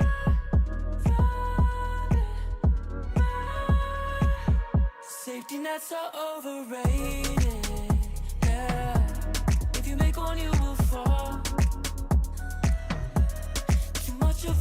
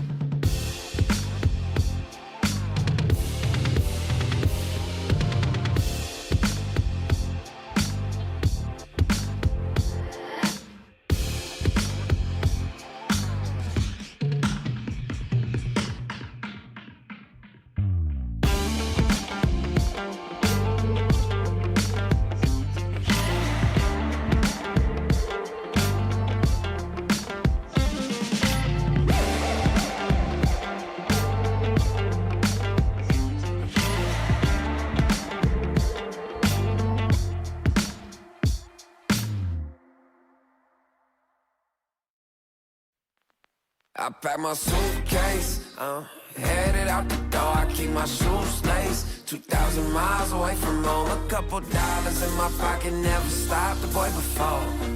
I load my bags and hit the road.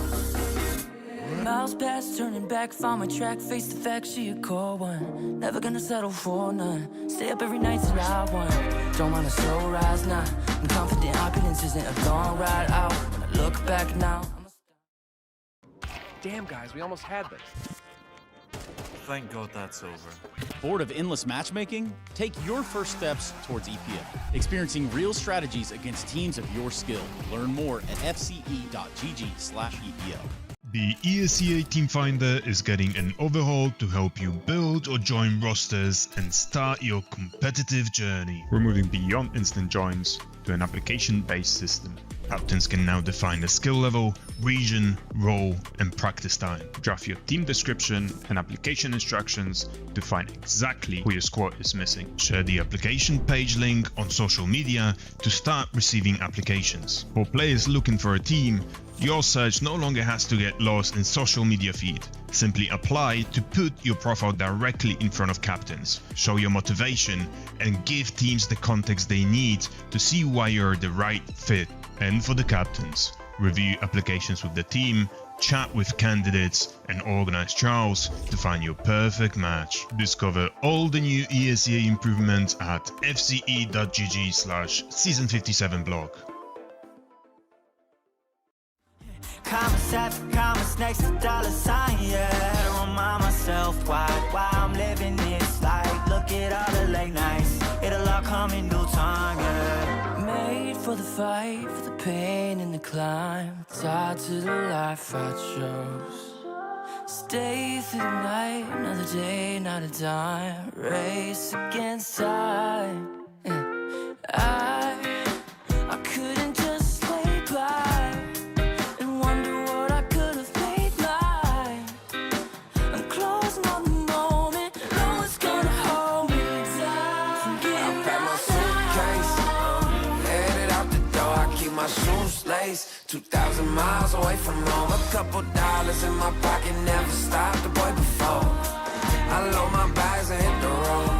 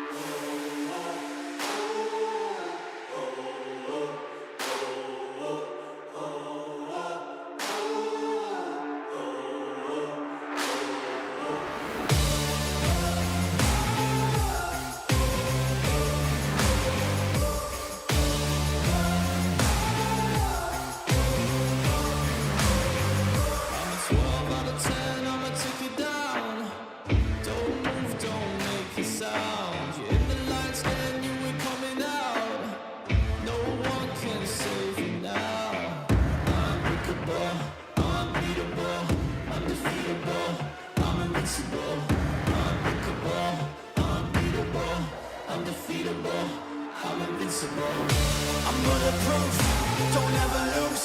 Put the evil in the devil and I'm let it loose. I'm an earthquake, make your bones shake. There's no question I'm the king, I always dominate. A force to be reckoned with, better remember it. Look at what I can do, walking all over you. Incredible, it's criminal. I never lose, I'm bulletproof.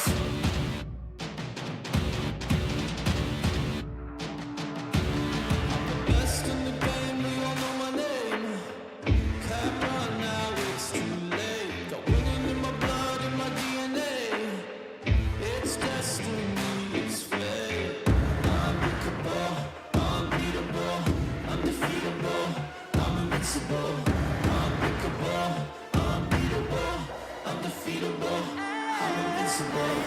I'm bulletproof, don't ever lose. Put the evil in the devil, let him let it loose. I'm an earthquake, make your bones shake. There's no question I'm the king, I always dominate. A force to be reckoned with, better remember it. Look at what I can do, walking all over you.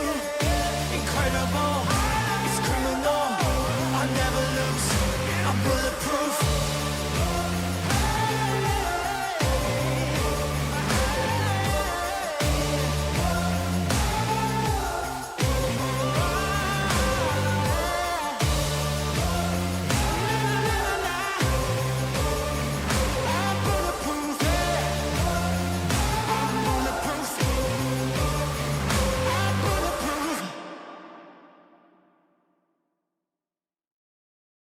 We're not the only ones. We're not the only ones.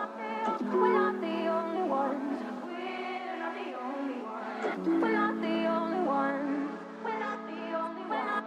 We're not the only ones. We're not the only ones. Days gone, I won't waste another one. Oh, that darkness, it won't set me back again. Oh, I'm not asleep or awake. I won't let the future escape.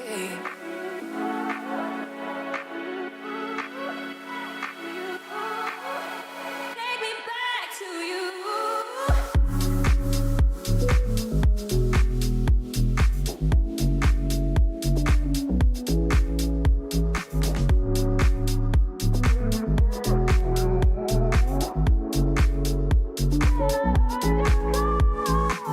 We're not the only ones. We're not the only ones. We're not the only ones. We're not the only ones. We're not the only. We're not the only ones. We're not the only ones. Heads down, they will watch us shake the ground. Oh, this lightness, it will fill the air around. Oh, I'm not asleep or awake. I won't let the future escape.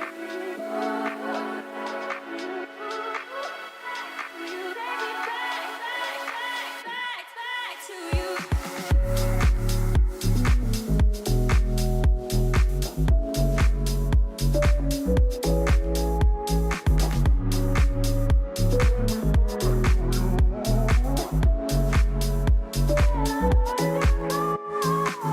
We're not the only ones.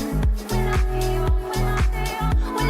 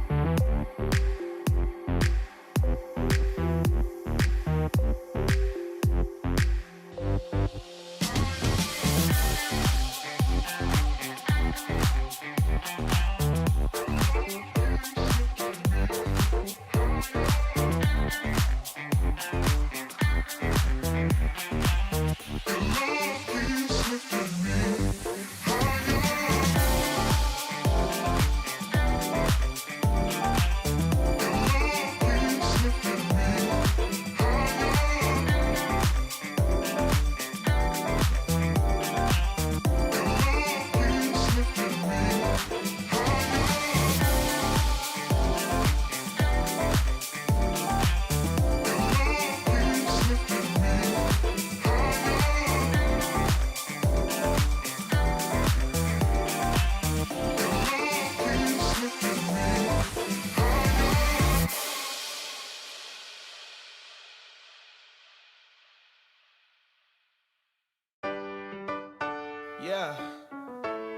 La la la la la la la. Yeah. Your life hits hard, but I hit right back. I never back down. I keep it on track. It's the same day with no problems. I keep rising from the bottom. Cause when the sun comes up and I look around, I can feel that love, I can hear that sound. They're never gonna hold me down. I'm higher than the ceiling now. And then I need to worry about, cause I got no problems. I know it's gonna be alright. It's getting better every time. Nobody's gonna kill my vibe, cause I got no problems. Yes, every day was a war. Yeah, it kinda took a while. When they tell me I should stay, I just jump with a smile. Yeah, it's hard until you notice. Everybody's got their moment. When the sun comes up and I look around, I can feel that love, I can hear the sound. Listen up. They're never gonna hold me down. I'm higher than the ceiling now. And then I need to worry about, cause I got no problems. I know it's gonna be alright. It's getting better every time. Nobody's gonna kill my vibe, cause I got no problems. Cause I got no problems. Cause I got no problems. Do you feel a little down? Say it, no problems. Let you in, but you out. Sing it, no problems. They're never gonna hold me down. I'm higher than the ceiling now. Have none I need to worry about, cause I got no problems. They're never gonna hold me down. I'm higher than the ceiling now. And none I need to worry about, cause I got no problems. I know it's gonna be alright. It's getting better every time. Nobody's gonna kill my vibe, cause I got no problems. You feel like something new. You feel like something. You feel like something new. You feel like something. Don't just stop it. Doing what you do. When I lay back, holding on to you. Feel like something new. Yeah. Got my senses here on overload. All my body is for you to hold.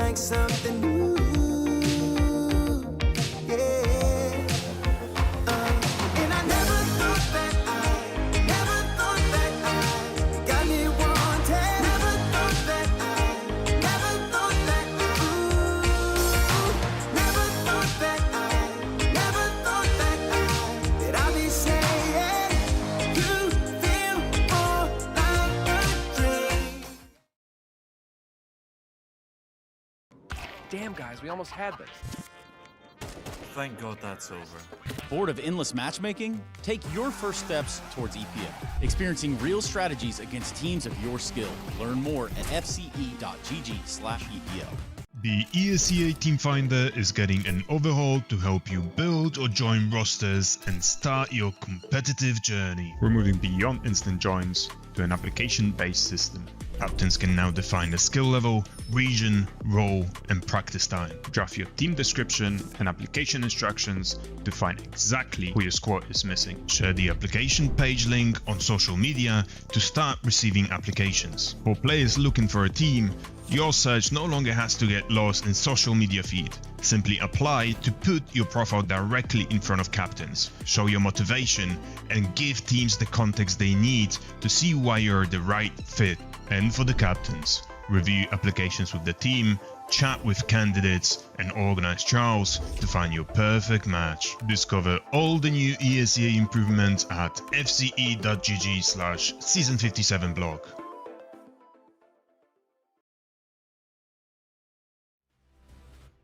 Good evening, everyone, and welcome to the ESEA Season 56 North American Finals. It's the semifinals day. I am Buckethead. I'm joined by my dear co-caster, All In, and Anthony, my friend.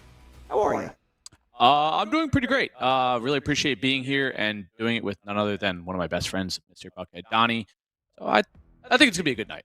Oh, it's definitely going to be a good night because you want to know why? You want to know why, Anthony? We got a great game ahead of us. Fisher College versus In Control. Two teams that battled all the way through the advanced groups and now find themselves in the ESEA Season 56 North American Finals.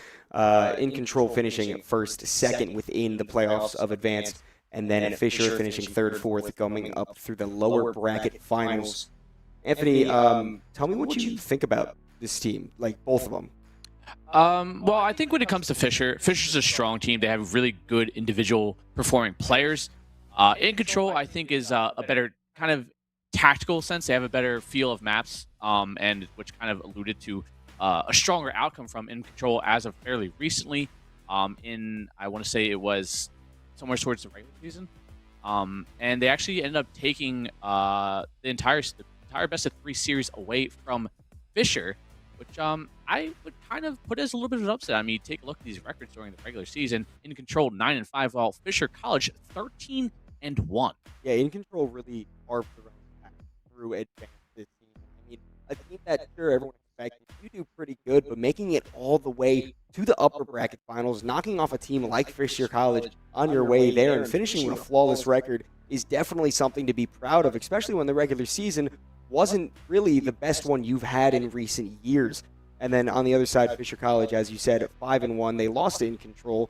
That series, I mean, it was somewhat lopsided on all of the maps. If I'm not mistaken, it was a 13-8 victory for In Control. A Mirage, a 13-4 victory on Overpass for In Control. And then map 1, I did it reverse order, of course. But Nuke was 13-4 in favor of Fisher. So maybe a little bit of thoughts going into what could be the matchup tonight in terms of the map pool and in terms of everything. But in my eyes, definitely an upset, like you said, right? Battle their way to this point. Fisher College, so kind of granted all the way up to semifinals just through seeding because they've done so well through it the whole time.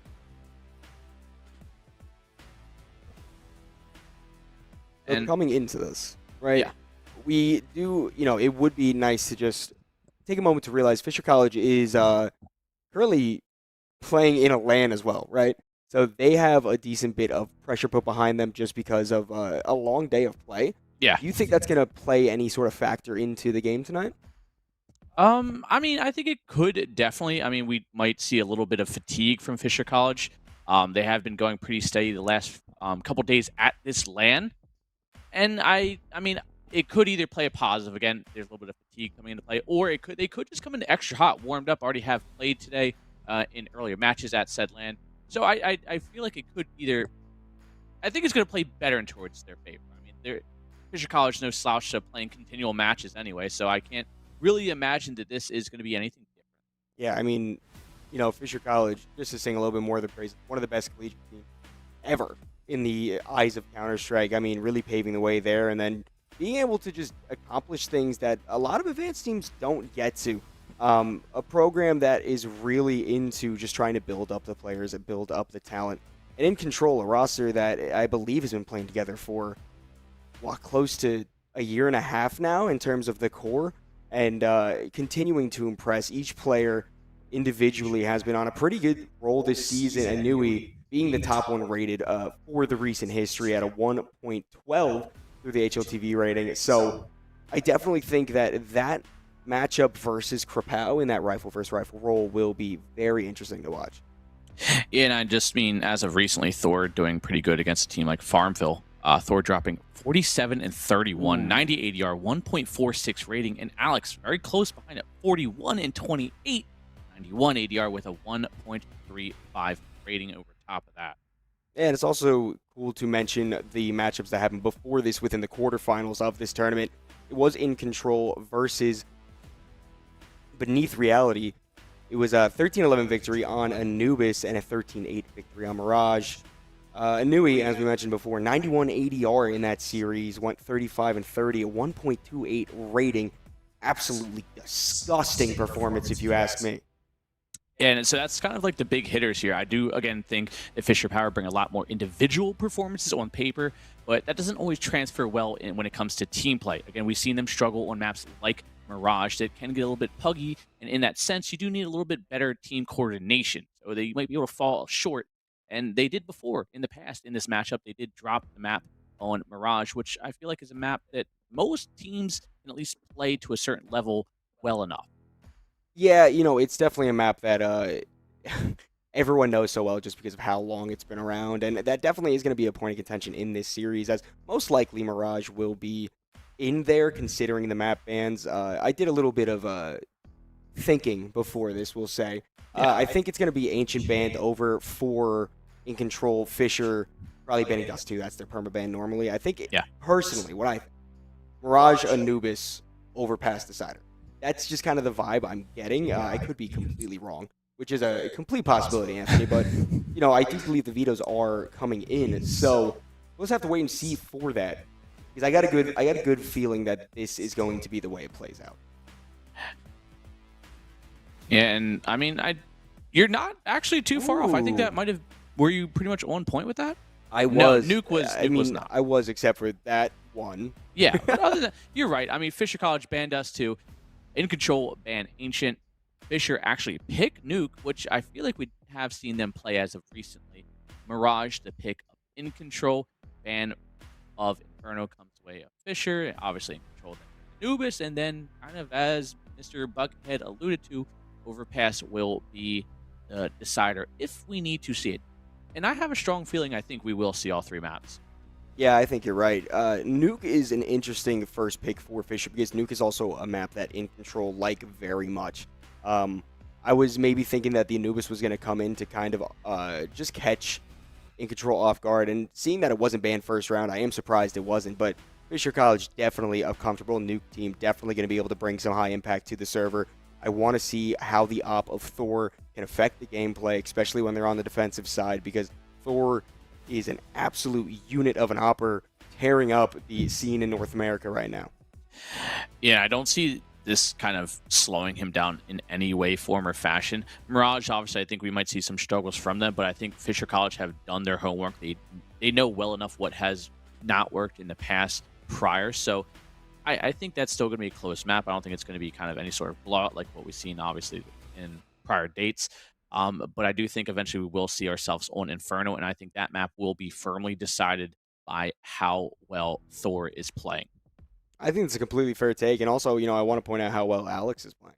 Yeah. Because Alex, although the IGL, definitely not falling into that stereotype of IGL who underperforms in terms of the scoreboard. Alex is an absolute beast most of the time when he's in the server. He's someone who came from, the past in Fnatic Academy, learned through that learning tree, and then came over to North America to participate, with Fisher College, and has really elevated the gameplay there. Meanwhile, on In Control, I also kind of want to see how the likes of an Alor is going to do within this series. I feel like Alor is an impactful player and someone that kind of just needs to be on the ball for In Control to be rolling in the right way. Yeah, and that could kind of be, a little bit of a give and take. Definitely when you have that kind of reliance on one single solitary player, it kind of weighs heavy. Heavy is the head for the crown. And I feel like, when you have a player that has huge impact, the repercussions of that is when he's not having that impact, what's the rest of the team doing? How are they performing up to the standards? Yeah, I mean, I wouldn't say Aloy is necessarily the player that is heavy-handedly relied on. I'd say that's more Anui. Anui has been, I mean, for good reason. He's very, True, very he did have solid a very good recently. performance. And it was the entirety of the playoffs. He was just lighting up the scoreboard every time that In Control was in the server, and a big reason why they were able to go for that flawless run through the advanced playoffs. So Anui, I mean, definitely could play spoiler to everything that Fisher College may feel, because on paper and statistically, In Control is the favorite, but I do feel like, when you take a deeper look into the matchup and take away the bias of the previous series, Fisher probably does have a bit of an edge. Yeah. I mean, again, this is a team that has a lot of talent, has a lot of depth. Again, alluding to players that have played over in EU, it's kind of a big hand for them to kind of come into with as well. So it's going to be an interesting matchup overall. Yeah, and we have a second to talk about the format of how this whole tournament works. So basically, if we look at this lovely little graphic right here, teams from each group of the ESEA League do make it into the ESEA Finals. There's players from Open, 10, from Intermediate, from Entry, from Main, from Advanced. So all of them get pulled into this ESEA Finals tournament. And then once you're there, you are seeded according to, obviously, what group you were in to start the season. Yeah. And that's where we see the teams of Lag, Empire, In Control, and Fisher, all the ones that were competing tonight. They all came from that Advanced. But there's a reality that any single person playing, within the ESEA League can make it and, earn those sweet VRS points. Not to mention a pretty prize, too. Yeah, and it kind of gives you a very direct route, a very good, solid path. In 2 to 3 seasons, you can definitely bump yourself up enough to have a team that can contest for VRS points through this kind of system, and then eventually, hopefully, get yourself through Advanced and Challengers. And hey, you never know, you might end up in the Pro League one day after, some good, solid tries. Yeah, and you know what? Season 57 is soon going to be closing the registration. It's only a few more days before that, so if you guys are interested in trying to compete at the highest level and get a direct path to become a pro, you can go to fce.gg/ESEA League and sign up soon while the time is still available. Yeah, and I mean, it's just a great path to get into Team CS, and it's definitely the next step forward for any player who's, kind of over and done with Premier, and maybe you want to take the next step and kind of further yourself, whether it's for fun or potential career, whatever the path may be. This is definitely this first step you should be taking to kind of get towards that competitive edge, and I think ESA can definitely guide you into that. Yeah, I mean, I've had my fair share of ESEA experience, Yeah. Starting all the way back in the great year of 2015. I never made it out of IM. So, no, but genuinely. And the players that are here right now are currently fighting for a spot within the North American ECL Cup number 4. 2 teams from this ESEA Finals will make it over there to the Cup.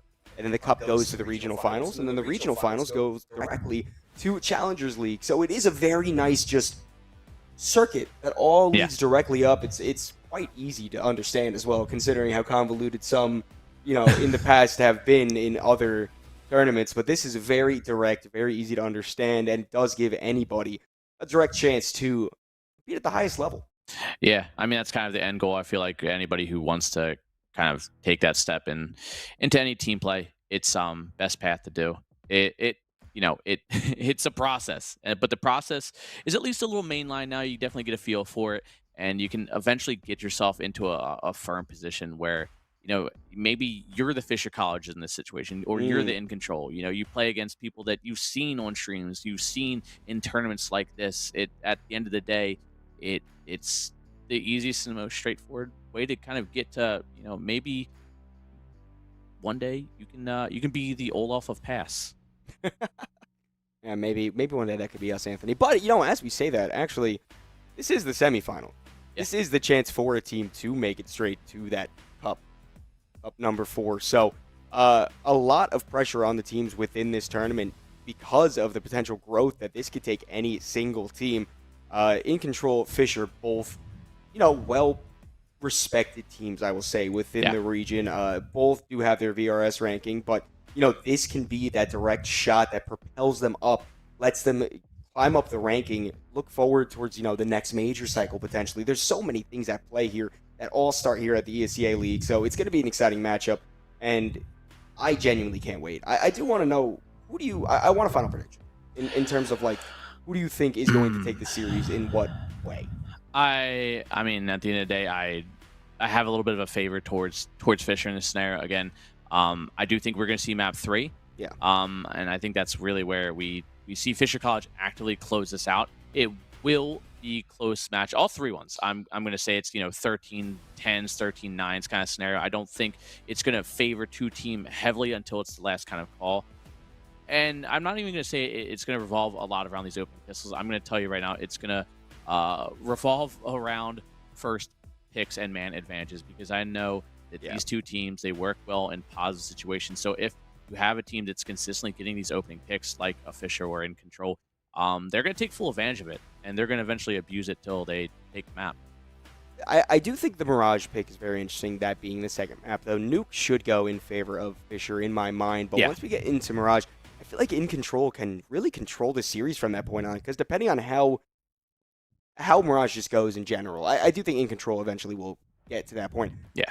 If it's a pretty dominant performance, heading into Overpass, heading into a map that requires a lot of brain power, requires a lot of tactics, Fisher, there's a chance they could be just tired mentally, physically, and it is getting late. That's where the real crux of this series comes in for me. I think it might be a war of attrition to an extent, and which team is going to be healthier to try to stay alive longer, that's something that's up in the air.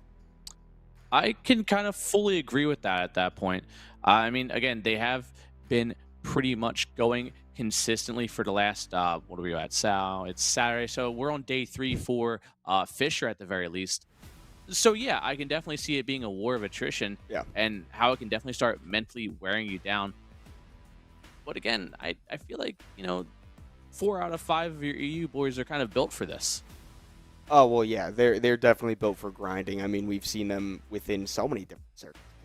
Yeah, so many different tournaments that Fisher just go to, grind to, try to play their best at. And I mean, the same can be said for In Control, though. Yes, a team that basically any time that there's something within the North American circuit that they can go to, either LAN or online, if they're available to go for it, 9 times out of 10, they're a team that's going to show up and give it their best shot. Yeah, and they have been pretty consistent with high placements in these matches as well. That's why they have, I think they're only a little bit below Fisher right now in the way of VRS rankings. I think it might be like a 20. Is it 50? I think so. Okay. Well, I mean, it's still close overall.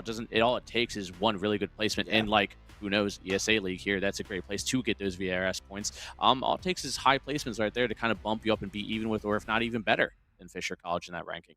Yeah, I mean, in terms of points, this is when we get to this type of ranking, this is kind of where everyone is very, very close to each other. No one's necessarily stagnant in their ranking, because every match does fluctuate quite a bit.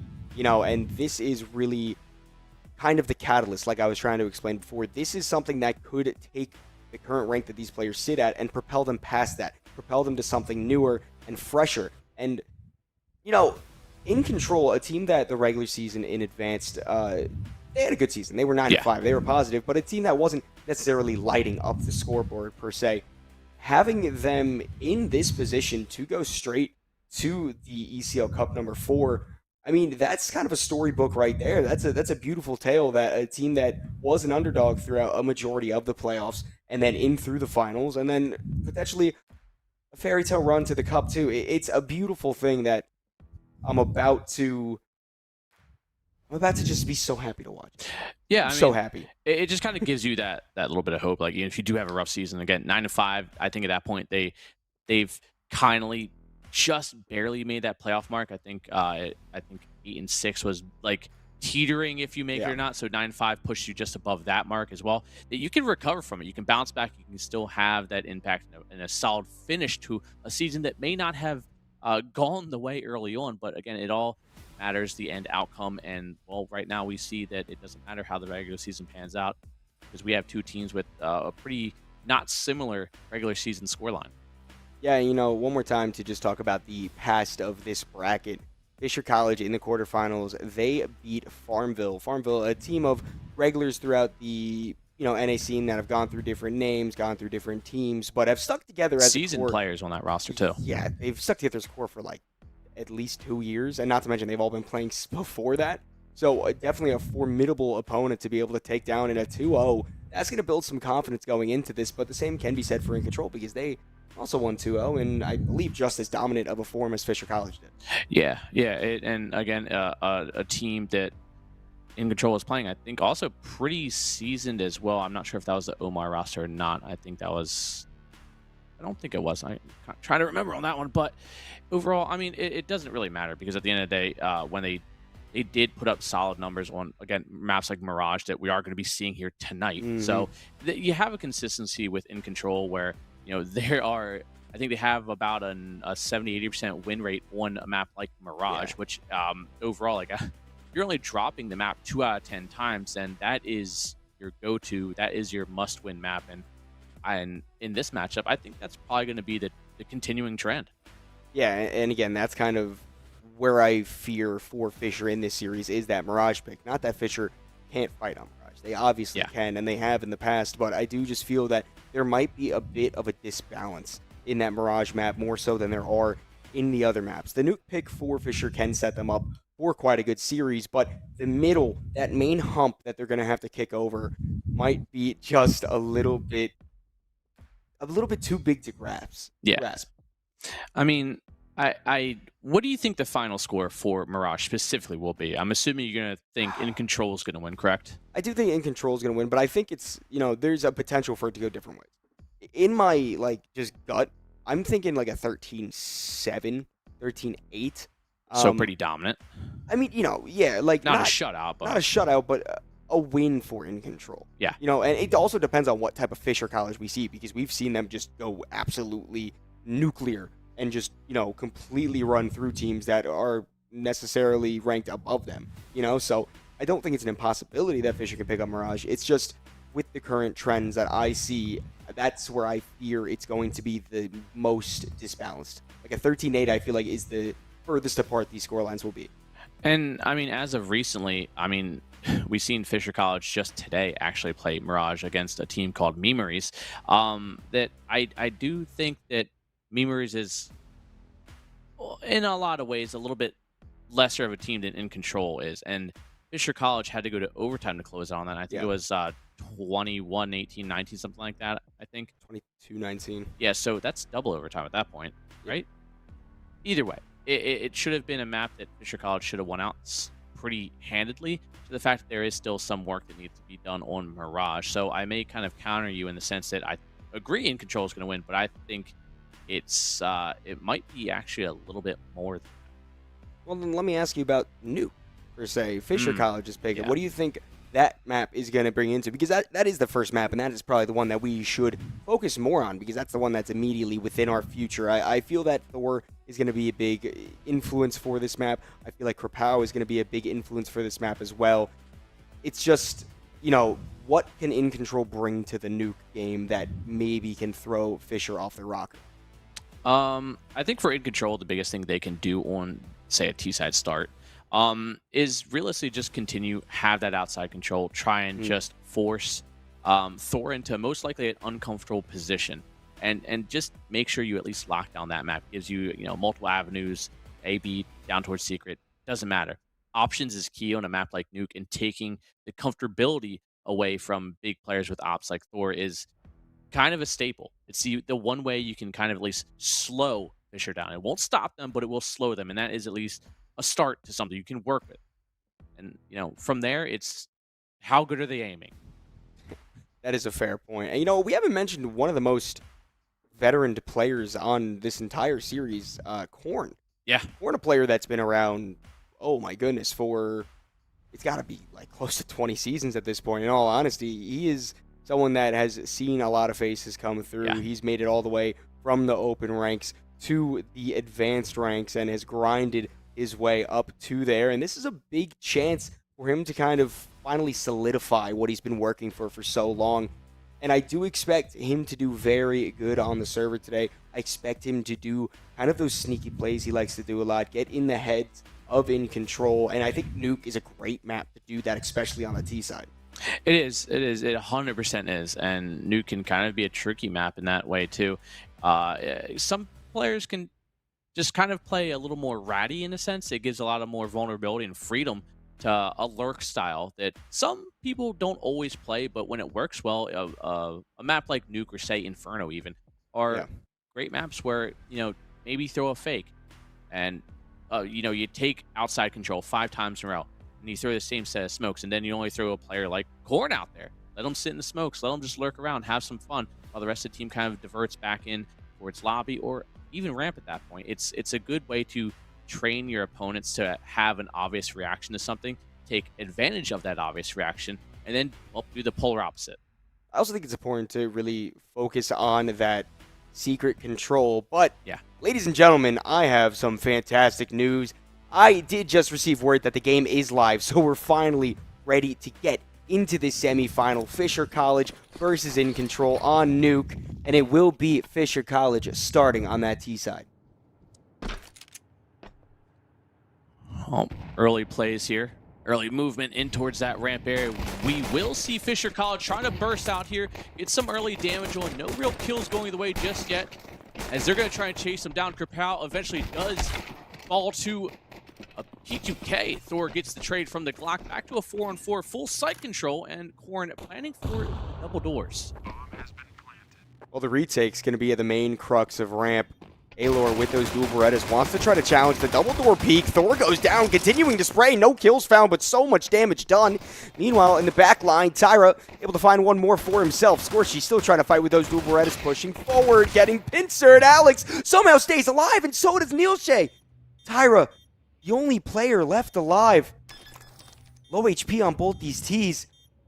But the position is just so difficult to try to work from. Fakes the bomb. No one's going to fall for it. There's no kit. There's no time. Sure, the headshot can be found, but at the end of the day, it is a Fisher College victory. It does seem like everybody will eventually fall. But it is that opening pistol going the way of Fisher. An early start, early victory, but not without sacrifices. So unscathed, no. Round favor, yes, but it will be a nice little buyback for In Control. Scouts, Deagles, MP9s, and even a 5.7 thrown into the mix here for them to try and start taking advantage of. Who doesn't love a little bit of a force buyback?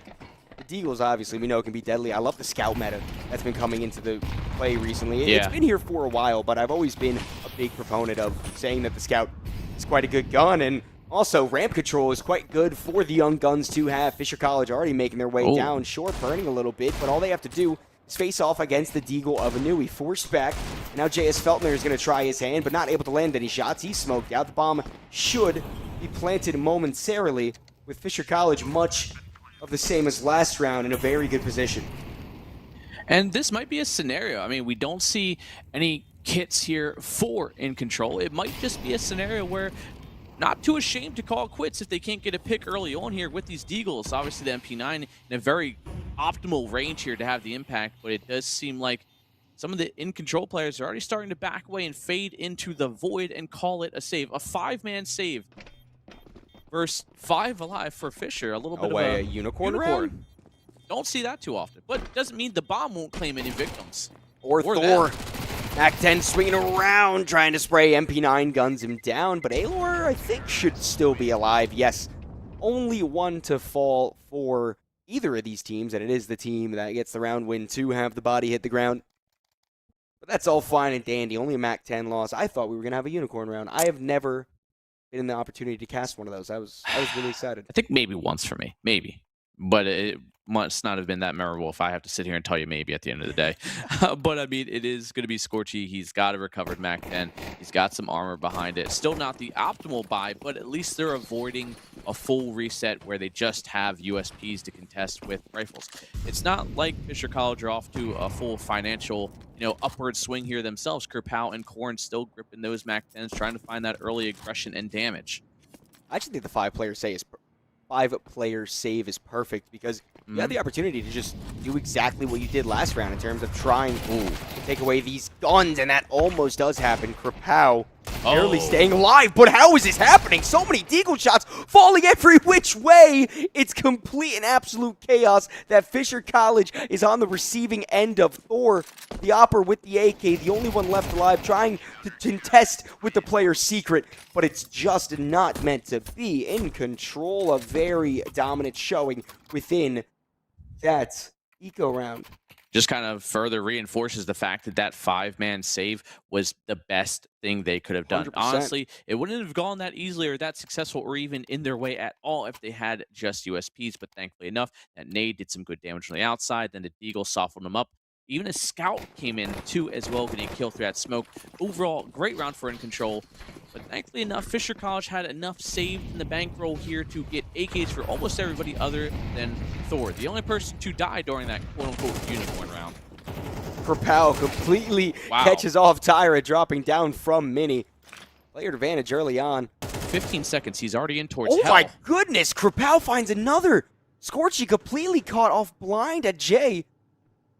And no way he can get another one. He can't stay tucked this long. Instead, the CTs want to focus towards ramp, where there is a stack up of Fisher College players. But this is allowing the perfect timing for the A-bomb site to crumble before their eyes. Corn spots J.S. Feldner in the smoke, and Inui, that's the only player left. Poor Inui. 100 HP, but not nearly a chance for this one. Best thing he can do is kind of call the save. Granted, In Control has some good money, but that all came off the back. Kerpow does eventually get felled. But Kerpow, 15 seconds in, he gets the first kill. 20 seconds, he's already in hell. Nobody expected that. He's sitting in lockers and gets a kill. That is impressive movement and absolutely outstanding aggression from that veteran player of Kerpow, and that's kind of what you expect from this roster. Yeah, I mean, just absolute aggression and confidence within the gunfights. I feel like that is Fisher College's motto. They know that they can win any gunfight that they take because in their minds, they just think that they're the better player. And you know what? That's the right way to do it. If you have that type of confidence going into the server every day, it's going to just allow you to find opportunities like Kerpow spraying 2 in through the squeaky door. J.S. Feldner trades back with that MP9, tries to go for the rifle, but dies in the process. And Inui, I mean, this is basically the exact situation we just saw, except even faster. It's impressive that Fisher College can just keep throwing this at them. And if I'm In Control, like, it is something so hard to adapt to because you don't think that's going to happen. 15 seconds in, why are they already near spawn? What has happened? And that is just, it's Fisher College playing to their pick to perfection at that point. As we said before, I mean, definitely a reason why Fisher College wanted to pick a nuke. And if we look on the side of In Control, it is once again a save round. Scout out for Tyra. That's basically it. MP9 backed up by pistols otherwise. Ooh, and it's going to get aggressive in towards ramp. Fuser, go for that first headshot. Spots another one pushing through. Scorchy lose his life. J.S. Feldner about to get tested. I mean, it's just coming up in space for Fisher College. And Kerpow seems to be the only death, but he's the initiator of all this. He has been consistently kind of, I wouldn't even say running it down, but it feels that way, but he's getting kills anyway. 6 and 5. Yeah, he's getting traded, but the fact that he's, forcing In Control to backpedal into an uncomfortable position, he's putting not just a player in a corner, he's putting the whole team in a corner with just his positioning early on. It is just aggression, aggression, aggression. I mean, do you think nerves could be playing into In Control right now by any chance? Because think about how hard you worked this entire season. You grinded through the ESEA League. You topped your group. And now you find yourself in the ESEA Finals where you try to book yourself an opportunity to get into ECL. There's a lot at play here. And Fisher College, I mean, they seem to be swinging for the fences. Another timeout called is maybe they just want to talk over some plans, maybe the aggression, a bit of change of pace potentially for Fisher College. Nah. You don't think there's any nerves? Nerves? Maybe. Fisher College stopping the aggression? Not a chance. No. It is working too well for this squad right now. They're going to play that way till it fails once. Then they'll go play a tactical, more methodical version of whatever this plan could be. But for now, Fisher College seem to be untouchable. They are on fire right now. And I mean, granted, maybe in control or come in this a little more colder. Again, Fisher College coming off of quite a few matches today in the last 3 days. And I think in control might be playing a little slow. Not necessarily the nerves are coming into play, but the fact that Fisher College, well, they're hot and they're playing confident. And that's a very dangerous scenario. As we said before, a team that will always play with confidence, will always believe that they are the better ones in the server, and will always do everything they can to just get in your face, get dirty early on. An NA staple for Counter-Strike, if I may say so myself. A spray through the smoke, no one on the receiving side of it. Well, JS Feltner is going to be burned out by second vent. Oh, the T is pushed through. He hasn't been able to be seen. Instead, Alor up from the heavens shoots him down, and the rest, Fisher College, focus themselves towards a ramp. Completely mollied out. It will allow for a clean entry onto the B bomb site, but rotation already in. Tyra dealt with swiftly by the Oppa Thor. And there should be noise being heard from this rotation. That is exactly what happens. Corn ready for it. JS Feltner falls down, and suddenly Fisher College have the advantage. And in the blink of an eye, that semblance of control that In Control had gone the to the wind, and the timing is everything. Thor gets the kill. Taylor lasts alive, and he's still going to take a stab at this. He doesn't have a kit. He does have a smoke. He's going to be challenging 3 players that are below half HP. 22 for Refuser, Thor 21, and Corn, 51 HP, a point above half. First contact is going to be the Oppen. Oh, man, Ayler looks away, but somehow the miss comes in. Thor, he gets chopped down at the knees. It's leaving just Ayler into a 1v1 now. Corn, he's all the way up towards A site. I didn't even notice this man left. And I doubt Alor noticed either, but Corn in a great position. Going to be stalking the vents for the time being. That is where Alor is rotating up from. Sneaky's position. Oh!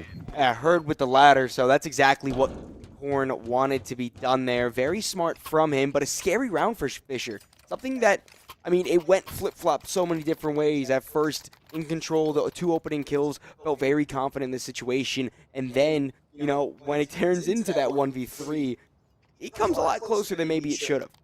And, I mean, we got to also take into consideration In Control, I think, is playing in their normal setups. Fisher College, though, they're playing on LAN together currently, which I think is fairly normal for them at their college. But right now, all 5 shoulder to shoulder in LAN center, and it's looking good. Kapow outside, Thor finds the opening kill. You know what? Why not? Double down Thor. What's going to really stop you at this point? Other than a 5-7 and a deagle, apparently, as JS Feltner chimes in for Big 1. nade. Good nade down towards Corn, but of course, Alex gets the trade, leaving just 1 player left for In Control.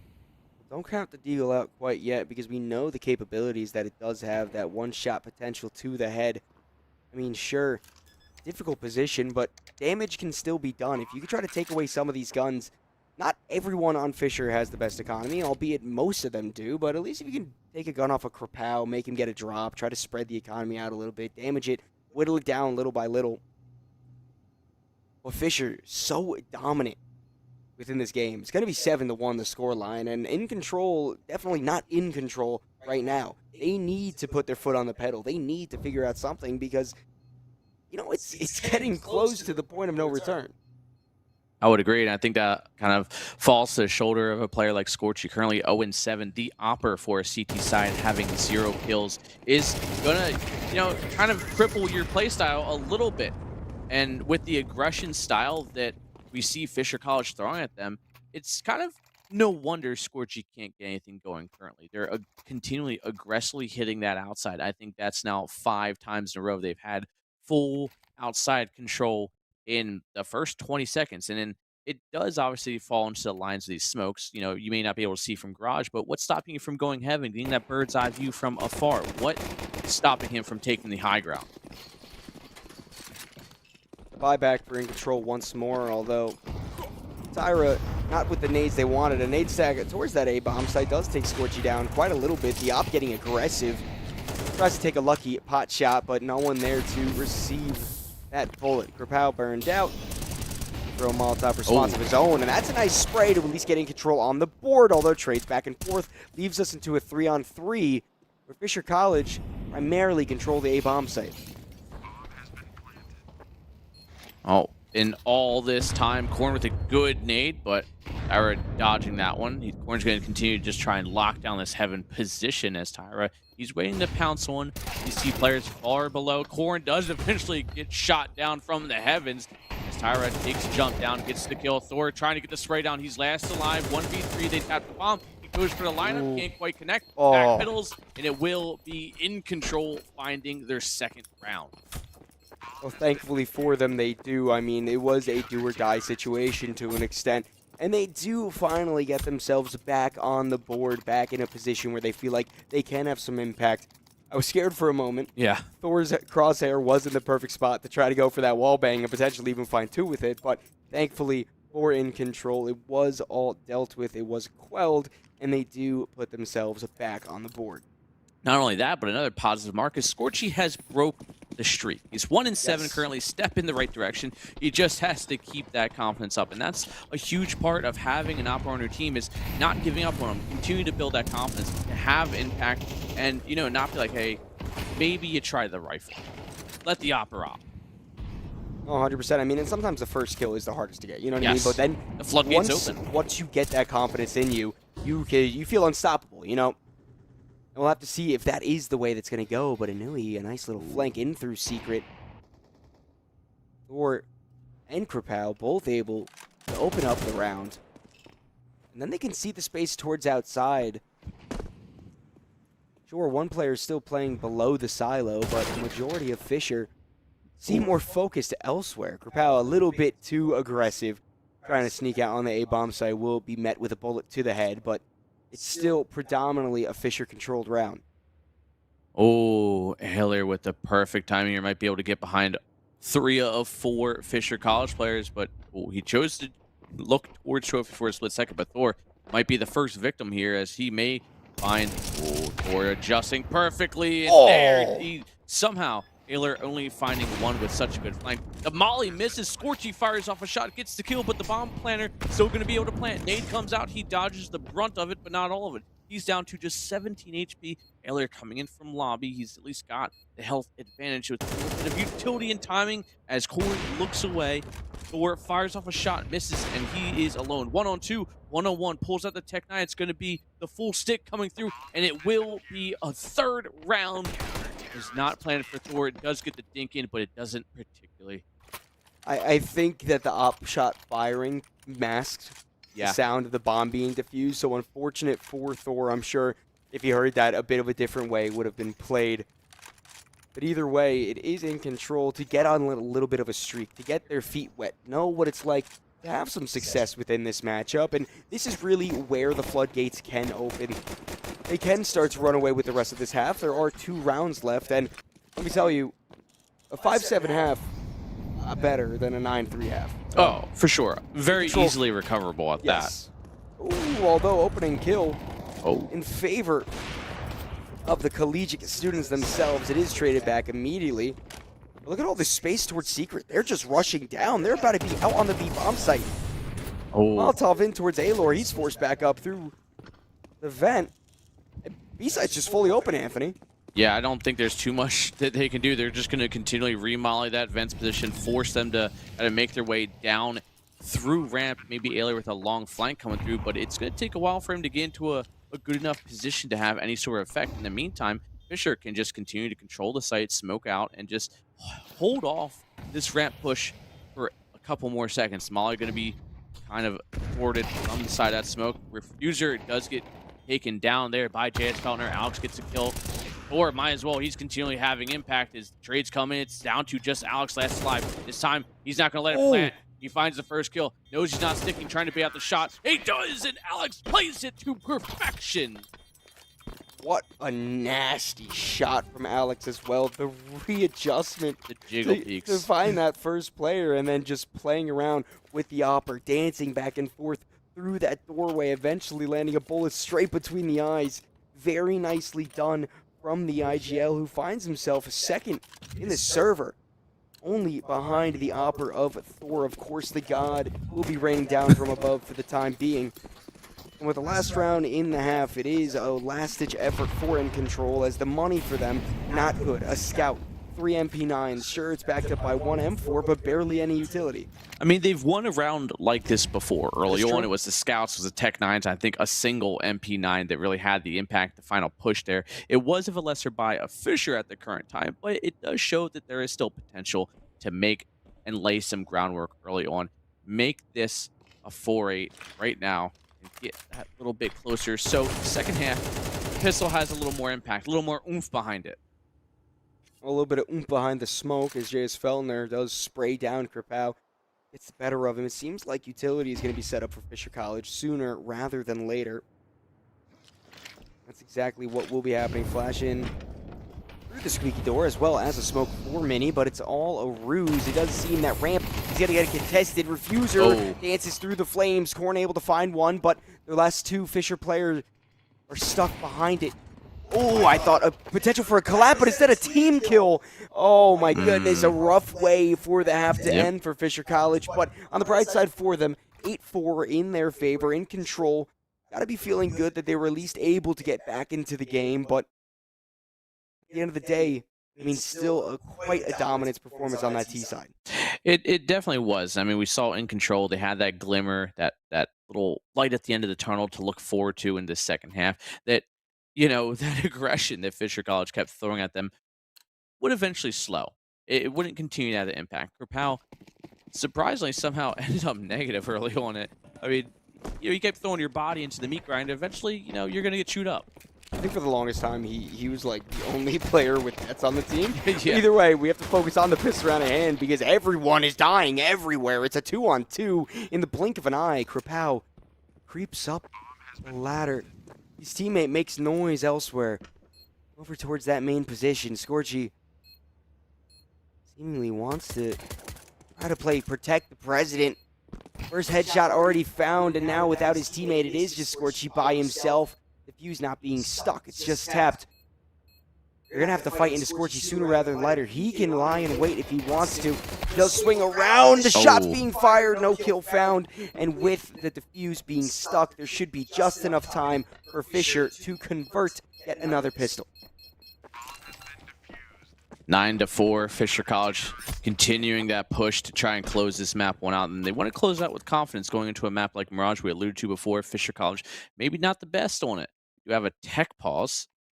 It does seem like, I'm not sure if anyone's DC'd yet, but kind of going back to what I was saying before all this, is Fisher College may not have the best Mirage.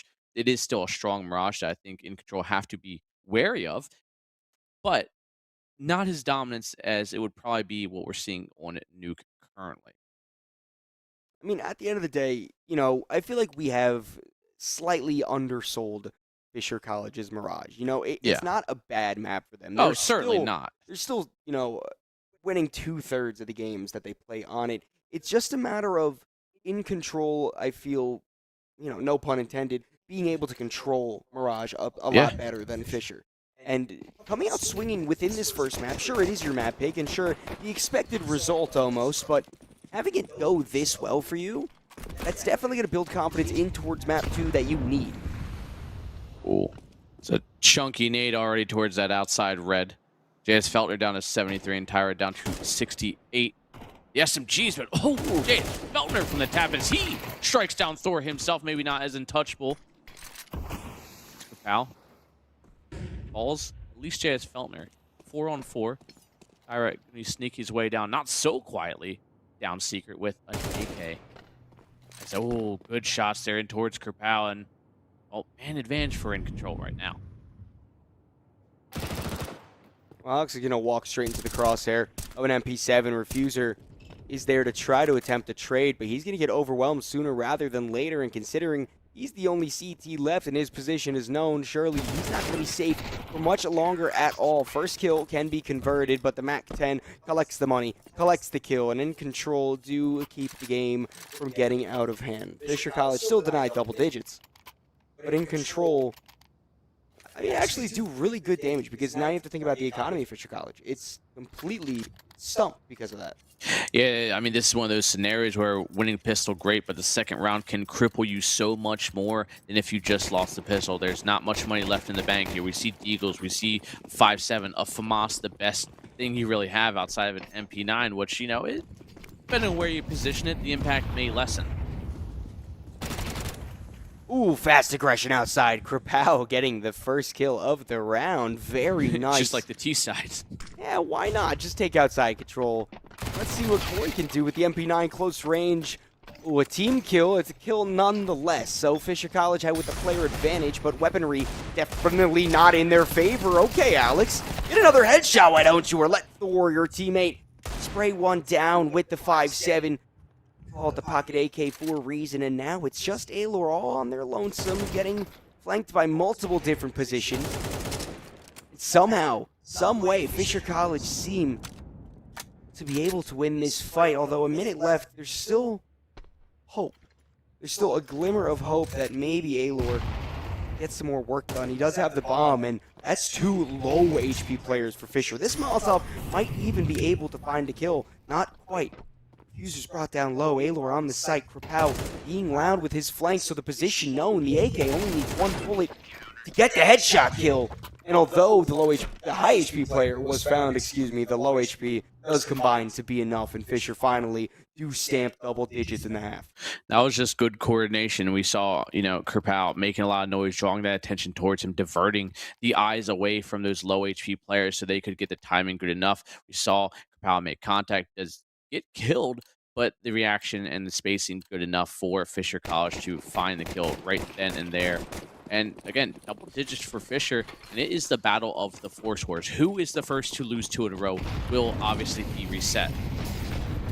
Stamina definitely needed here, and Refuser burning in that Molotov gets backstabbed by the Tech 9, although able to find one beforehand, still allows in control to be all over that A bomb site. Bomb goes down, trying to spray through the smoke. Nothing to be found.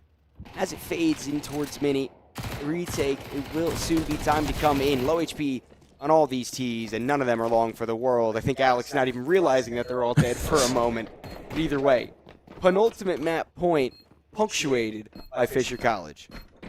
Even being able to get some upgraded rifles as well. Krapau, I don't think he wants the MAC-10. I think he wants one of those rifles. Not MP7, sure, as Thor and Alex are going to scoop up the AKs. Corn still having that MP7 from the round, and this is that step forward in the direction for Fisher College to have, well, a dominant map pick. Yeah. It is going to be the full investment in control. I mean, you kind of have to in this point, yeah, right? I don't blame them. It's just always such a scary prospect. Sure, you don't want to try to risk the overtime, but I mean, they'll have enough to buy somewhat in the next. Oh, of course. And why not just get aggressive outside once more, Krapau? I mean, it seems 15 to be your bread and seconds butter. in, he's already on their side. Nothing's changed from him. He just keeps doing it. If in control lets him, I guess, you know, why not, right? It ain't broke, don't fix it. And Corn doing some fixing to the scoreboard, puts one more number by him. Although there's trades coming in, and this pistol's overwhelming this A-bomb site. Alex rotates up, but the Molotov blocks him out. The bomb plant comes in. Krapau on a good flank. MP7 still good to collect. Alex aggresses forwards. And surely it's not in a too worrisome situation as Scorchy pushes forward. Deagle not going to be able to find the bomb diffuser. It's sprayed through the wall. He stopped the defuse, and now it's the one-on-one. There's no way in hell that this can happen. Horn throws a Molotov down. He needs to stick this. It is being stuck. Scorchy coming in through the squeaky door, catches the timing, and can't get the kill. Oh my God! How does Fisher College lose that?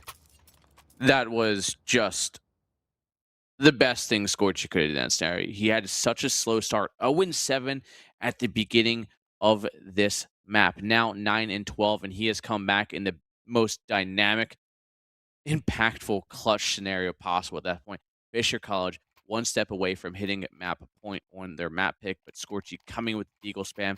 And Fisher College, they really, really fumbled that one. All it took was one player body blocking, even a little bit, just showing some presence towards it to not just freely let him spam away with the Deagle, but thankfully enough for Scorchy and in control, he did what he needed to do. Big moments require big confidence behind that, and that definitely bolsters the confidence. That lets you realize that there is, in every world, a possibility to continue to fight into nuke. Keep your foot down on the gas. It is 6-11, but it is a situation where in control maybe can ride this wave, maybe can find themselves battling, preventing any form of overtime potential, preventing any form of round loss. They have me believing.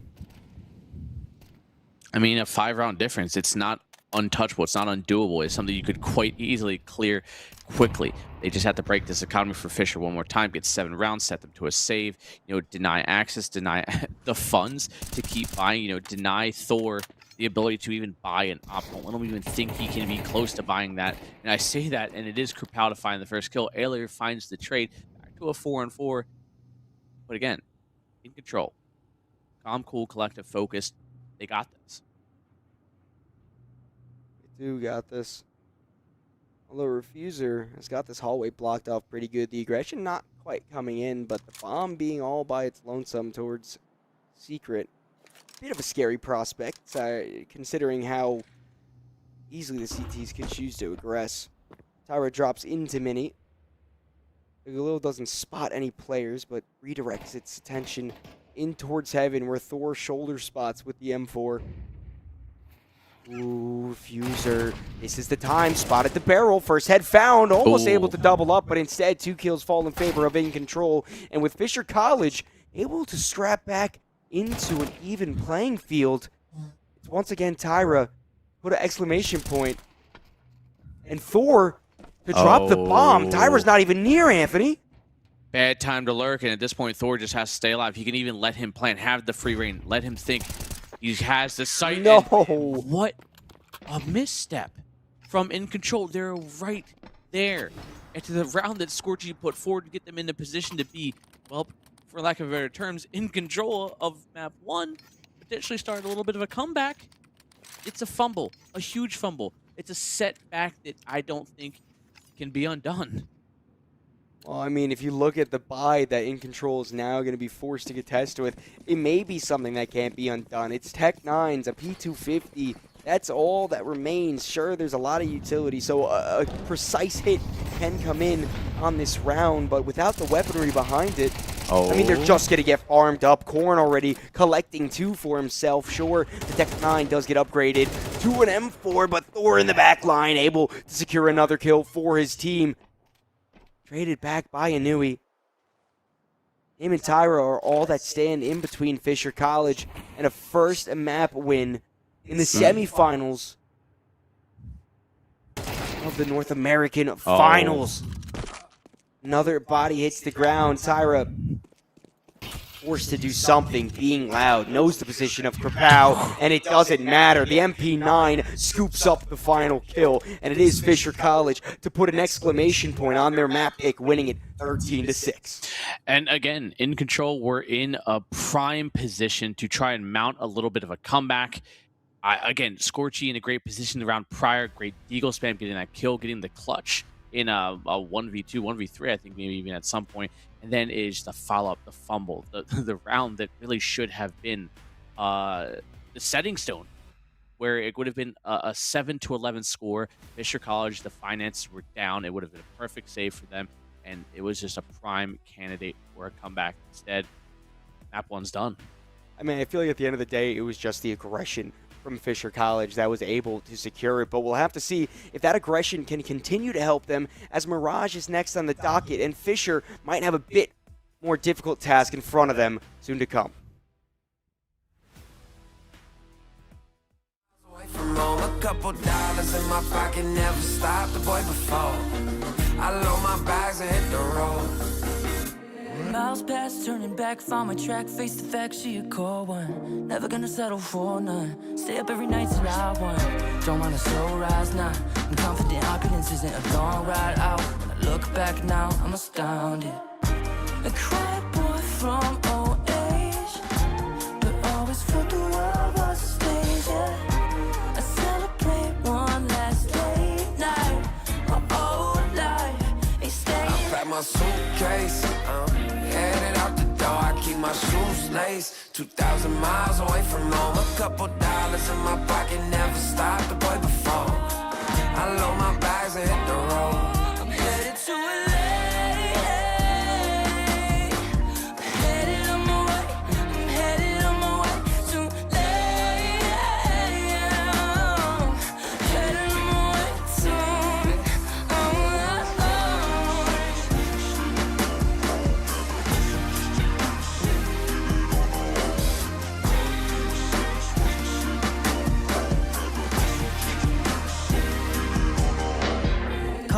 Miles, throw it on the dash.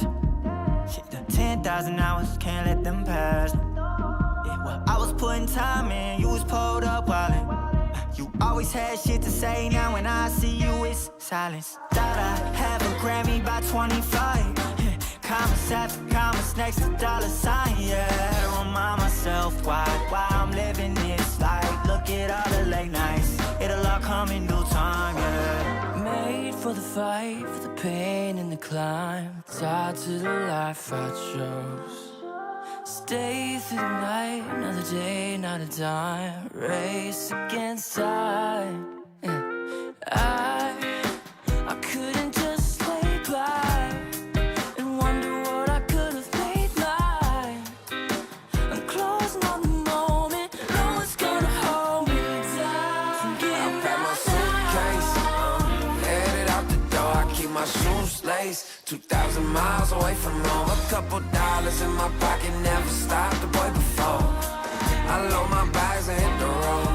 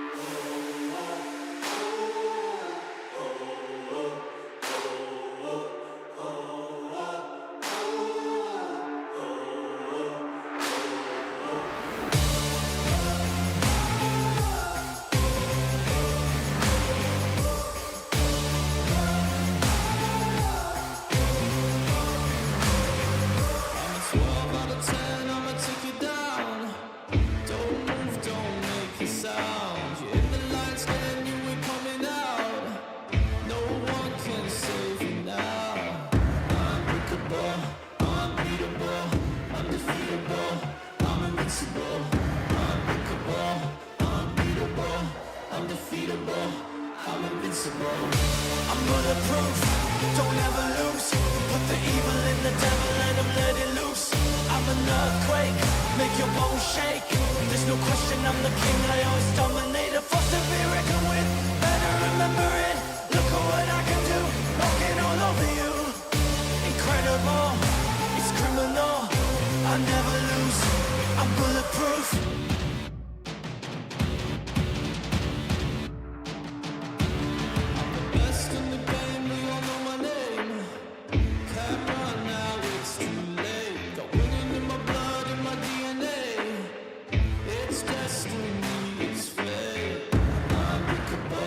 Unbeatable,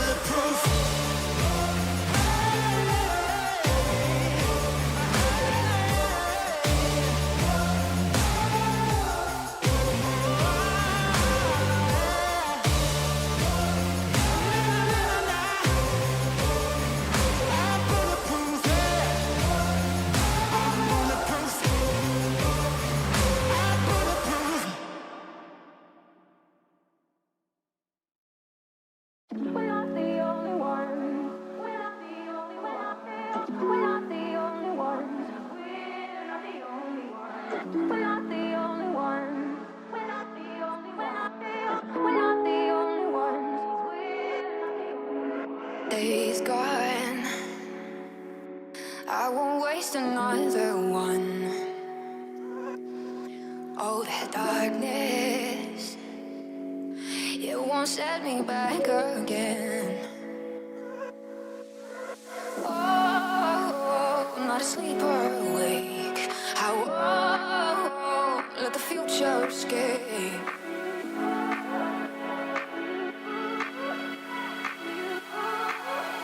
Take me back to you.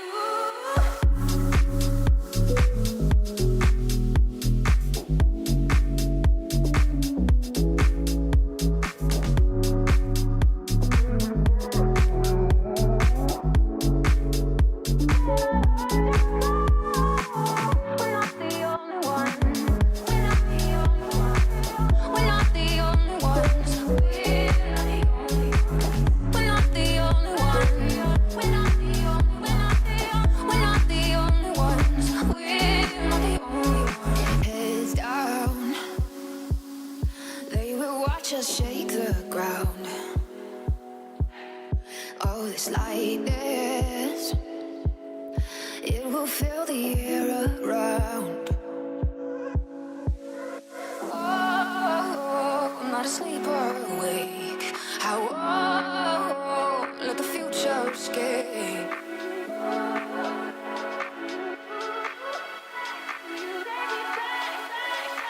Back to you.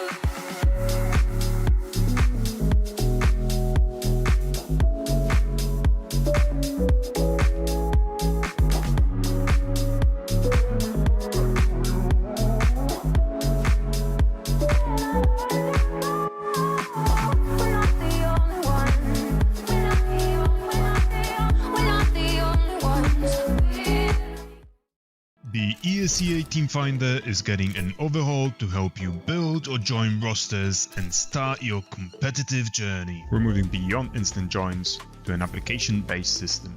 Captains can now define the skill level, region, role, and practice time. Draft your team description and application instructions to find exactly who your squad is missing. Share the application page link on social media to start receiving applications. For players looking for a team, your search no longer has to get lost in social media feed. Simply apply to put your profile directly in front of captains. Show your motivation and give teams the context they need to see why you're the right fit. And for the captains, review applications with the team, chat with candidates, and organize trials to find your perfect match. Discover all the new ESEA improvements at fce.gg/season57 blog.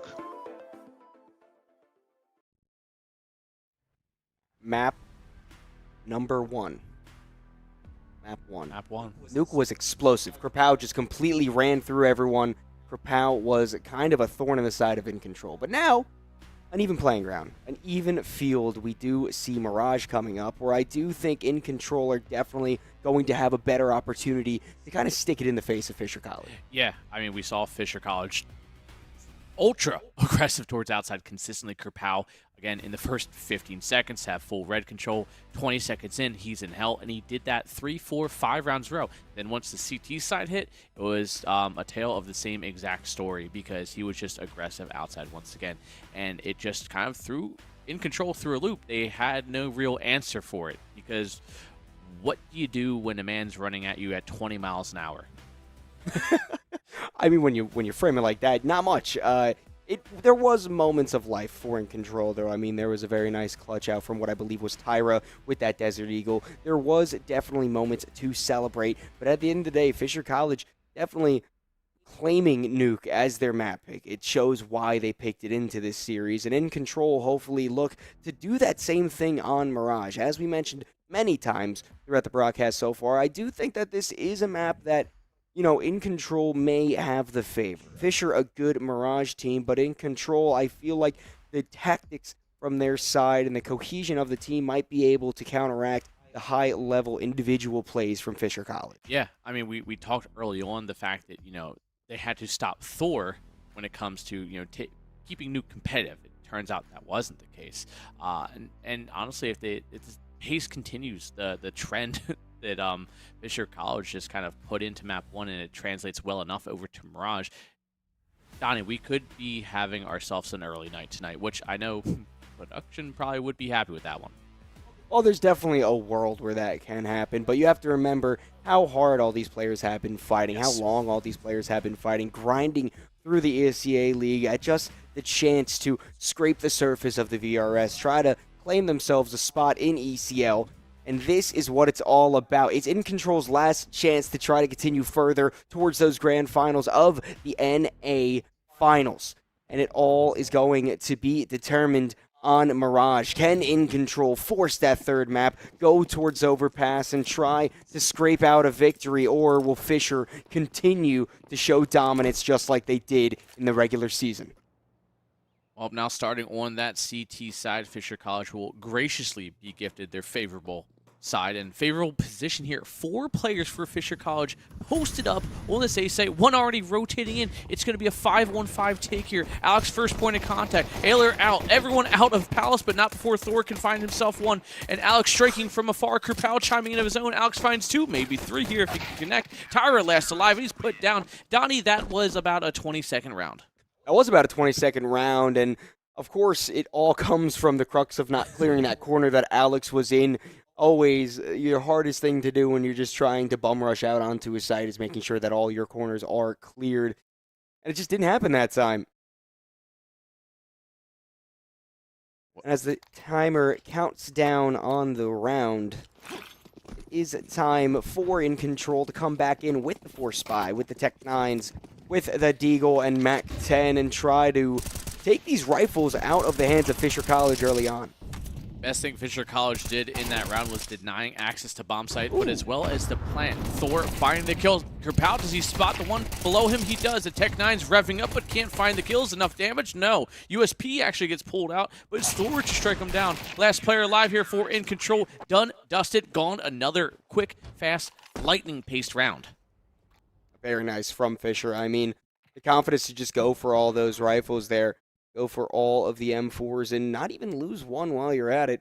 Very good from him. Now, just a small bit of a tech pause. It doesn't seem like any of the players are out of the server, so surely it shouldn't be too long within it. Once again, Desert Eagle out for Tyra. I think economic damage is surely the name of the game. You're not expecting to win these eco rounds that come after you lose the pistol, but if you can just chip away at whatever the CT Force is trying to build and have their number a few times, that definitely leads to just an overall better picture for the early game. You know, we say that we're alluding to some economical damage, but In Control have a total of 1 kill combined thus far. And it is Thor, the only one with the death. Obviously the most kills right now, but it kind of proves that this Fisher College defense is early on seeming like an insurmountable mountain pass at this point. Yeah, a hike too far to climb, if you will, for In Control. We'll have to see what Tyra can control with the Deagle. Actually, the Deagle backed up by 3 more. It's 4 in total. Just Scorchy left alone on the Glock. M4 sprays down at 1. Krupal already early in the round, taking 1 down. Aylor, good bunch of damage from a lot of nades throughout the map. And it seems that Fisher just wants to continue to attack. They want to just get this round done, dusted, dealt with. Aylor last alive. At least try to get some damage on the board. At least try to get one of these guns out of the way. But I don't think it's going to happen. It's an absolutely flawless victory for Fisher College in the 3rd round. This is just kind of an answer that Fisher College kind of proposed in map 1 and now really put into fruition. Full control, full dominance right now. This is the first rifle round. No op for In Control, and T-side Mirage op, you know, you can, depending on how you play and how your team really is built, you don't necessarily need it. 5 rifles will definitely do the job on an aggressive map style, but maybe to try and counter to get that opening pick to give you a little leeway, the op may have to inevitably come out. one point, sooner or later, it's always good to get the big green in your hands, but for right now, we have to focus about the mid control. That in control is trying to squeeze out from Fisher College. Flashes in. I mean, Fisher's still definitely interested in trying to maintain this, but you look at the mini-map, there's already a humongous flank coming in from the apartments. In control need to strike now because hot on their heels, I do believe a Fisher College player is about to strike from the catwalk. Krapow, of course it is, holds W, finds another kill for himself, completely disrupts in control, and even combines with Thor to find 3 total kills so far. Make it 4. Nui, last alive, AK in T-spawn all by himself, no bomb. Krapow is putting up such an impressive series so far. I know it's only the 4th round of the second map, but considering all the impact he had in map 1 and already doing things similar to what he was doing outside on map 1, it's just beautiful. I am beside myself with what now. In I guess a good way. You know, looking at Fisher College, it leaves, you know, some fact that NA, you know, are we back? No, because this is kind of an EU mix right now. But that's besides the point. It is the fact that right now Fisher College, again, 0 damage done to them. No way they get away with it 2 rounds in a row. The fact that Krapow, 6-0 currently, can just, again, go back to that aggressive playstyle that, I mean, if I'm in control, I don't expect it either. And it is a flawless round. 2 rounds in a row. Still, we are on round 5. Only a single kill still on the board. And I think that came from pistol round. I do believe you're right. It was on pistol round.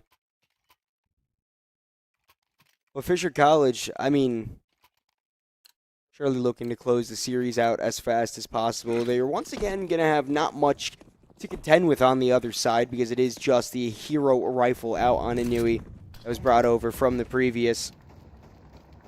Maybe some damage can be done there, although damage definitely done with a nade thrown from afar.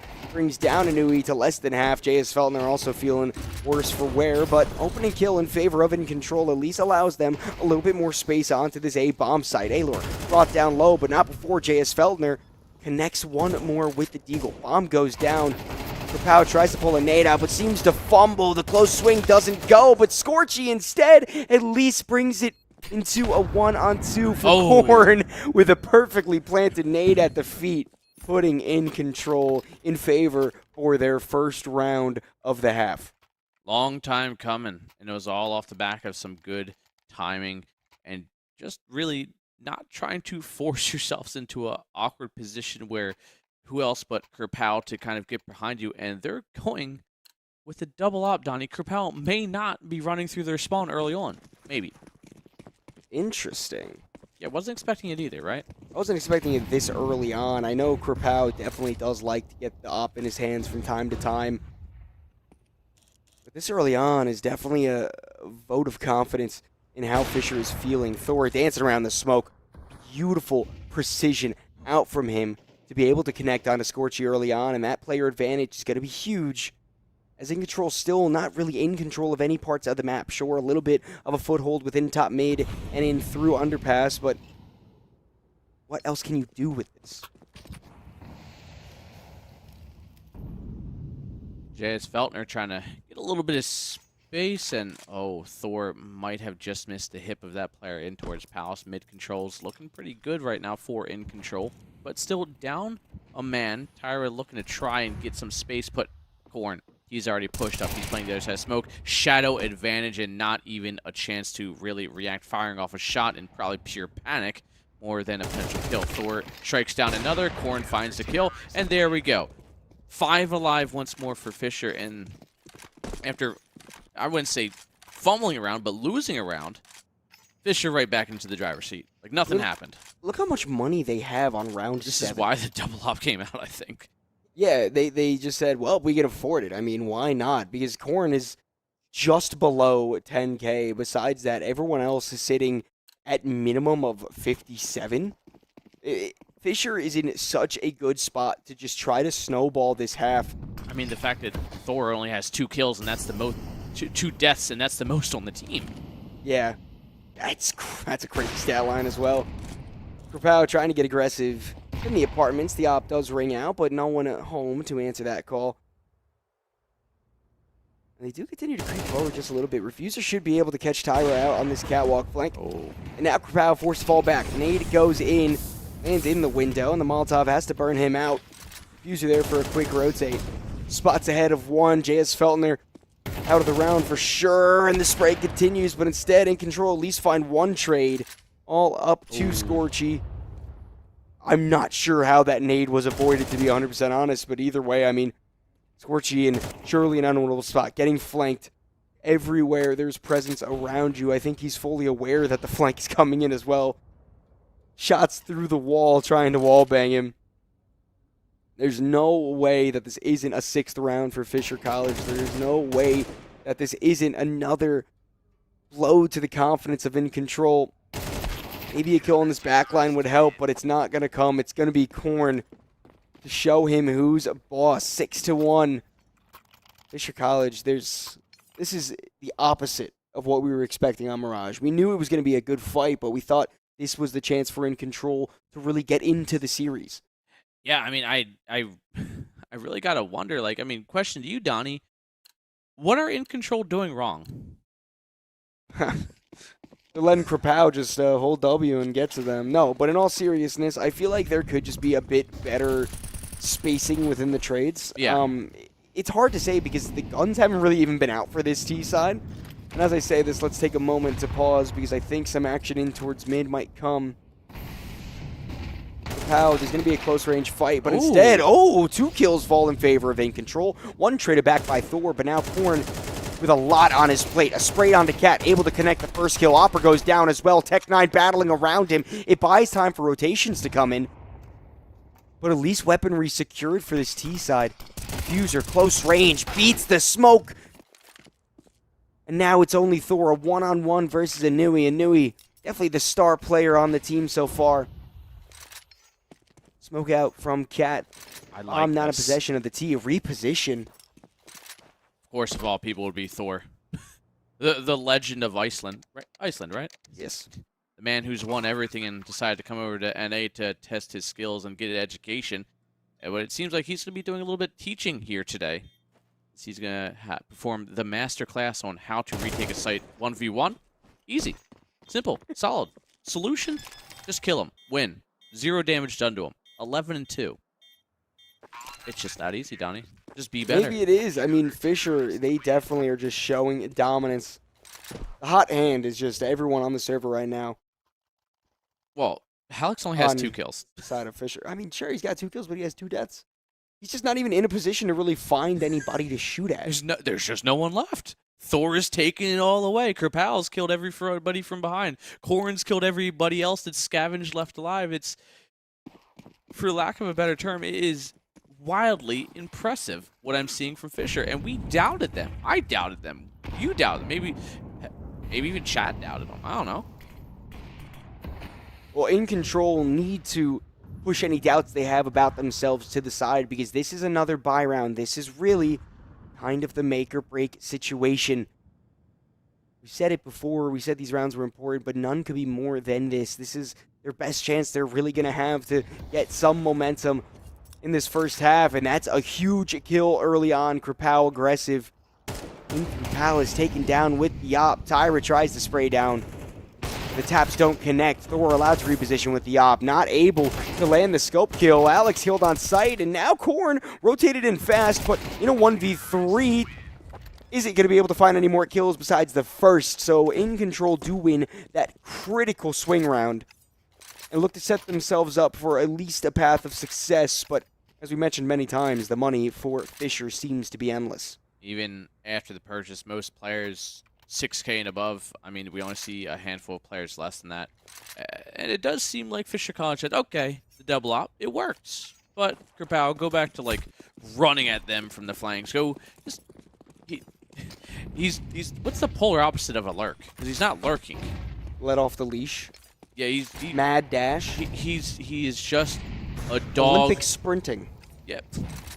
Whatever you want to name it, whatever the position is called, he's doing what he does best. Thor, actually, Refuser, both chopped down first. Krapow, obviously getting his kill. elsewhere.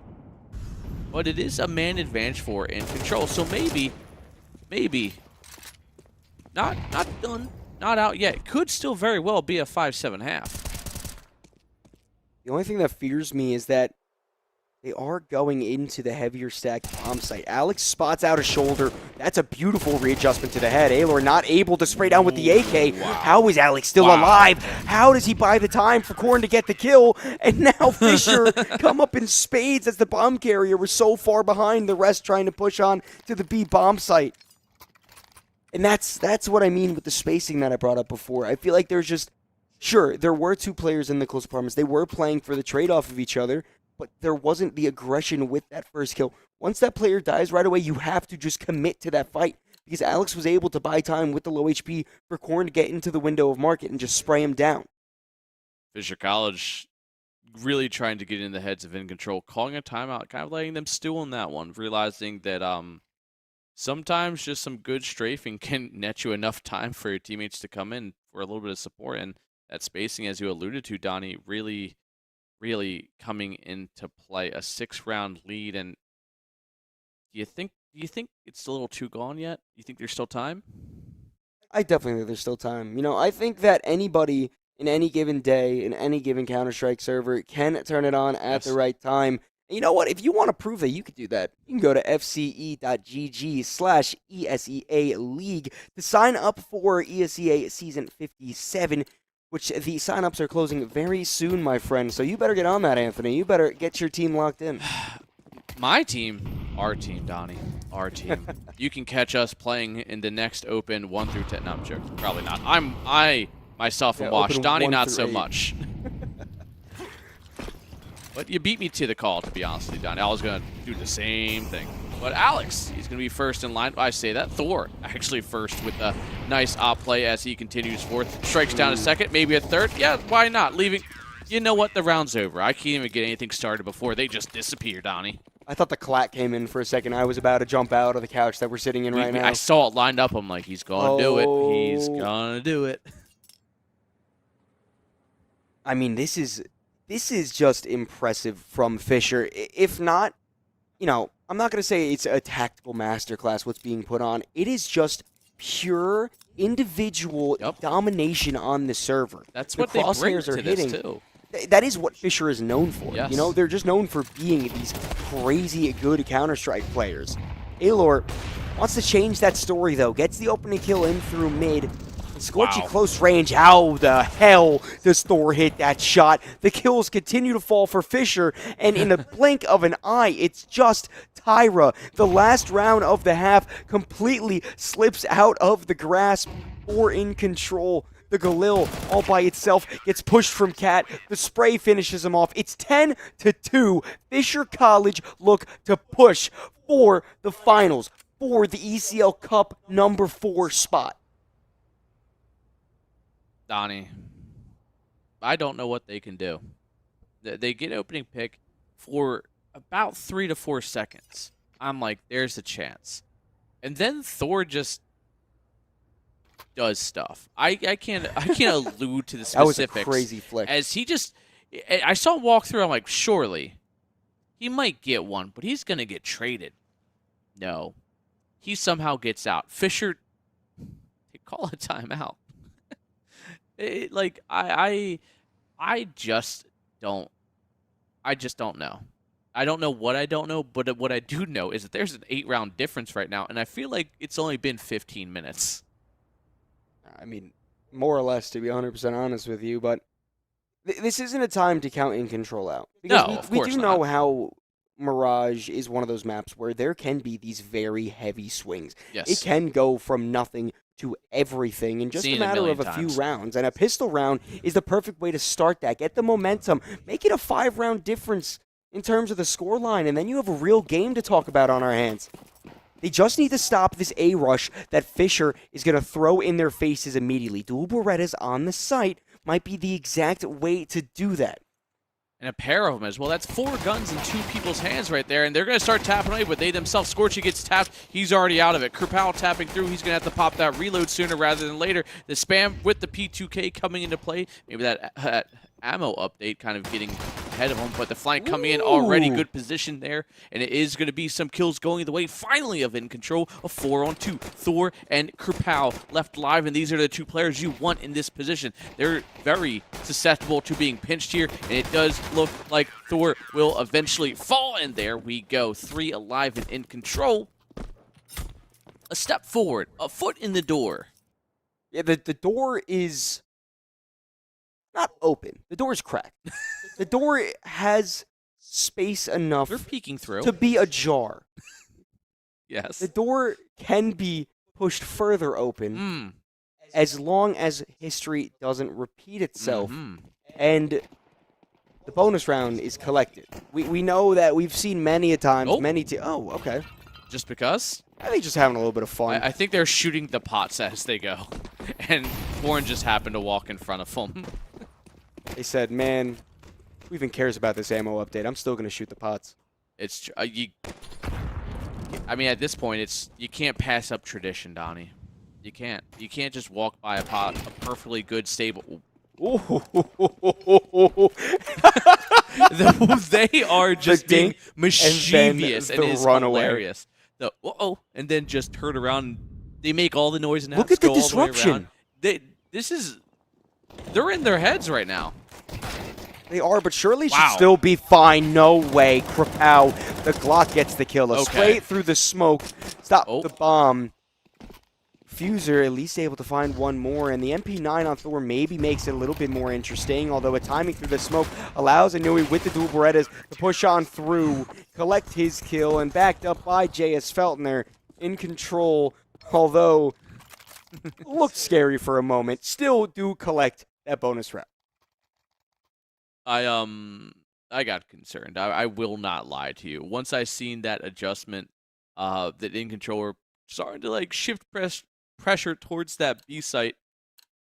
I saw a moment where our inner NA came out and we would lose to Glocks, and I had flashbacks of that very specific moment where Glocks.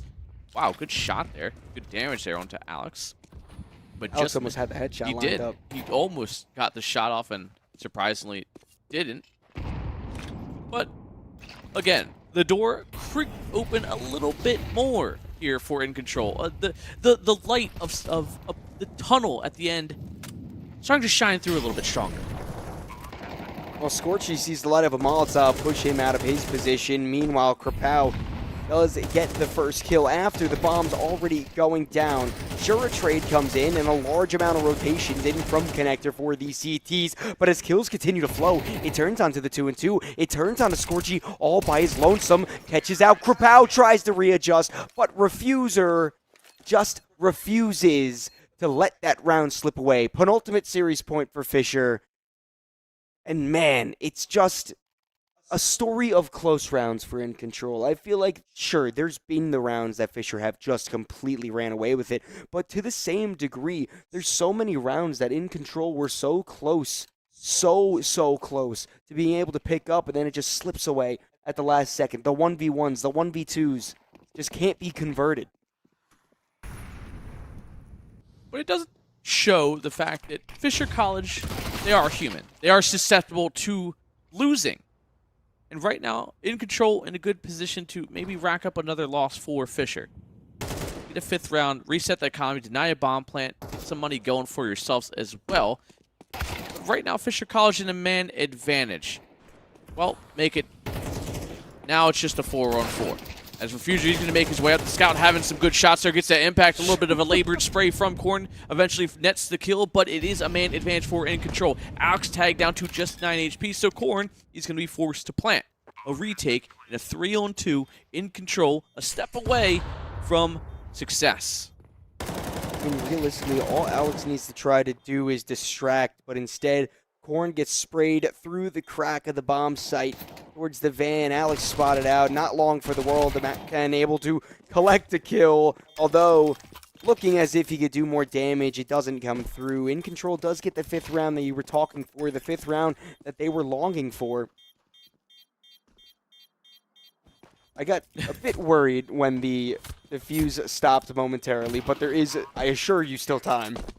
About a second or two, but I agree. I paused and I'm like that. I paused because I was like, "There's no way." That bomb sounds like it's speeding up when he let go for a second there. But with the bomb plant, you know, Fisher, the money has dwindled quite a bit. Not the insurmountable mountain of money they had in the first half. Now, reasonable, a little more average. A little bit over 3K, give or take a couple hundred here or there, so they will kind of take this round on the chin.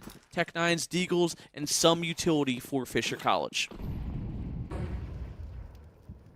Molotov out towards the ramp. That's where 4 of the T's choose to lie. Krapow brought down low already. Maybe that'll stop him from holding W for the round.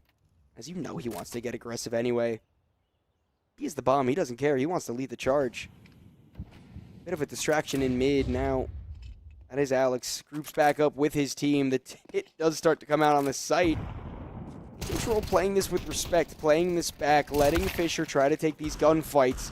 And it does seem to be working in their favor as 2 kills already connected. The bomb getting planted is the big win, however, for the round. Sure, it'll be 6 for In Control, but Fisher now find themselves in a spot where the money is balanced out. There's been a reset of the mines, and now they can try to close it out. Upside here is In Control, you know, starting to compound these victories into a financial safety net. We see about 3K here or there, 4 on Scorchy. So there's a safety net for them to fall back through if Fisher hit this 12th round here. There is money left in the bank to get a purchase in. All things will not be gone. Obviously, Tyra may have to be dropped, but again, if there's a will, there's a way, and right now, In Control are willing it. They just need to play their game. You know, you can't get scared off by a team that is being aggressive and individually winning the gunfights. Oh, Nui just barely able to catch off Refuser, and now Tyra, nice spray through the smoke. A really good flash towards the ramp opens up that round. The 5v3 already. Fisher College definitely appearing mortal. Sure, they may have a Norwegian god on their team. But the blood can bleed. The bodies can fall. And In Control maybe starting to get in a rhythm, get in a groove where they're allowed to play the game that they want to play. Korn is going to swing around this corner. Doesn't spot out the player on Ninja Box. Now it is just the aforementioned Thor, the Opper, in a 1v5. Best thing he can try to do, in all honesty, is die before the time runs out because he's getting flanked and there's 4 players on the site in front of him. Or maybe you can just get a few kills while you're at it too. Molly's come raining in, but it will be In Control finding a 7th, and this has become a close game, Donnie. It looked very bleak and abysmal here in the first half, but In Control, they took the old saying of, guys, it's all right. We're a CT-side team. Very, very to heart, because right now we're seeing a complete 180, a complete change of this team. The confidence is flowing. Even though Scorchy still struggling to find the kills, he's still having the presence enough to get his team in positions to net kills. The double off out as well. Tyra has one of his own, the good spray coming in, and it is J.S. Feltner finding a double. Tyra chimes in, gets a kill towards Korn, and it seems like Fisher College's Deagles not finding the impact they thought. No, not exactly, but Alex is at least still around.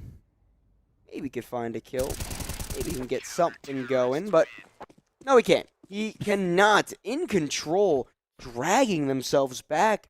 8-11 the scoreline. Definitely not what we were expecting after the half was so dominant, but we knew that In Control is the type of team that can claw it back, is the type of team that will not give up. And they're proving it right now. They're proving why they were able to make the upset in the previous series they played against Fisher, why they were able to go undefeated in the advanced playoffs, and why they are here fighting for a spot in ECL. You know, I want to ask you a question. Is this, you know, In Control finally playing up to their level of opponents, or is this Fisher College, the overconfidence, starting to bite them? I think they're not mutually exclusive. I think both can be true. Yeah. Definitely, Fisher College, there have been rounds where the over-aggression might have got to them. Anui spotted out by Thor. How? How does Thor readjust to get that kill? You know, and this is the reason why Fisher do get over-aggressive. It's because they can get away with it. They're so skilled on the server. They did. There were some times where, like that, there were glimmers, and we're seeing a scoreline reflecting that now. But again, they can just flip the switch. It's truly impressive that Fisher College aren't letting this get to them. But, not giving anything away from In Control, they're looking solid right now, and they aren't out of it just yet. 3-on-4 man disadvantage for them, but that's nothing that this double op can't handily get a kill and bring this one right back into a 3-on-3. Yep. Scorchy does connect with the op, but bomb making its way on the A-bomb site. Thor scoped in. Oh, the timing. He might have been able to find the kill if he waited a little bit longer. Alor dropping down, doubling up. Thor once again forced to try to clutch. Utility out towards him. The nade doesn't blow him up quite yet, but the Molotov sets him on fire. Through the fire and the flames, he somehow stays alive for the time being, but it's all for naught. It's all just fluff, as it is In Control, making it a 2-round difference. You know what? I'm proud of In Control. They kept their head level, made sure to just keep their eye on the prize, and the prize right now is a map 3. Go to overpass, keep this positivity, keep this momentum going, and make sure you don't get tilted and give Fisher College an easy out. Don't let them hit 12. Don't fight for overtime. Stop them here and stop them now. For lack of better terms, 11 is all they get. Kyra blows the smoke, but gets spotted out by the rifles. This is an aggressive cap play that isn't going to get stopped by anything besides the Molotov. For the time being, Fisher does readjust. They do rethink their course of action. Maybe the right call, as it could have been very scary to rush into that cat smoke, into a 2-player setup on the B-bomb site. But now, since you have the player advantage and you have all of this map control, you could take a second to breathe. Take a second to look back at what else you could do. Where else you could send it, and where else you could send it is back towards the T-spawn, back towards that A-bomb site. And allow Thor to just play a bit of spoiler, play a bit of alert. J.S. Felter having a huge resurgence into this game as well, 13-6, and he spots the head out of Kerpow. Lurking in mid, kind of off on an island by his lonesome to try and maybe draw some attention away from the site of choice, and it is going to be Scorchy. He's going to be tested here once more. He's put up the big wall of defense, but can he continue to have that impact?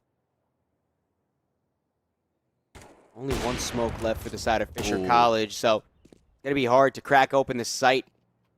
Bomb already goes down, needs to get scooped back up. 25 seconds left, and smoke chosen to use towards connector. That allows Alex to get the plant, although getting tapped through it. Not enough damage to take him out of the round.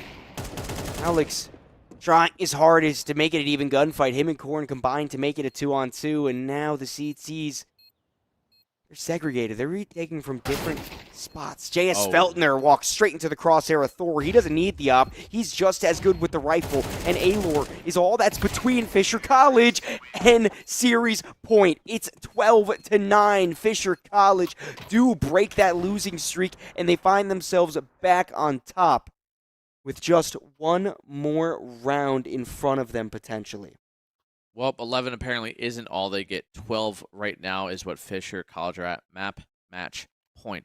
The money for In Control, significantly better by a large margin. Double op, still in play. Money left over. Flip side, Fisher College, MAC-10, a Galil, 2 AKs, and of course Thor still has the op. Thor is repping 21-12 right now with Kerpow close behind at 18-13. Huge reason as to why Fisher has been so capable of being as far ahead as they were in the past, but obviously as the tides turned a little bit, cooled off a little bit. Still in charge of the entirety of the server though. Leading it there. Boost up for Kerpow. The timing isn't going to be there for him. Doesn't think to clear left side of it. J.S. Feltner A chance to get a kill on Connector. Him and Tyra able to double up.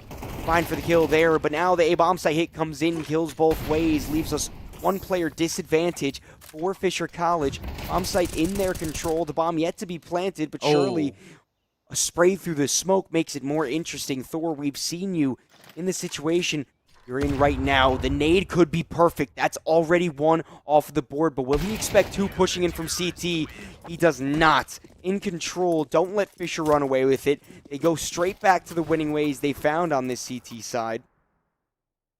And now a chance to try to push it to overtime. 2 rounds in control need. Prime position to do this. Double up. Out again, and if it isn't broke, no need to fix it. It's had the impact. It's done what they need to do. It's given Scorchy the confidence to take fights, and that's something that takes a lot to try and get back in that groove after having such a slow start. Now, really starting to come into his own form, his own fashion right now.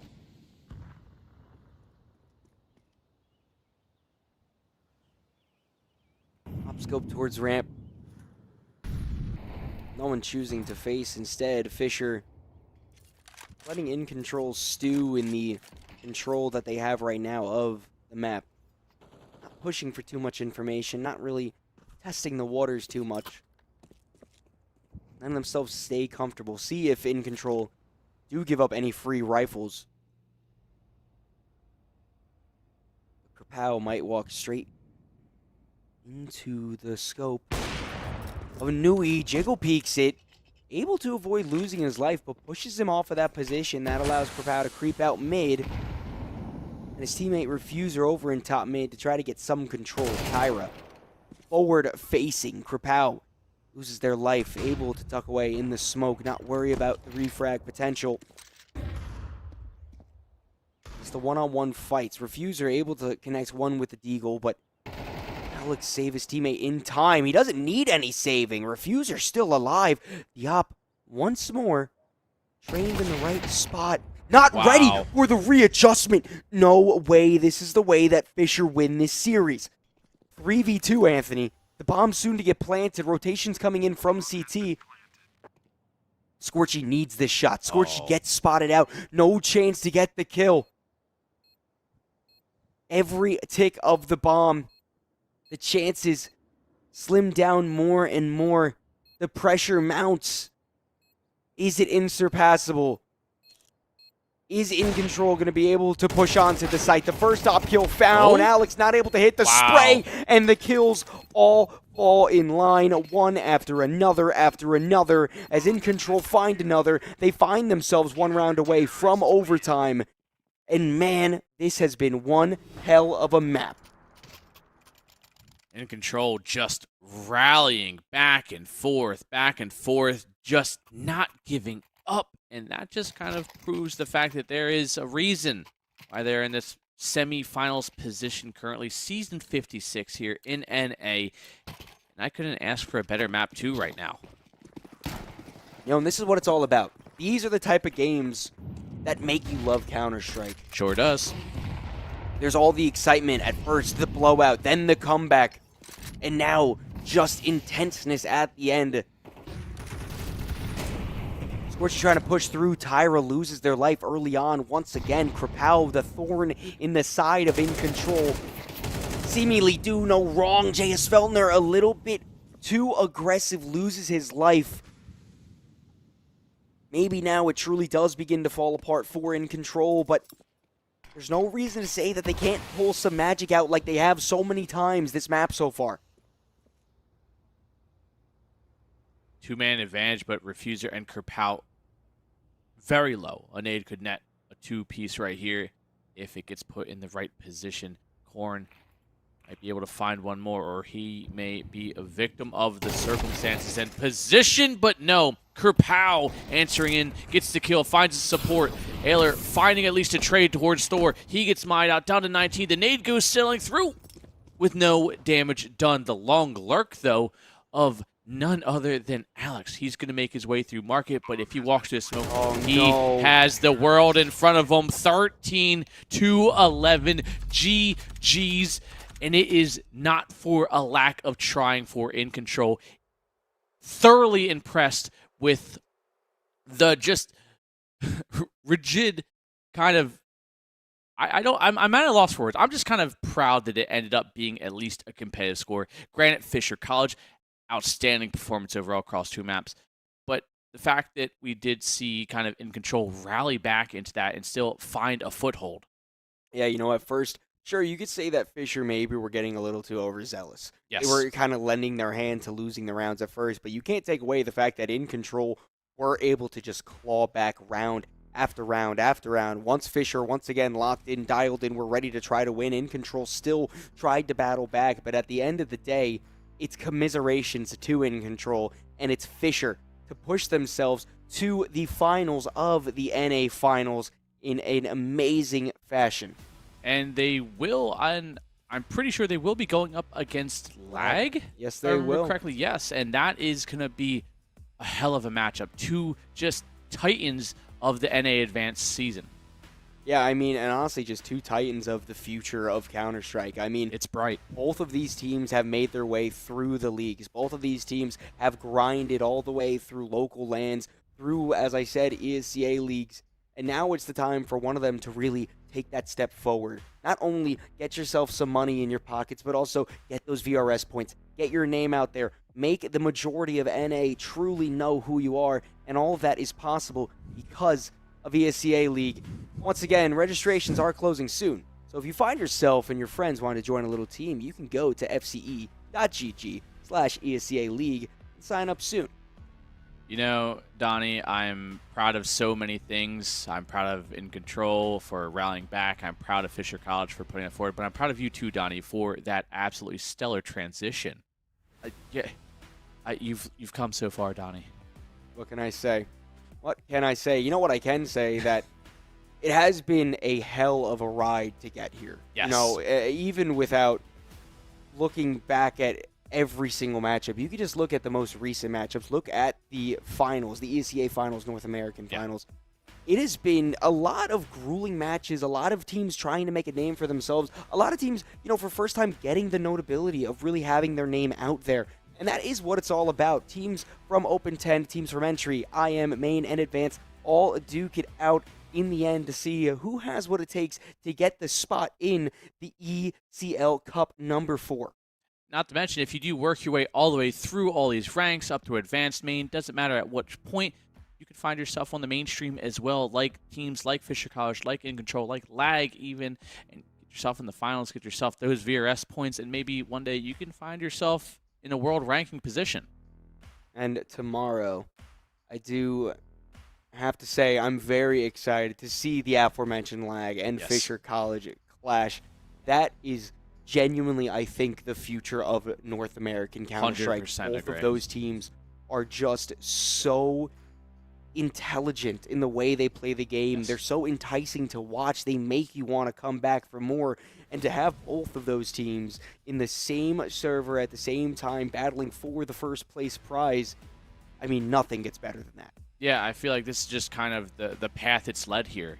Both teams, they've come a long way. They've had their struggles, successful, regular season positioning, the cups, everything at the end of the day.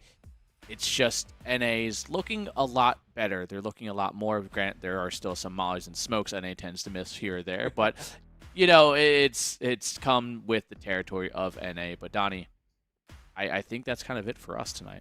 I do think it is time to sign out. What I like to do at the end of every cast is thank you guys for watching, because without you, none of this is possible. No dreams are able to come true. We can't perform. The players can't perform. So thank you very much for watching. I have been Buckethead. You can find me on social media platforms, Buckethead_CS. Anthony, my dear co-host, let them know.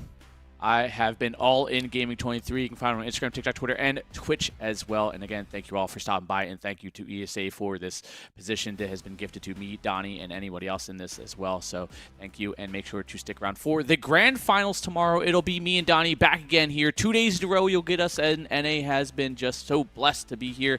Thank you again. See you guys tomorrow.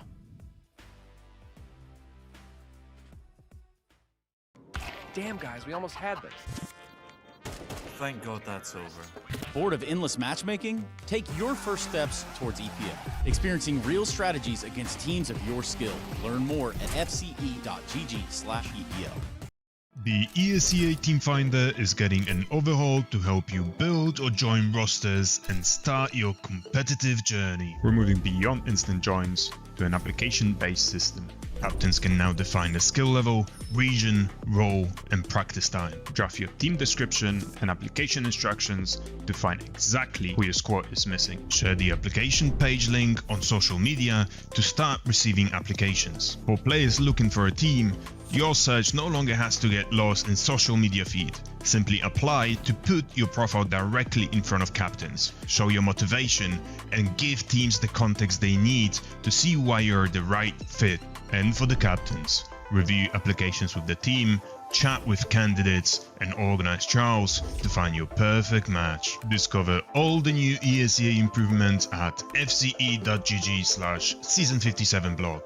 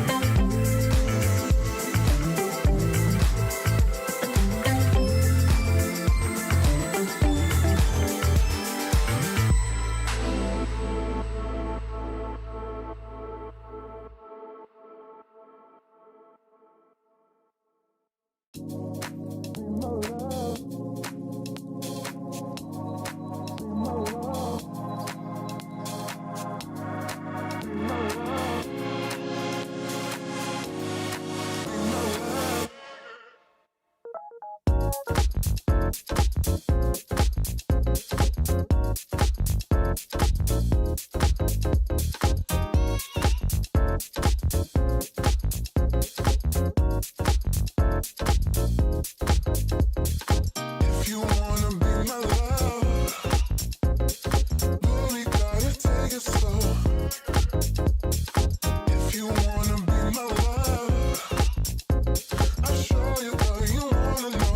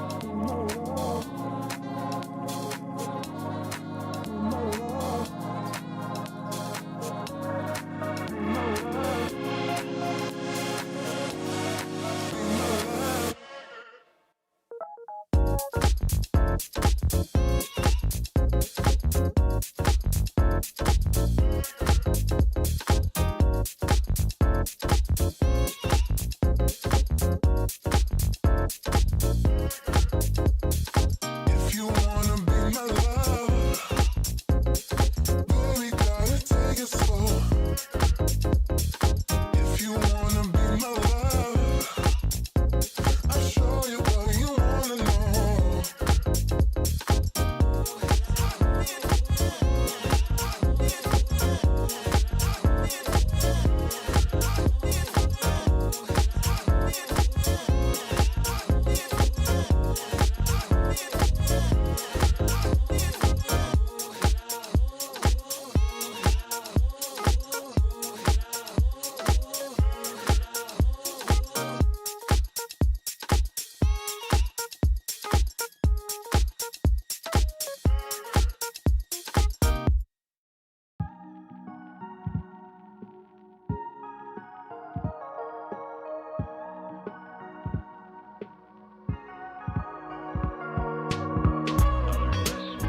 Cool day throughout the Los Angeles area. The current temperature in Hollywood is 65 degrees and expected high of 68.